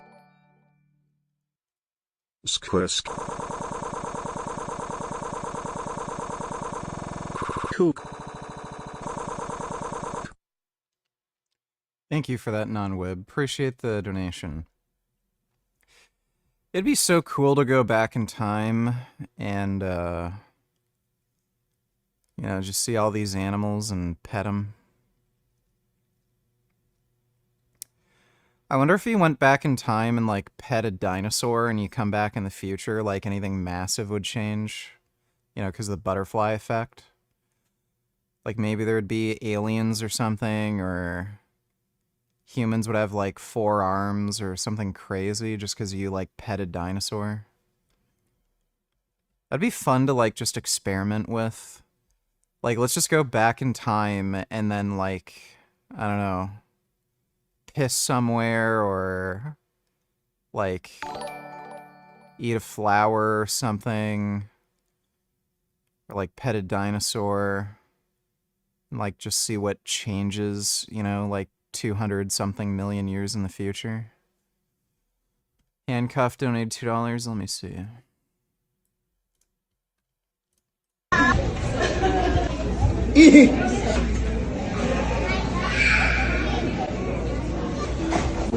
It's yours. Why does it matter? That one right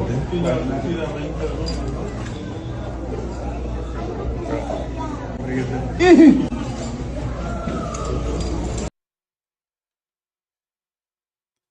It's not funny.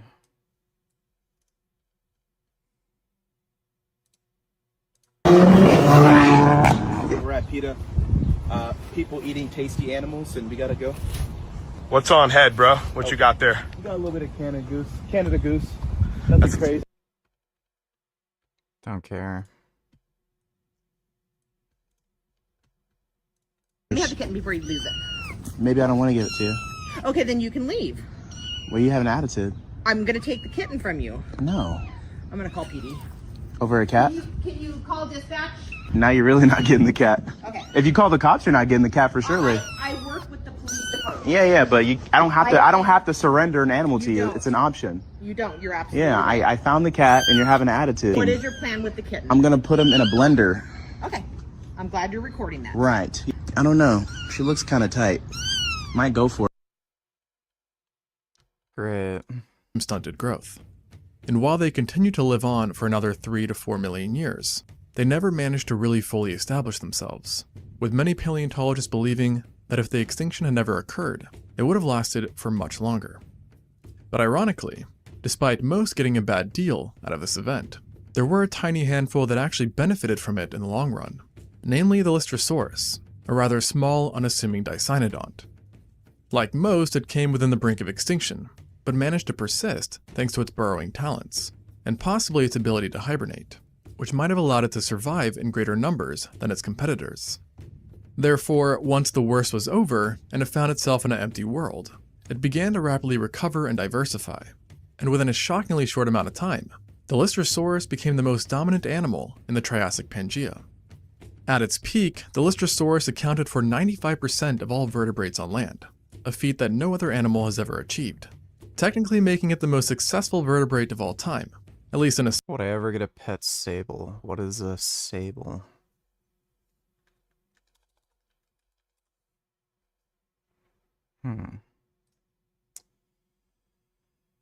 Well, it's a wild animal, so that means it's probably incredibly annoying to take care of. They're really cute, but yeah, I don't want to have to take care of a wild animal. certain way. Yet despite this accomplishment, life still wasn't easy for this new king, as the Great Dying had left the world in an abominable state, with extreme heat and aridity still being a massive problem that would continue for millions of years after, with some studies even reporting the subsequent extinction events tied to the Great Dying likely happened well after the Permian had came to a close. Overall,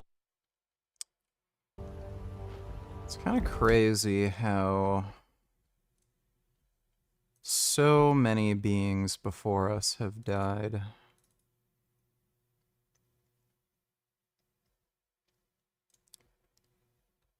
Kind of want to just run some kind of stupid car in a Assetto Corsa. I haven't tried the Dakar or Porsche yet. Just wondering if there's something stupid that I downloaded. Like an old Bentley or something.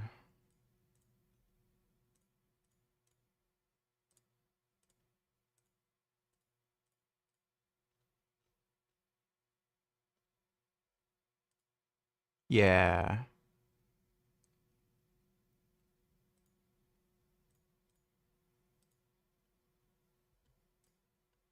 Yeah, we should do something like that. all the carnage and chaos that the Great Dying had wrought was no doubt beyond any— You know what? I'm gonna...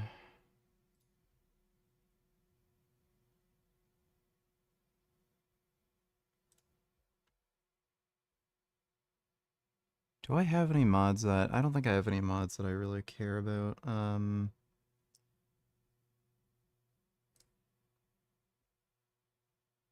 Apparently I installed a fuck ton of mods wrong.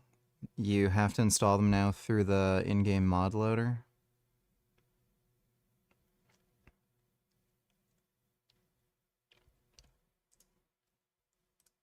Today, islands have become such a sought-after destination for vacation. Between 9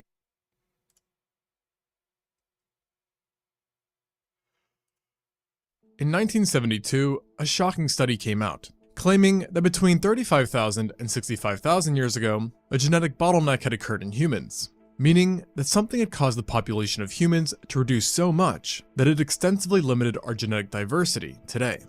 At the time, no one really had a good idea of what this something could have been. But during the 1990s, scientists started to connect it to a massive volcano that erupted 74,000 years ago, Lake Toba. The idea was that this eruption, which took place in Indonesia, was so violent that it had a catastrophic effect on humans, with estimates finding it to have had an explosive power 10,000 times more powerful than the eruption of Mount St. Helens, leading to the evisceration of local areas and causing severe change in climate that ultimately pushed humans to the brink of extinction, with roughly only 3,000 to 10,000 individuals surviving. For a long time, this hypothesis stood strong, and was the leading belief in what caused our drop in genetic diversity. Although in recent times, there's been a growing consensus that the Lake Toba eruption did not have a profound impact on humanity, with one major argument being that while some populations were no doubt affected, other groups that actually lived quite close to the volcano itself seemed to persist, drawing questions on just how deadly this eruption was. Additionally, newer models show that its climatic impacts are probably not as drastic as originally thought. And not to mention, the timing did not align well with a drop in population.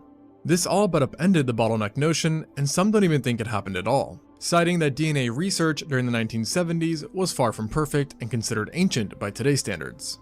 And with the quote-unquote death of the Lake Toba catastrophe idea, popularity and talk around human bottlenecks basically ceased. Until that is, late 2023, when a much more advanced study carried out by anthropologists found a severe evolutionary bottleneck that seemed to have played out between 800,000 and 900,000 years ago, during the Calabrian stage of the Pleistocene. Naturally, because this was over 300,000 years ago, the affected population was not made up of modern humans, as we had yet to evolve. Rather, it involved an ancestral line of earlier humans. The discovery was made by analyzing over 3,000 modern humans' genomes, allowing scientists to take a glimpse into the past, so to speak, which revealed that this major die-off left a surviving population as low as 1,280 people, meaning that humanity saw the extinction of 98.7% of the entire population. To put into perspective how insane that is, it's like a meteor striking the Earth today and killing roughly 7.9 billion people. At such low numbers, our ancestors would have been considered endangered by all means, making them a rare sight at the time. A stark contrast compared to the present, where humans are easier to find than miss.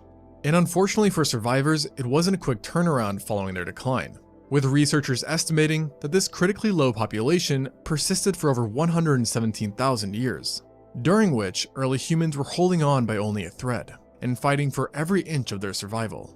The scientists also used known fossil remains to back this proposed bottleneck, citing the lack of hominin bones that date between 950,000 and 650,000 years in age, with only a few specimens hailing from this time.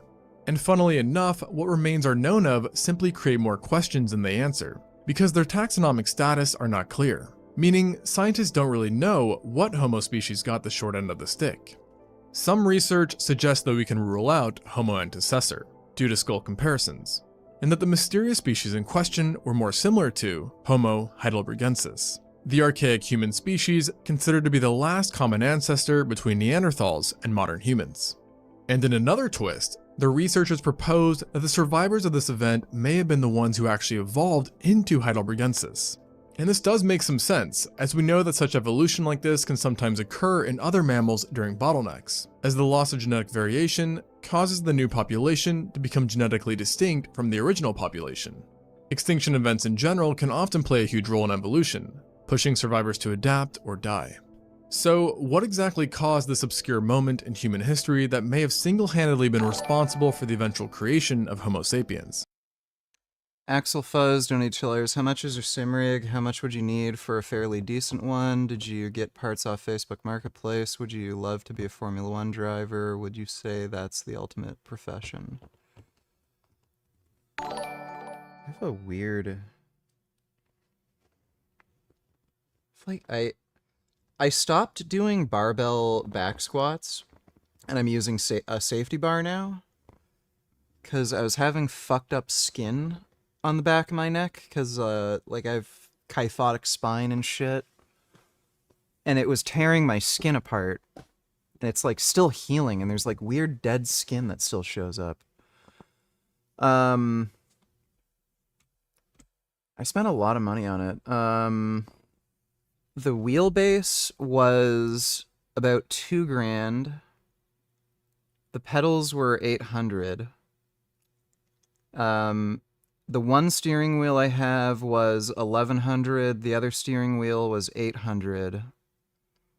And the chair and the like rig thing that it sits in, I think that was around 800-ish total, or 1,000 total. So like all in, somewhere around 4,000 to 5,000-ish. You don't have to spend nearly that much money. If you want like a good budget option, you might want to look into what's it called? You can do two things. Like, the thing you have to keep in mind is a lot of steering wheels are made out of leather. So if you're going to choose a wheelbase, you have to consider what steering wheels you're going to be able to use that aren't leather, and what type of racing you're going to do. So like that's also gonna have to be factored in, but probably the best budget options are either gonna be Simicube or Moza. There's a very limited amount of steering wheels for those wheelbases though that are vegan friendly. Fanatec has the most flexible options when it comes to steering wheels, especially since they have the Podium and Club Sport wheel hubs that you can literally use any steering wheel with. So if you're planning on if you want the most amount of steering wheel options that are vegan friendly, you'd probably want to go with Fanatec. Their CSL DD is pretty good. That's a good budget option. The Club Sport DD Plus is kind of their high mid-range option, and their DD1 and DD2 are their high-end, but the Club Sport DD Plus are better, like they're newer products. And then you can go with the CSL like pedal set and shit. And yeah, you can get used equipment off Facebook Marketplace. I couldn't find anything close to me that I could buy, so I just bought all the stuff new. Being a professional Formula 1 driver would be pretty sick. Right now, Max Verstappen is the highest paid driver. He's making $65 million just off of his contract alone. That's not including like sponsorship deals and shit. And even the lowest paid driver is making $750,000, and that's just off of his like driving contract. So they make good fucking money. And racing cars is pretty fucking fun, so I'd be down. Pretty badass way to make money. Thanks for the donation, Axel Fuzz. Handcuff donated $2. Let me see. Excuse me? Can I just hit... I don't care. I don't care. And... It's just more... You braked up. Sig his dick. Yeah, I don't care. Thanks for the donation, Handcuffed. H donated $2. Richard, are you ever gonna have kids? No. Don't you think life is boring without children? Why wouldn't you want to be a dad? Yeah, life is really boring without kids. I have much more free time and also money to explore my hobbies and interests. I'd much rather, you know, than playing video games, working out, riding bikes, driving cars, playing video games, or jerking off, watching porn, cartoons, whatever, like literally anything that I'd ever have an interest in. I'd rather be changing diapers or helping my kid do his fucking homework. That just sounds like a lot of fun. Going back in time, doing stupid, boring schoolwork that I hate, and making my, like, son or daughter do that. Or dealing with, like, stupid fucking drug addiction issues, or having to manage how they spend their fucking free time because they're stupid fucking kids and I have to train them to become a fucking adult. That's... Why would I ever want to be child-free and do whatever I want? I would much rather waste my time doing shit that I don't want to do. Thanks for the donation, H. Well, like many times in Earth's history, it appears that a dramatic shift in climate change was the culprit. Specifically, the likeliest suspect is the Middle Pleistocene Transition event, which not only had profound impacts on our ancestors, but the entire planet too. This event was basically a major change in the glacial cycle that dominated Earth. Beforehand, these cycles lasted for about 41,000 years and were characterized by thin ice sheets. Whereas after the transition, Earth started to see thicker ice sheets and experienced longer cycles that lasted up to 100,000 years, causing immense strain on environments. It's typically thought that a gradual decrease in carbon dioxide and a reduction in regoliths triggered this shift between 1.25 and 0.7 million years ago. Despite typically being regarded as one large event, it was characterized by numerous acute events scattered throughout, one of which is known as the 0.9 MA event. For now, this exact moment within the transition is scientists' best bet on what specifically took out many of the early human populations, as it was the coldest point during the entire transition and saw drier conditions form throughout Africa and Eurasia. This would have changed the landscape drastically, and affected many animals that lived alongside our ancestors, making hunting a challenging task.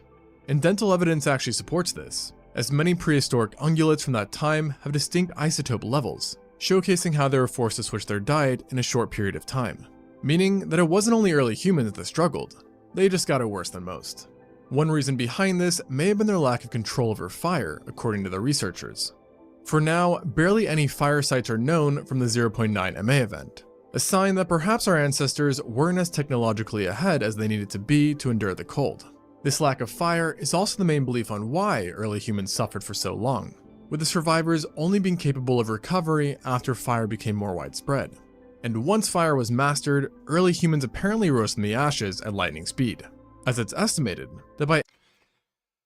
I used to start fires at school. I would get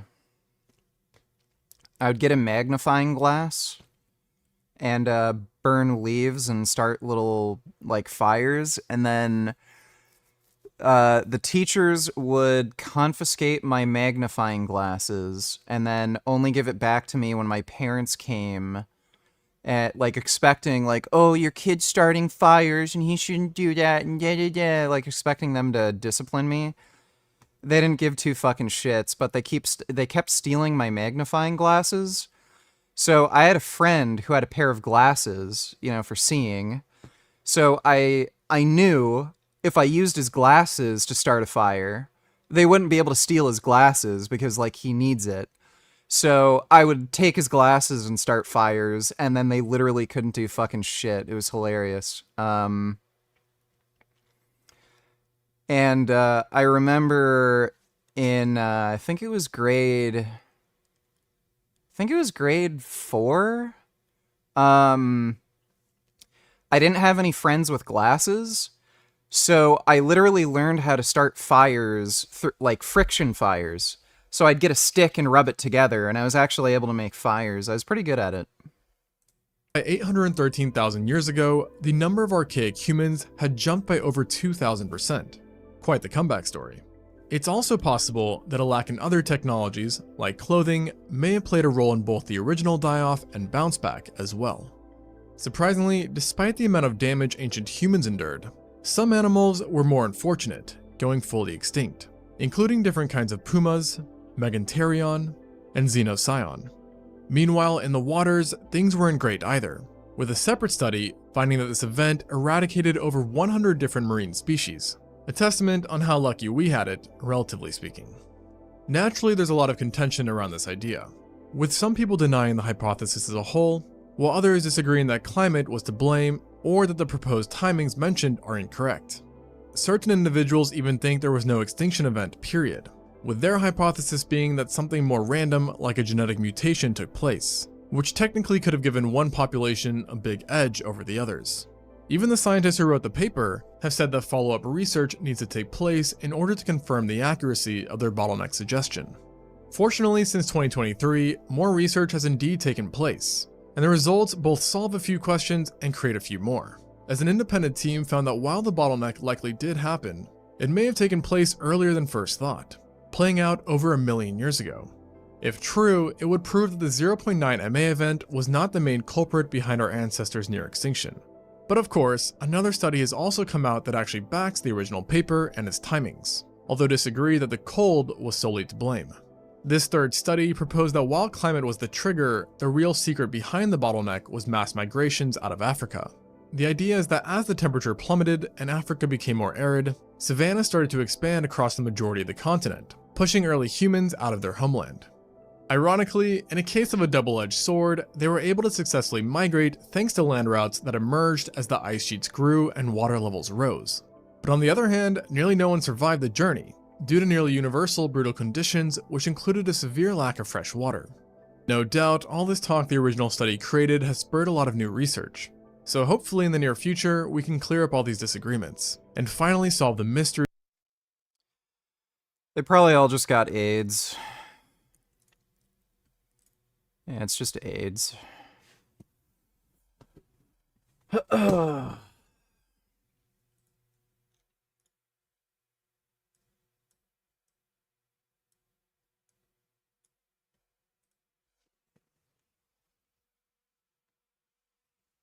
I like fire. Fire's fun.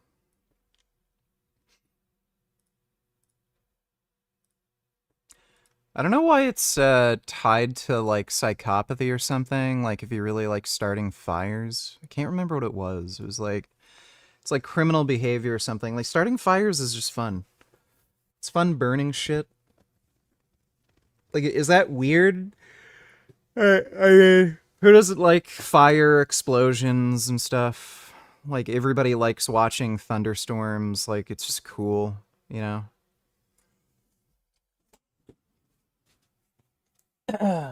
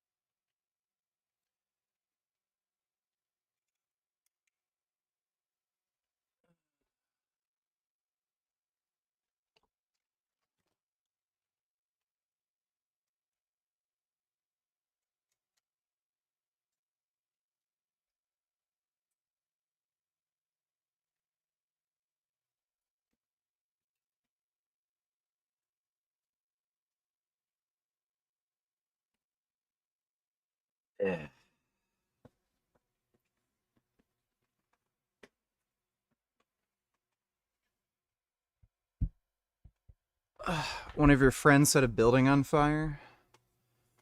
Yeah, that's a little more extreme.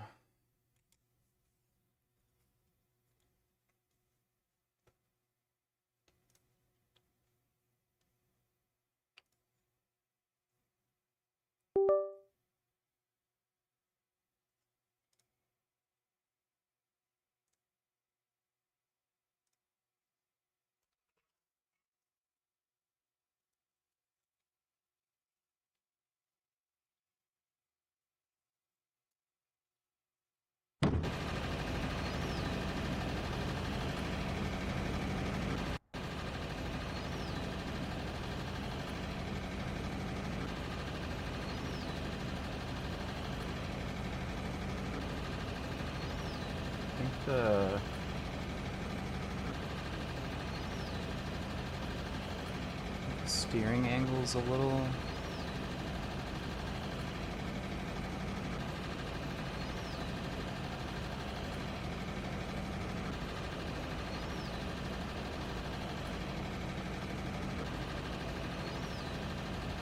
There we go, that should be about right.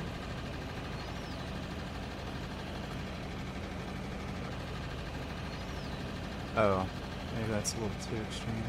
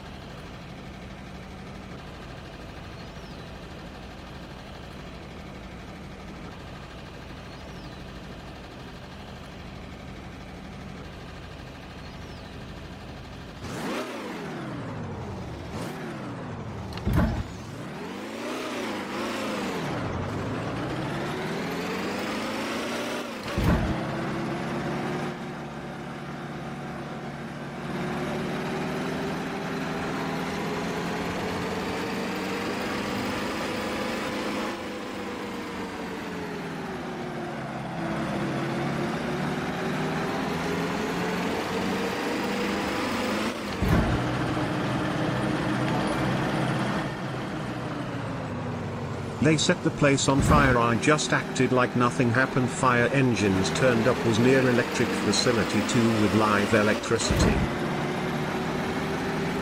Huh. That sounds like fun. Thanks for the donation, dude.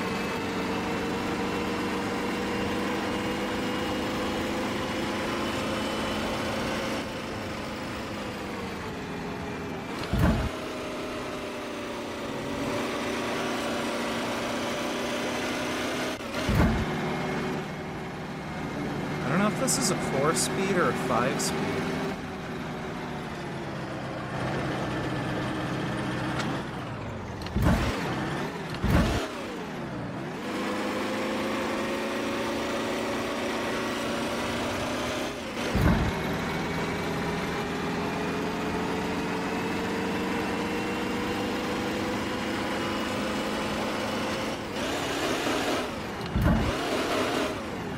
Oh, it's a 3-speed.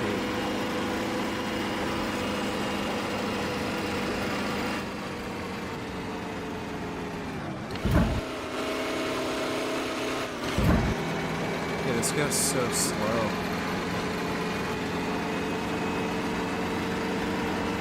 It's a very slow car.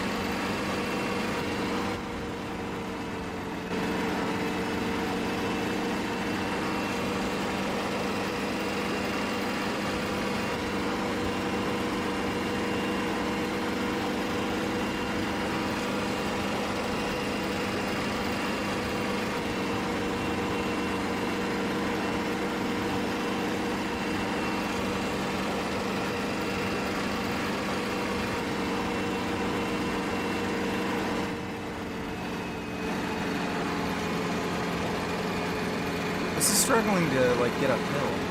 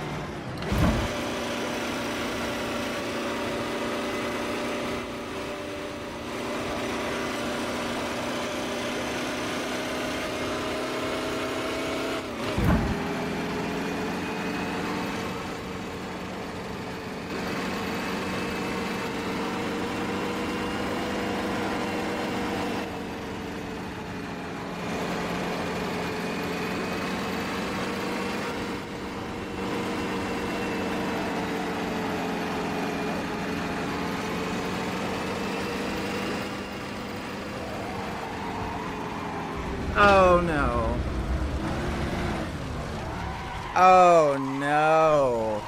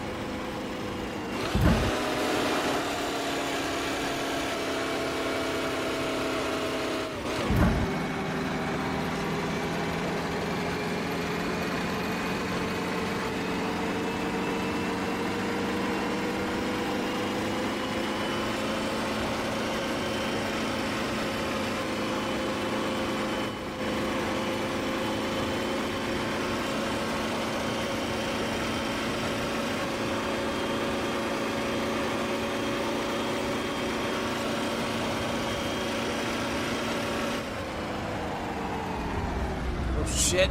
Ah. Crap.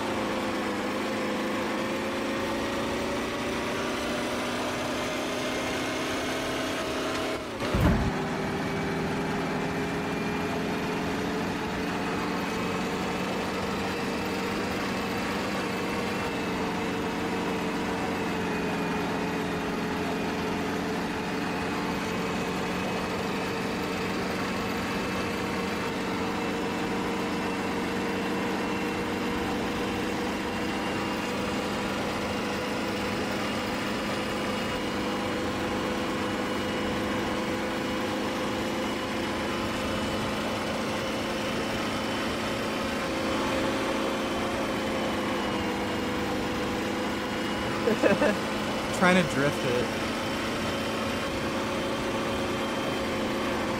Ah, shit. I did too much. Fuck.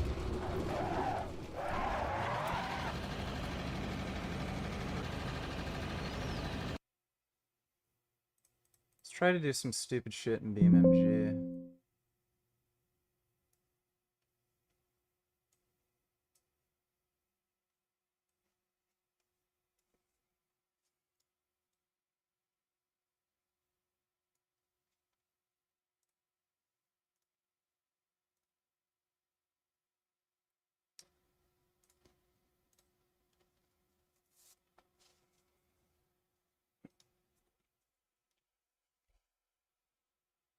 Ugh.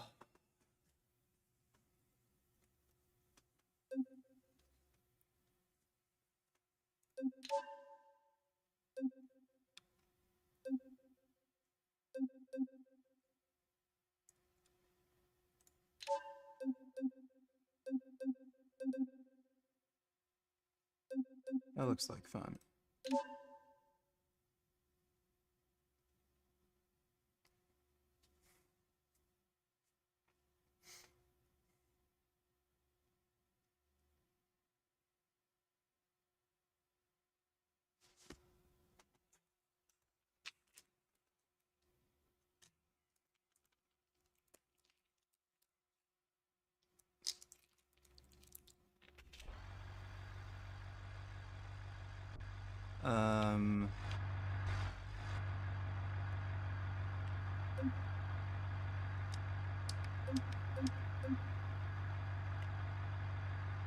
No.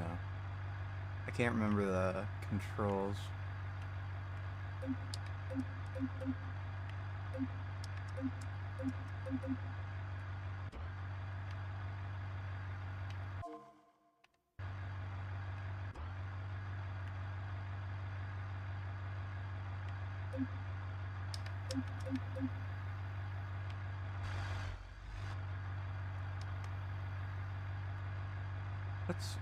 Which one's fucking... Give me a second. No. There we go.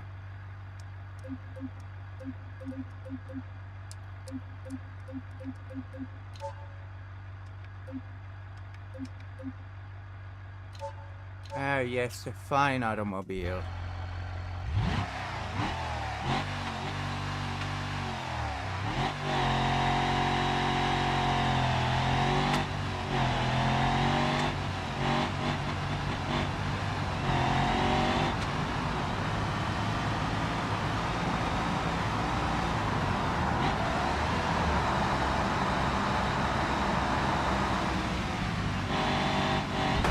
Oh shit.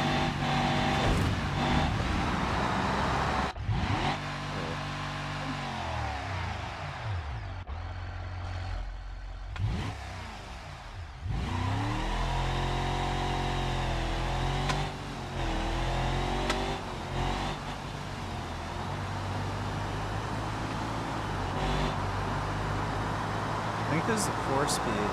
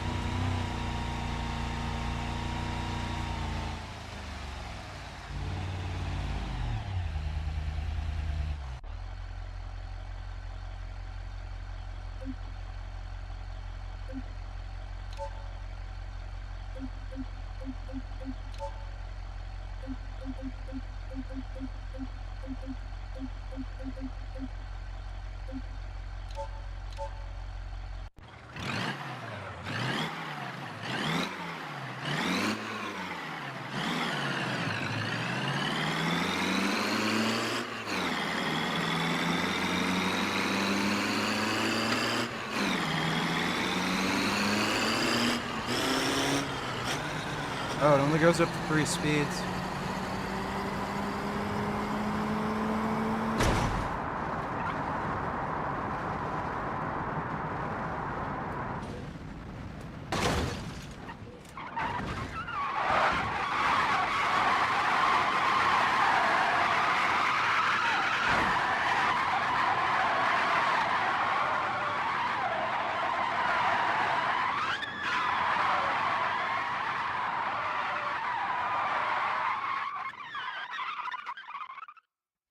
Okay, that car's fucked.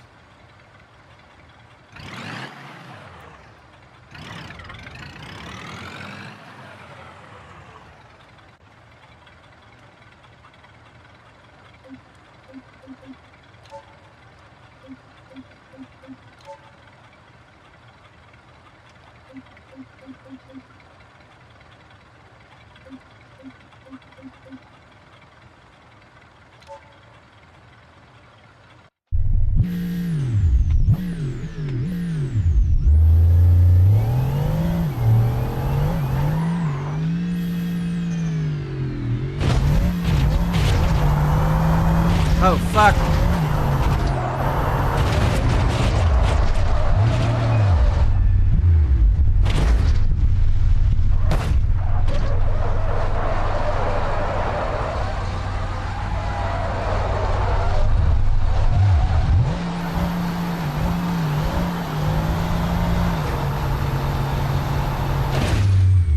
Oh, that's weird. It clipped right through the wall.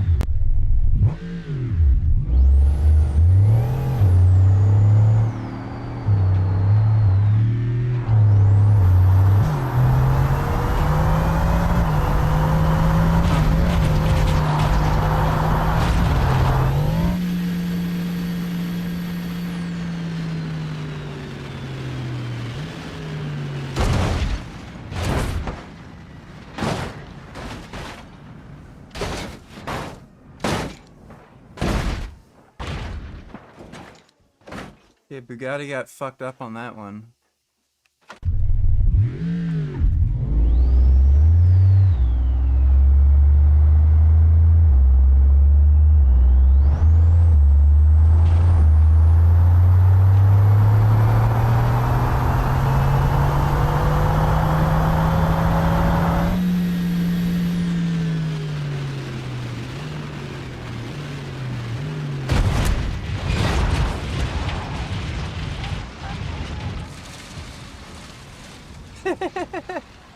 It was fun.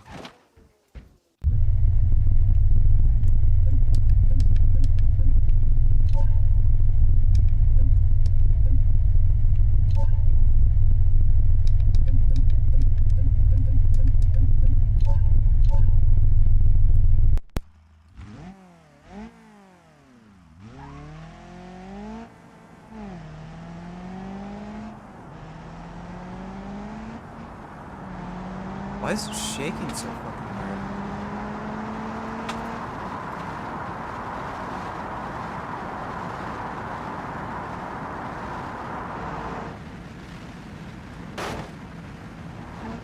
Oh, that landed pretty well.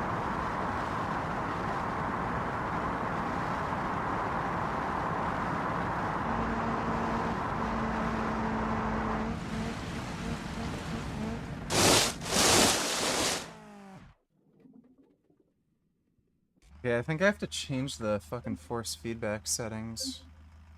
They're kinda crazy.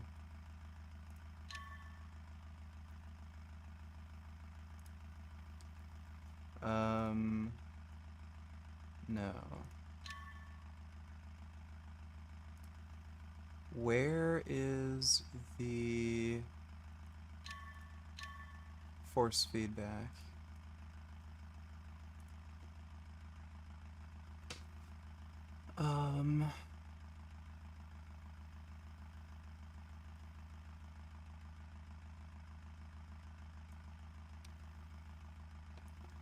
Like put it at 150 maybe? The vibration, if there's a specific setting for the vibration, that would be great.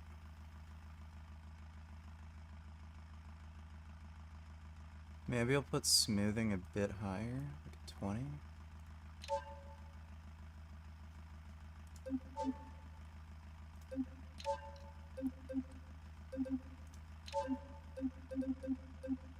Got an F4 car.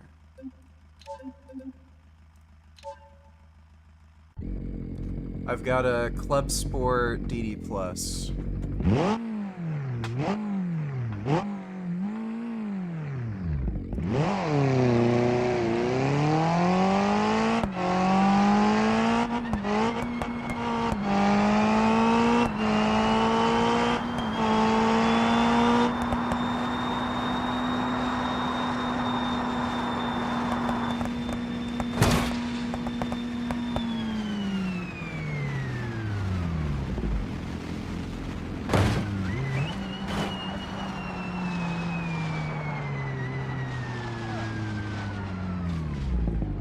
there goes the wheels.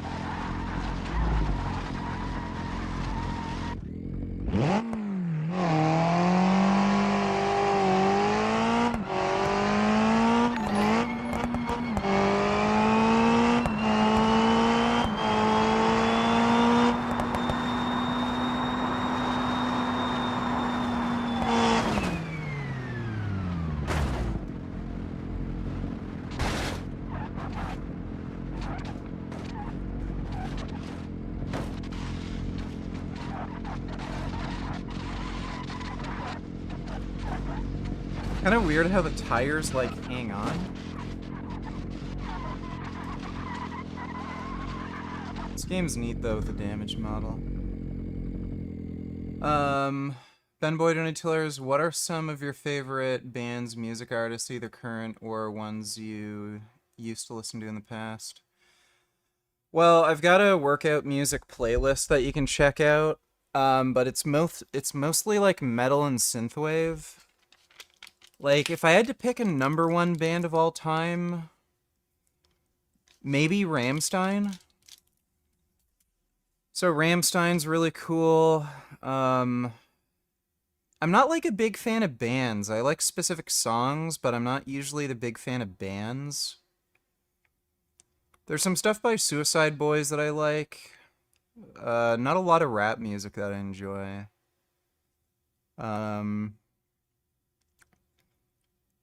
Synthwave stuff, like Mega Drive is cool.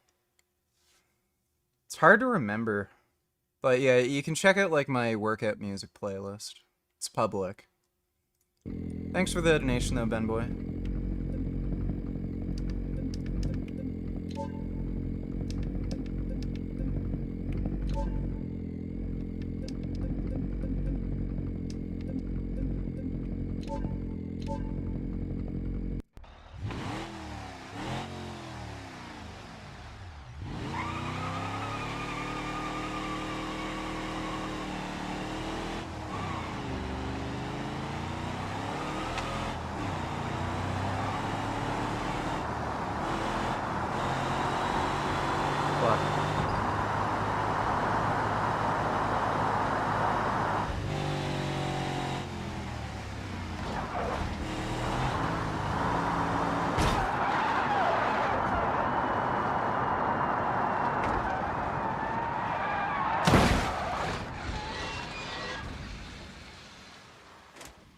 That's pretty cool.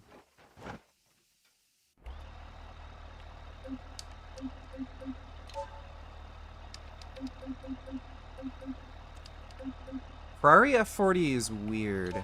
It loads in, like, wrong. She isn't red. Yeah, the fucking rear engine cover always opens up. I don't know why it does that. Oh, okay. Well, fuck that up.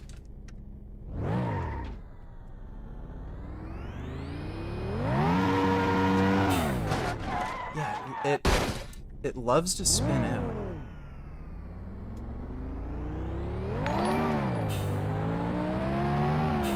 Holy shit, I have a couple songs from Rammstein on my playlist. That's sick, I didn't know you liked them. Yeah, Rammstein's cool. Sun is definitely my favorite from them. Mine Hurts Brent is good.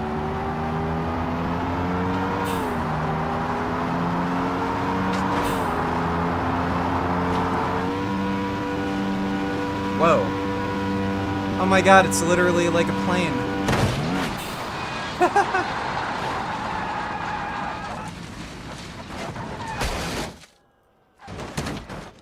That's hilarious. It glides really well. Thanks for the donation though, Ben Boy.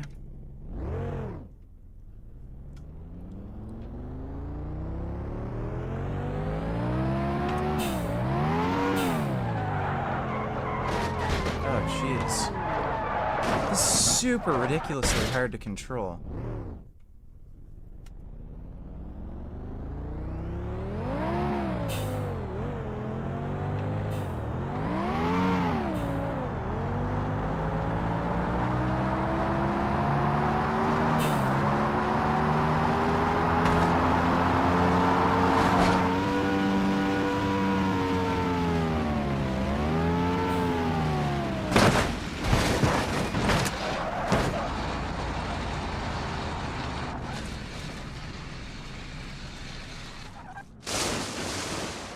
Isn't it great that video games exist so you can like, just crash Ferraris for fun?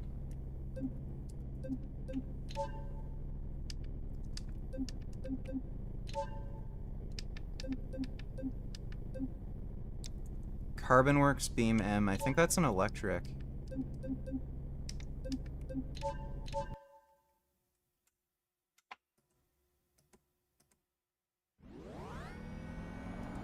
Yeah, it's electric. Oh, shit. That does not handle well.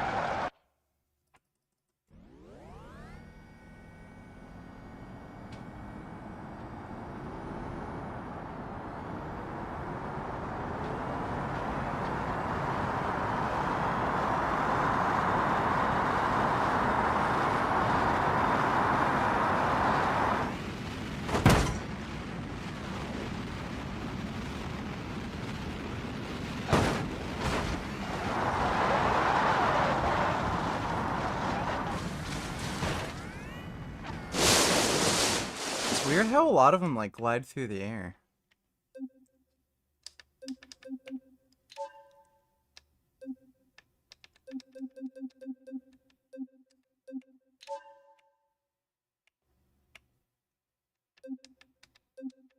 Crap.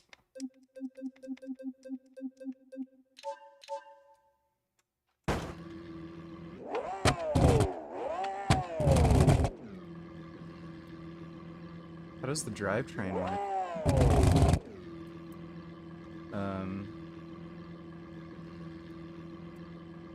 No.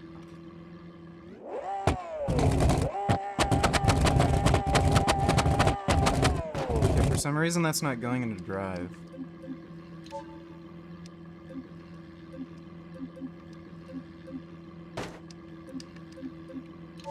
SF90 Stradale.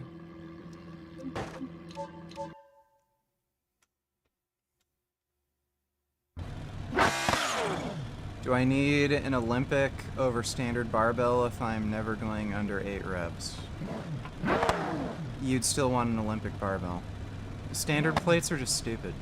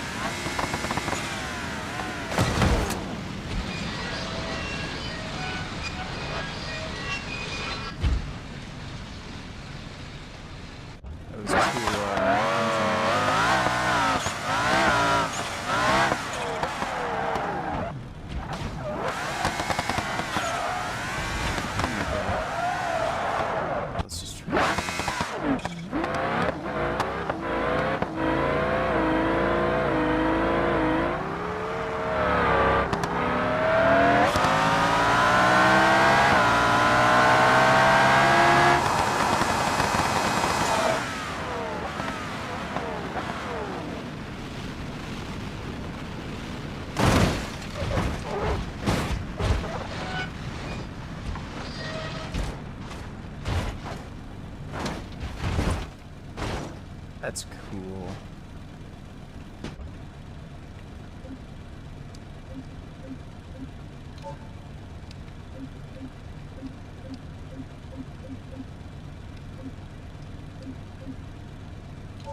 F430 is nice.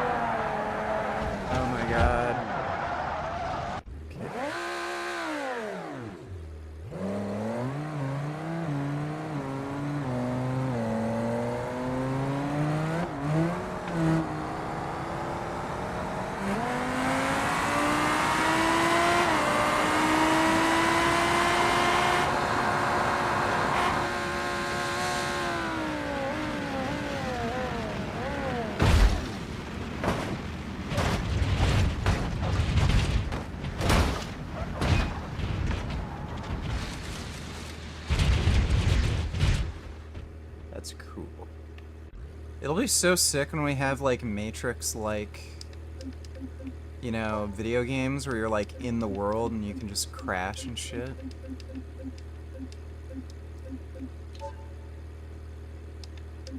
Ooh, that one looks like Optimus Prime.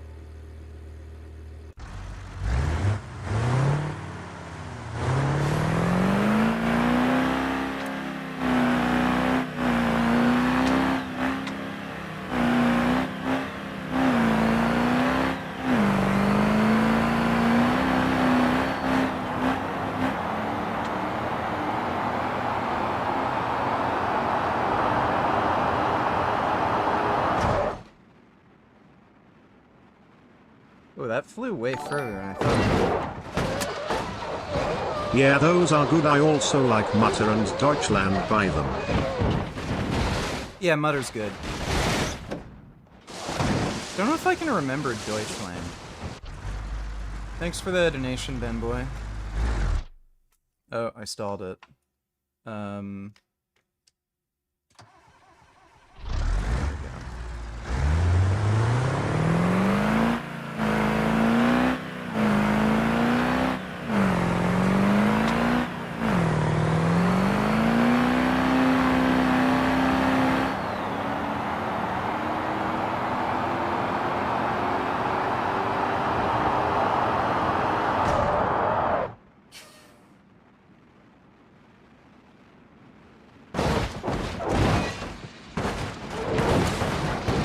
Rollovers are so cool.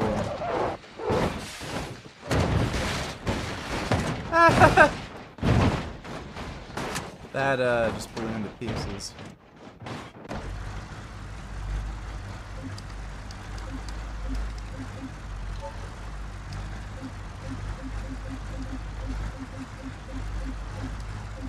Oh, Mercy Lego. Hell yeah. What was the one from like Need for Speed?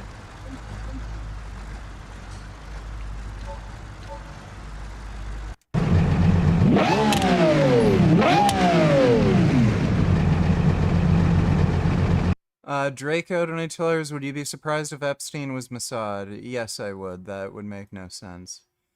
Or if both high-ranked Republicans and Democrats frequented the island. Like, it seems to me that in all likelihood he had a close circle of friends maybe who fucked a bunch of girls, but the idea that this is some huge conspiracy where like tons of dudes were in on this, probably not. Like usually what these people do is they'll feel things out. So his one lawyer, I can't remember his name, the old Jewish guy, he got a massage from one of these girls, and I can't remember what age she was, but nothing happened. And so he probably was looking to see if like maybe a few of his friends would be interested in some of the stuff, and like again, probably a lot of them weren't, and he felt things out. So there might be like a handful of people who are doing this shit with him, but the idea that there were like, you know, dozens and dozens of Republicans and Democrats doing the shit, I doubt it. Do you think the real spill will ever come out? It's possible. Like, there's a lot of heat on the whole situation right now, so it's possible. Thanks for the donation, Draco.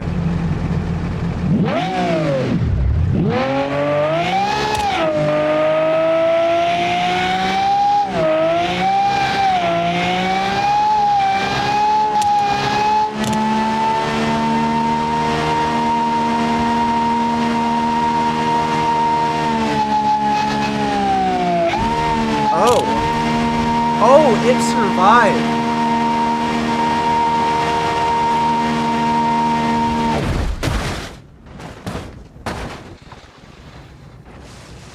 It actually survived that launch.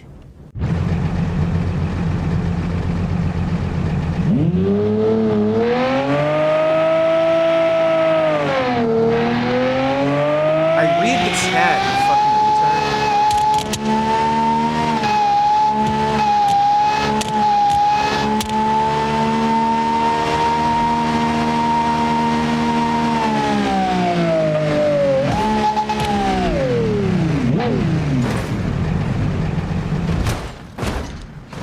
that was cut in half.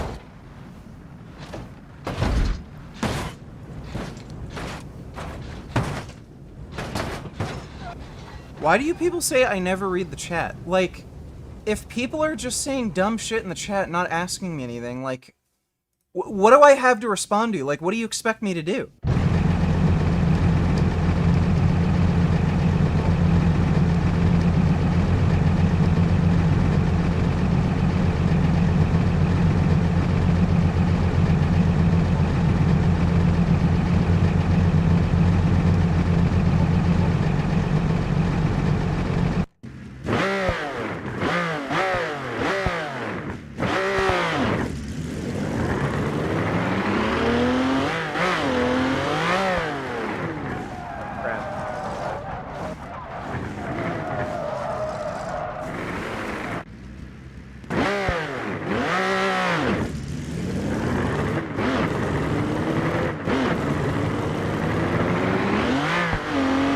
Fuck. This is very hard to control going down the ramp.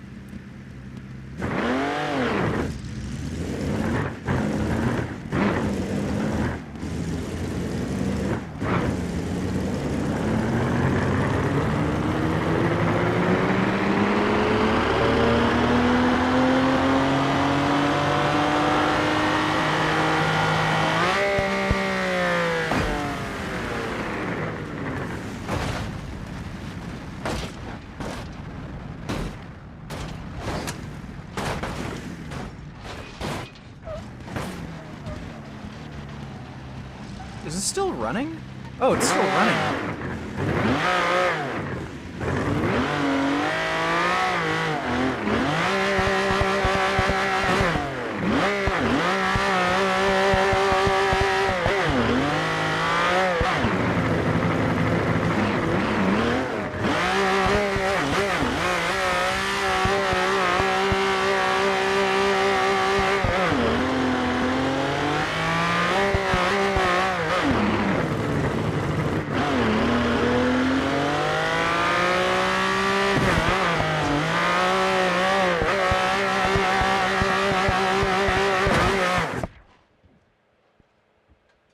I don't know if this will turn on anymore.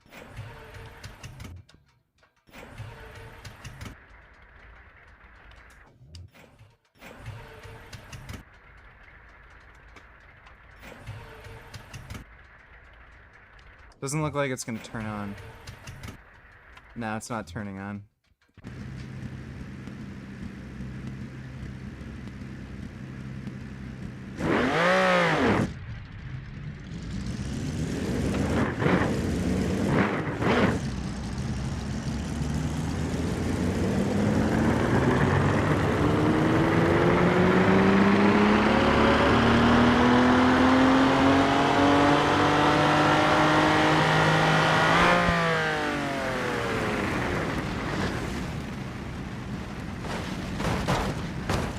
Ah, damn. That was a shitty one.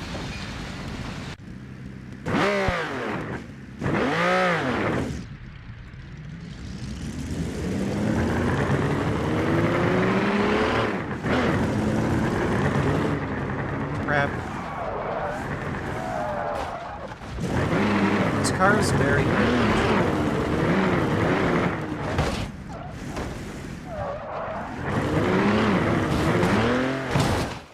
Oh.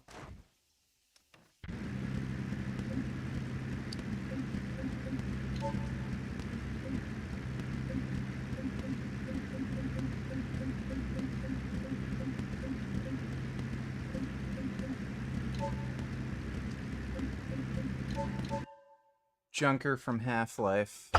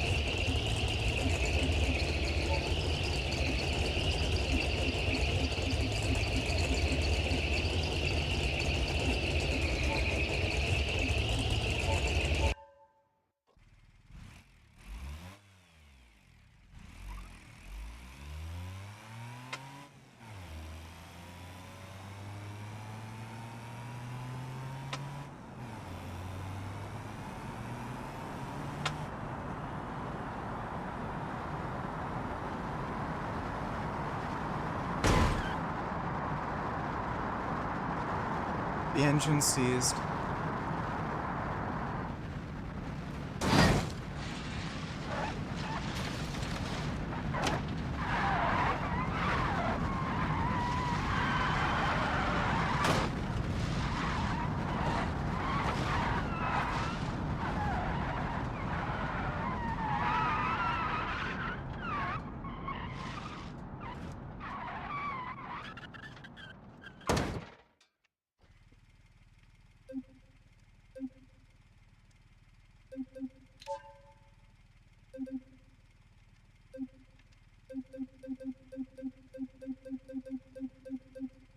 Lego car.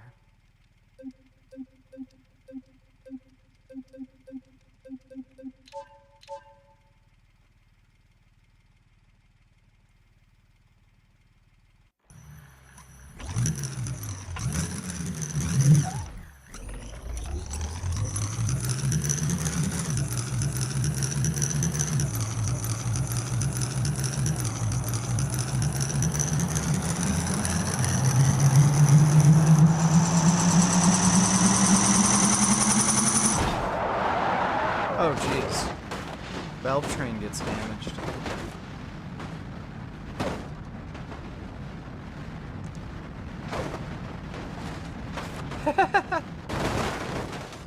That's super cool.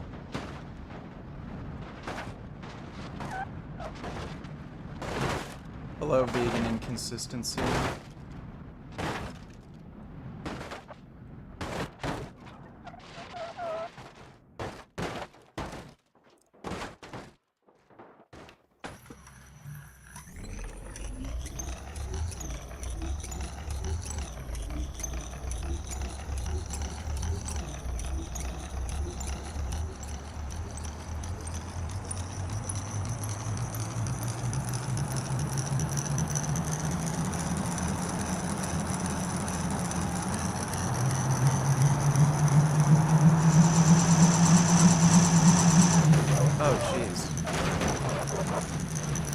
You like literally can't even get it down the ramp.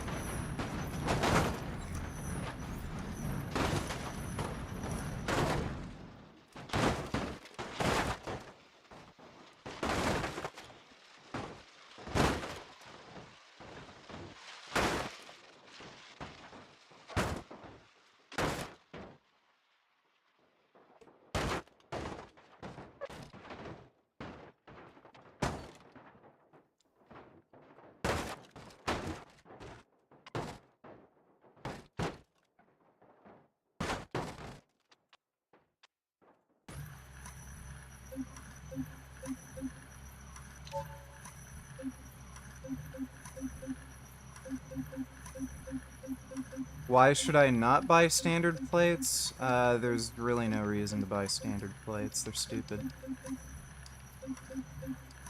Like, I can't really think of any real reasons.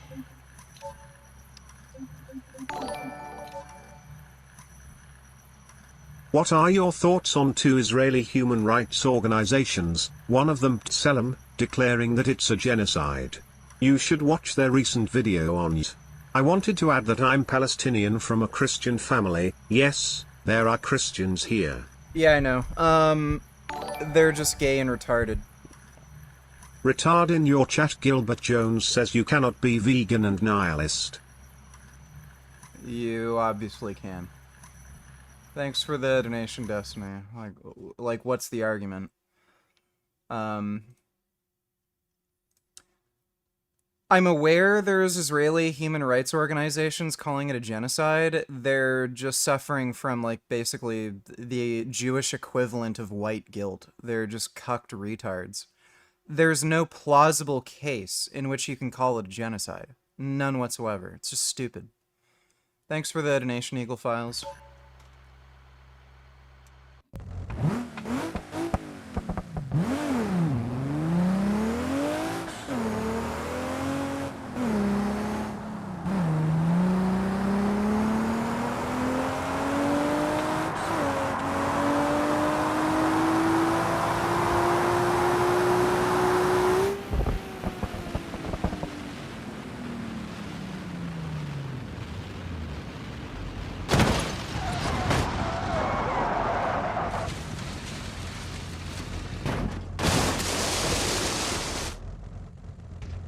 That was pretty cool. I'm gonna try the other Supra.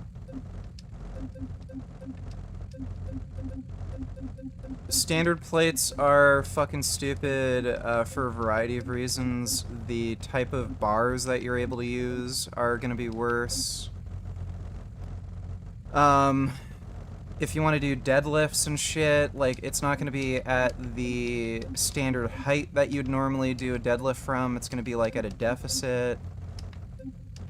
What else? Like, I think this is the Fast and Furious car.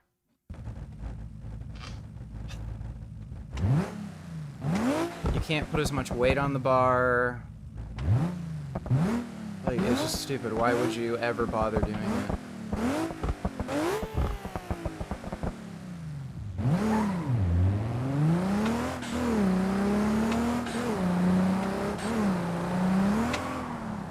Oh no.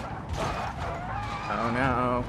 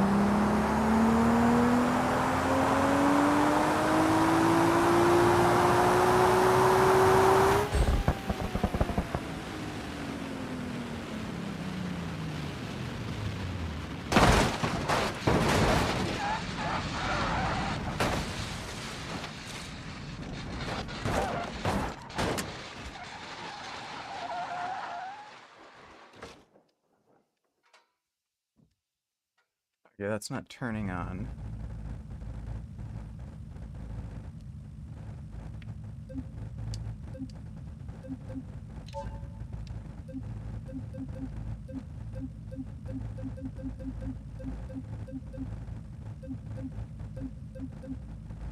Porsche 911.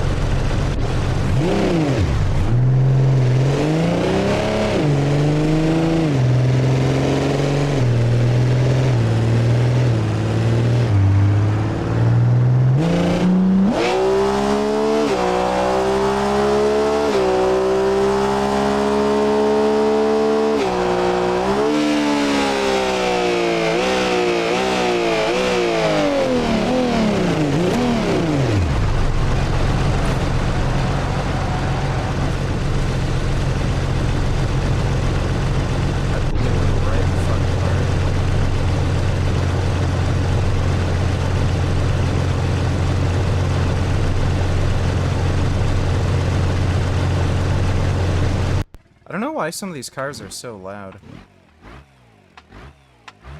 I have a VR headset. It's just hard to use when you're streaming.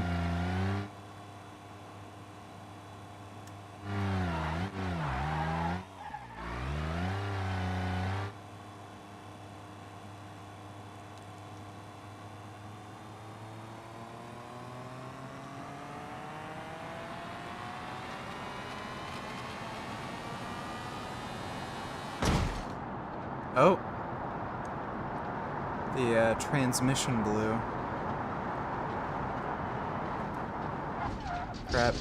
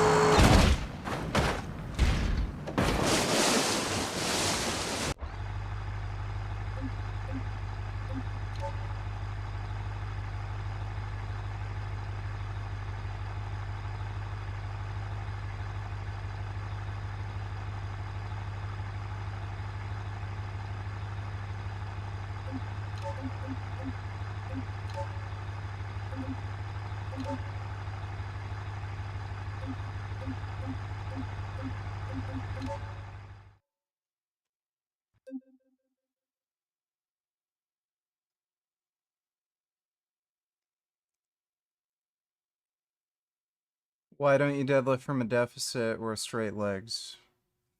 That's a different exercise than a deadlift. And I never said I didn't.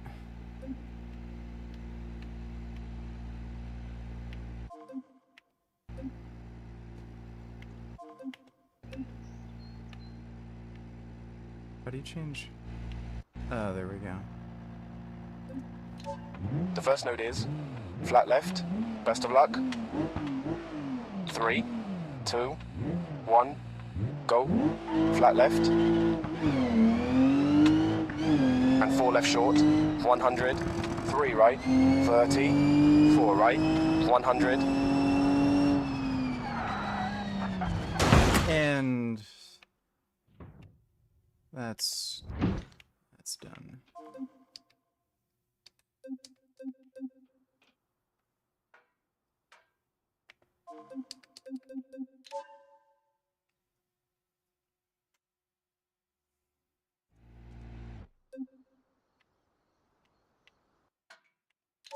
Here's the first note. Flat left. Good luck. 3, 2, 1, go. Flat left. And 4 left short. 100. 3 right. 30. 4 right. 100. Oh shit. And I wrapped it around a tree. Fuck, dude.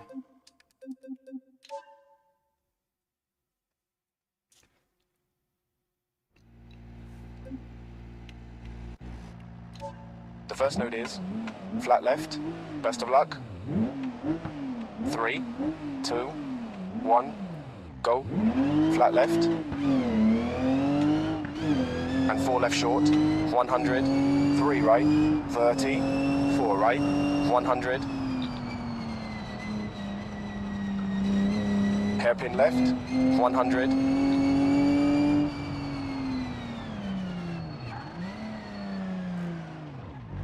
I totally fucked up that.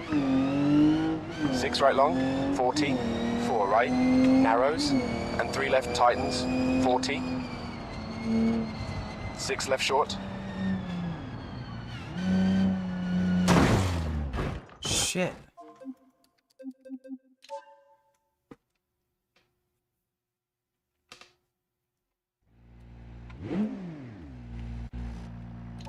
The first note is flat left, good luck. 3, 2, 1, go.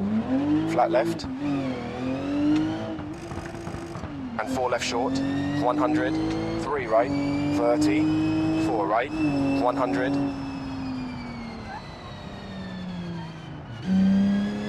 Hairpin left. 100.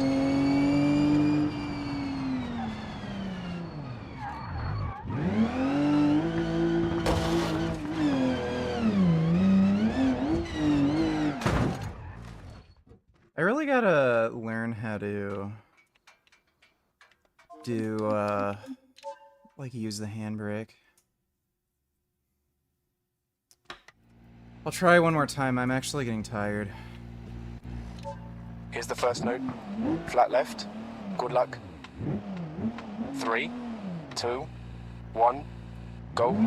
Flat left. And 4 left short. 100. 3 right. 30. 4 right. 100. Hairpin left. 100.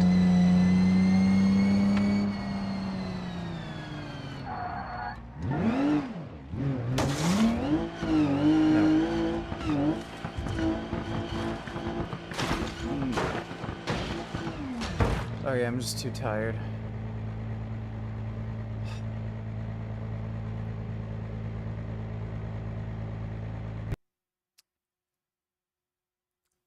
Okay, I'm gonna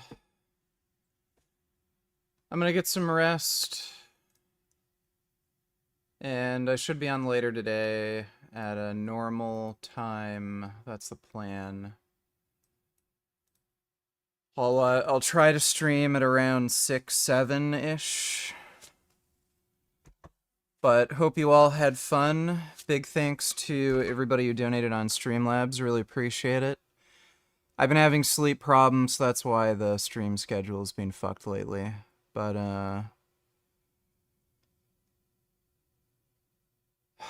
good morning, everybody. But yeah, I'll see you all later. Thanks again.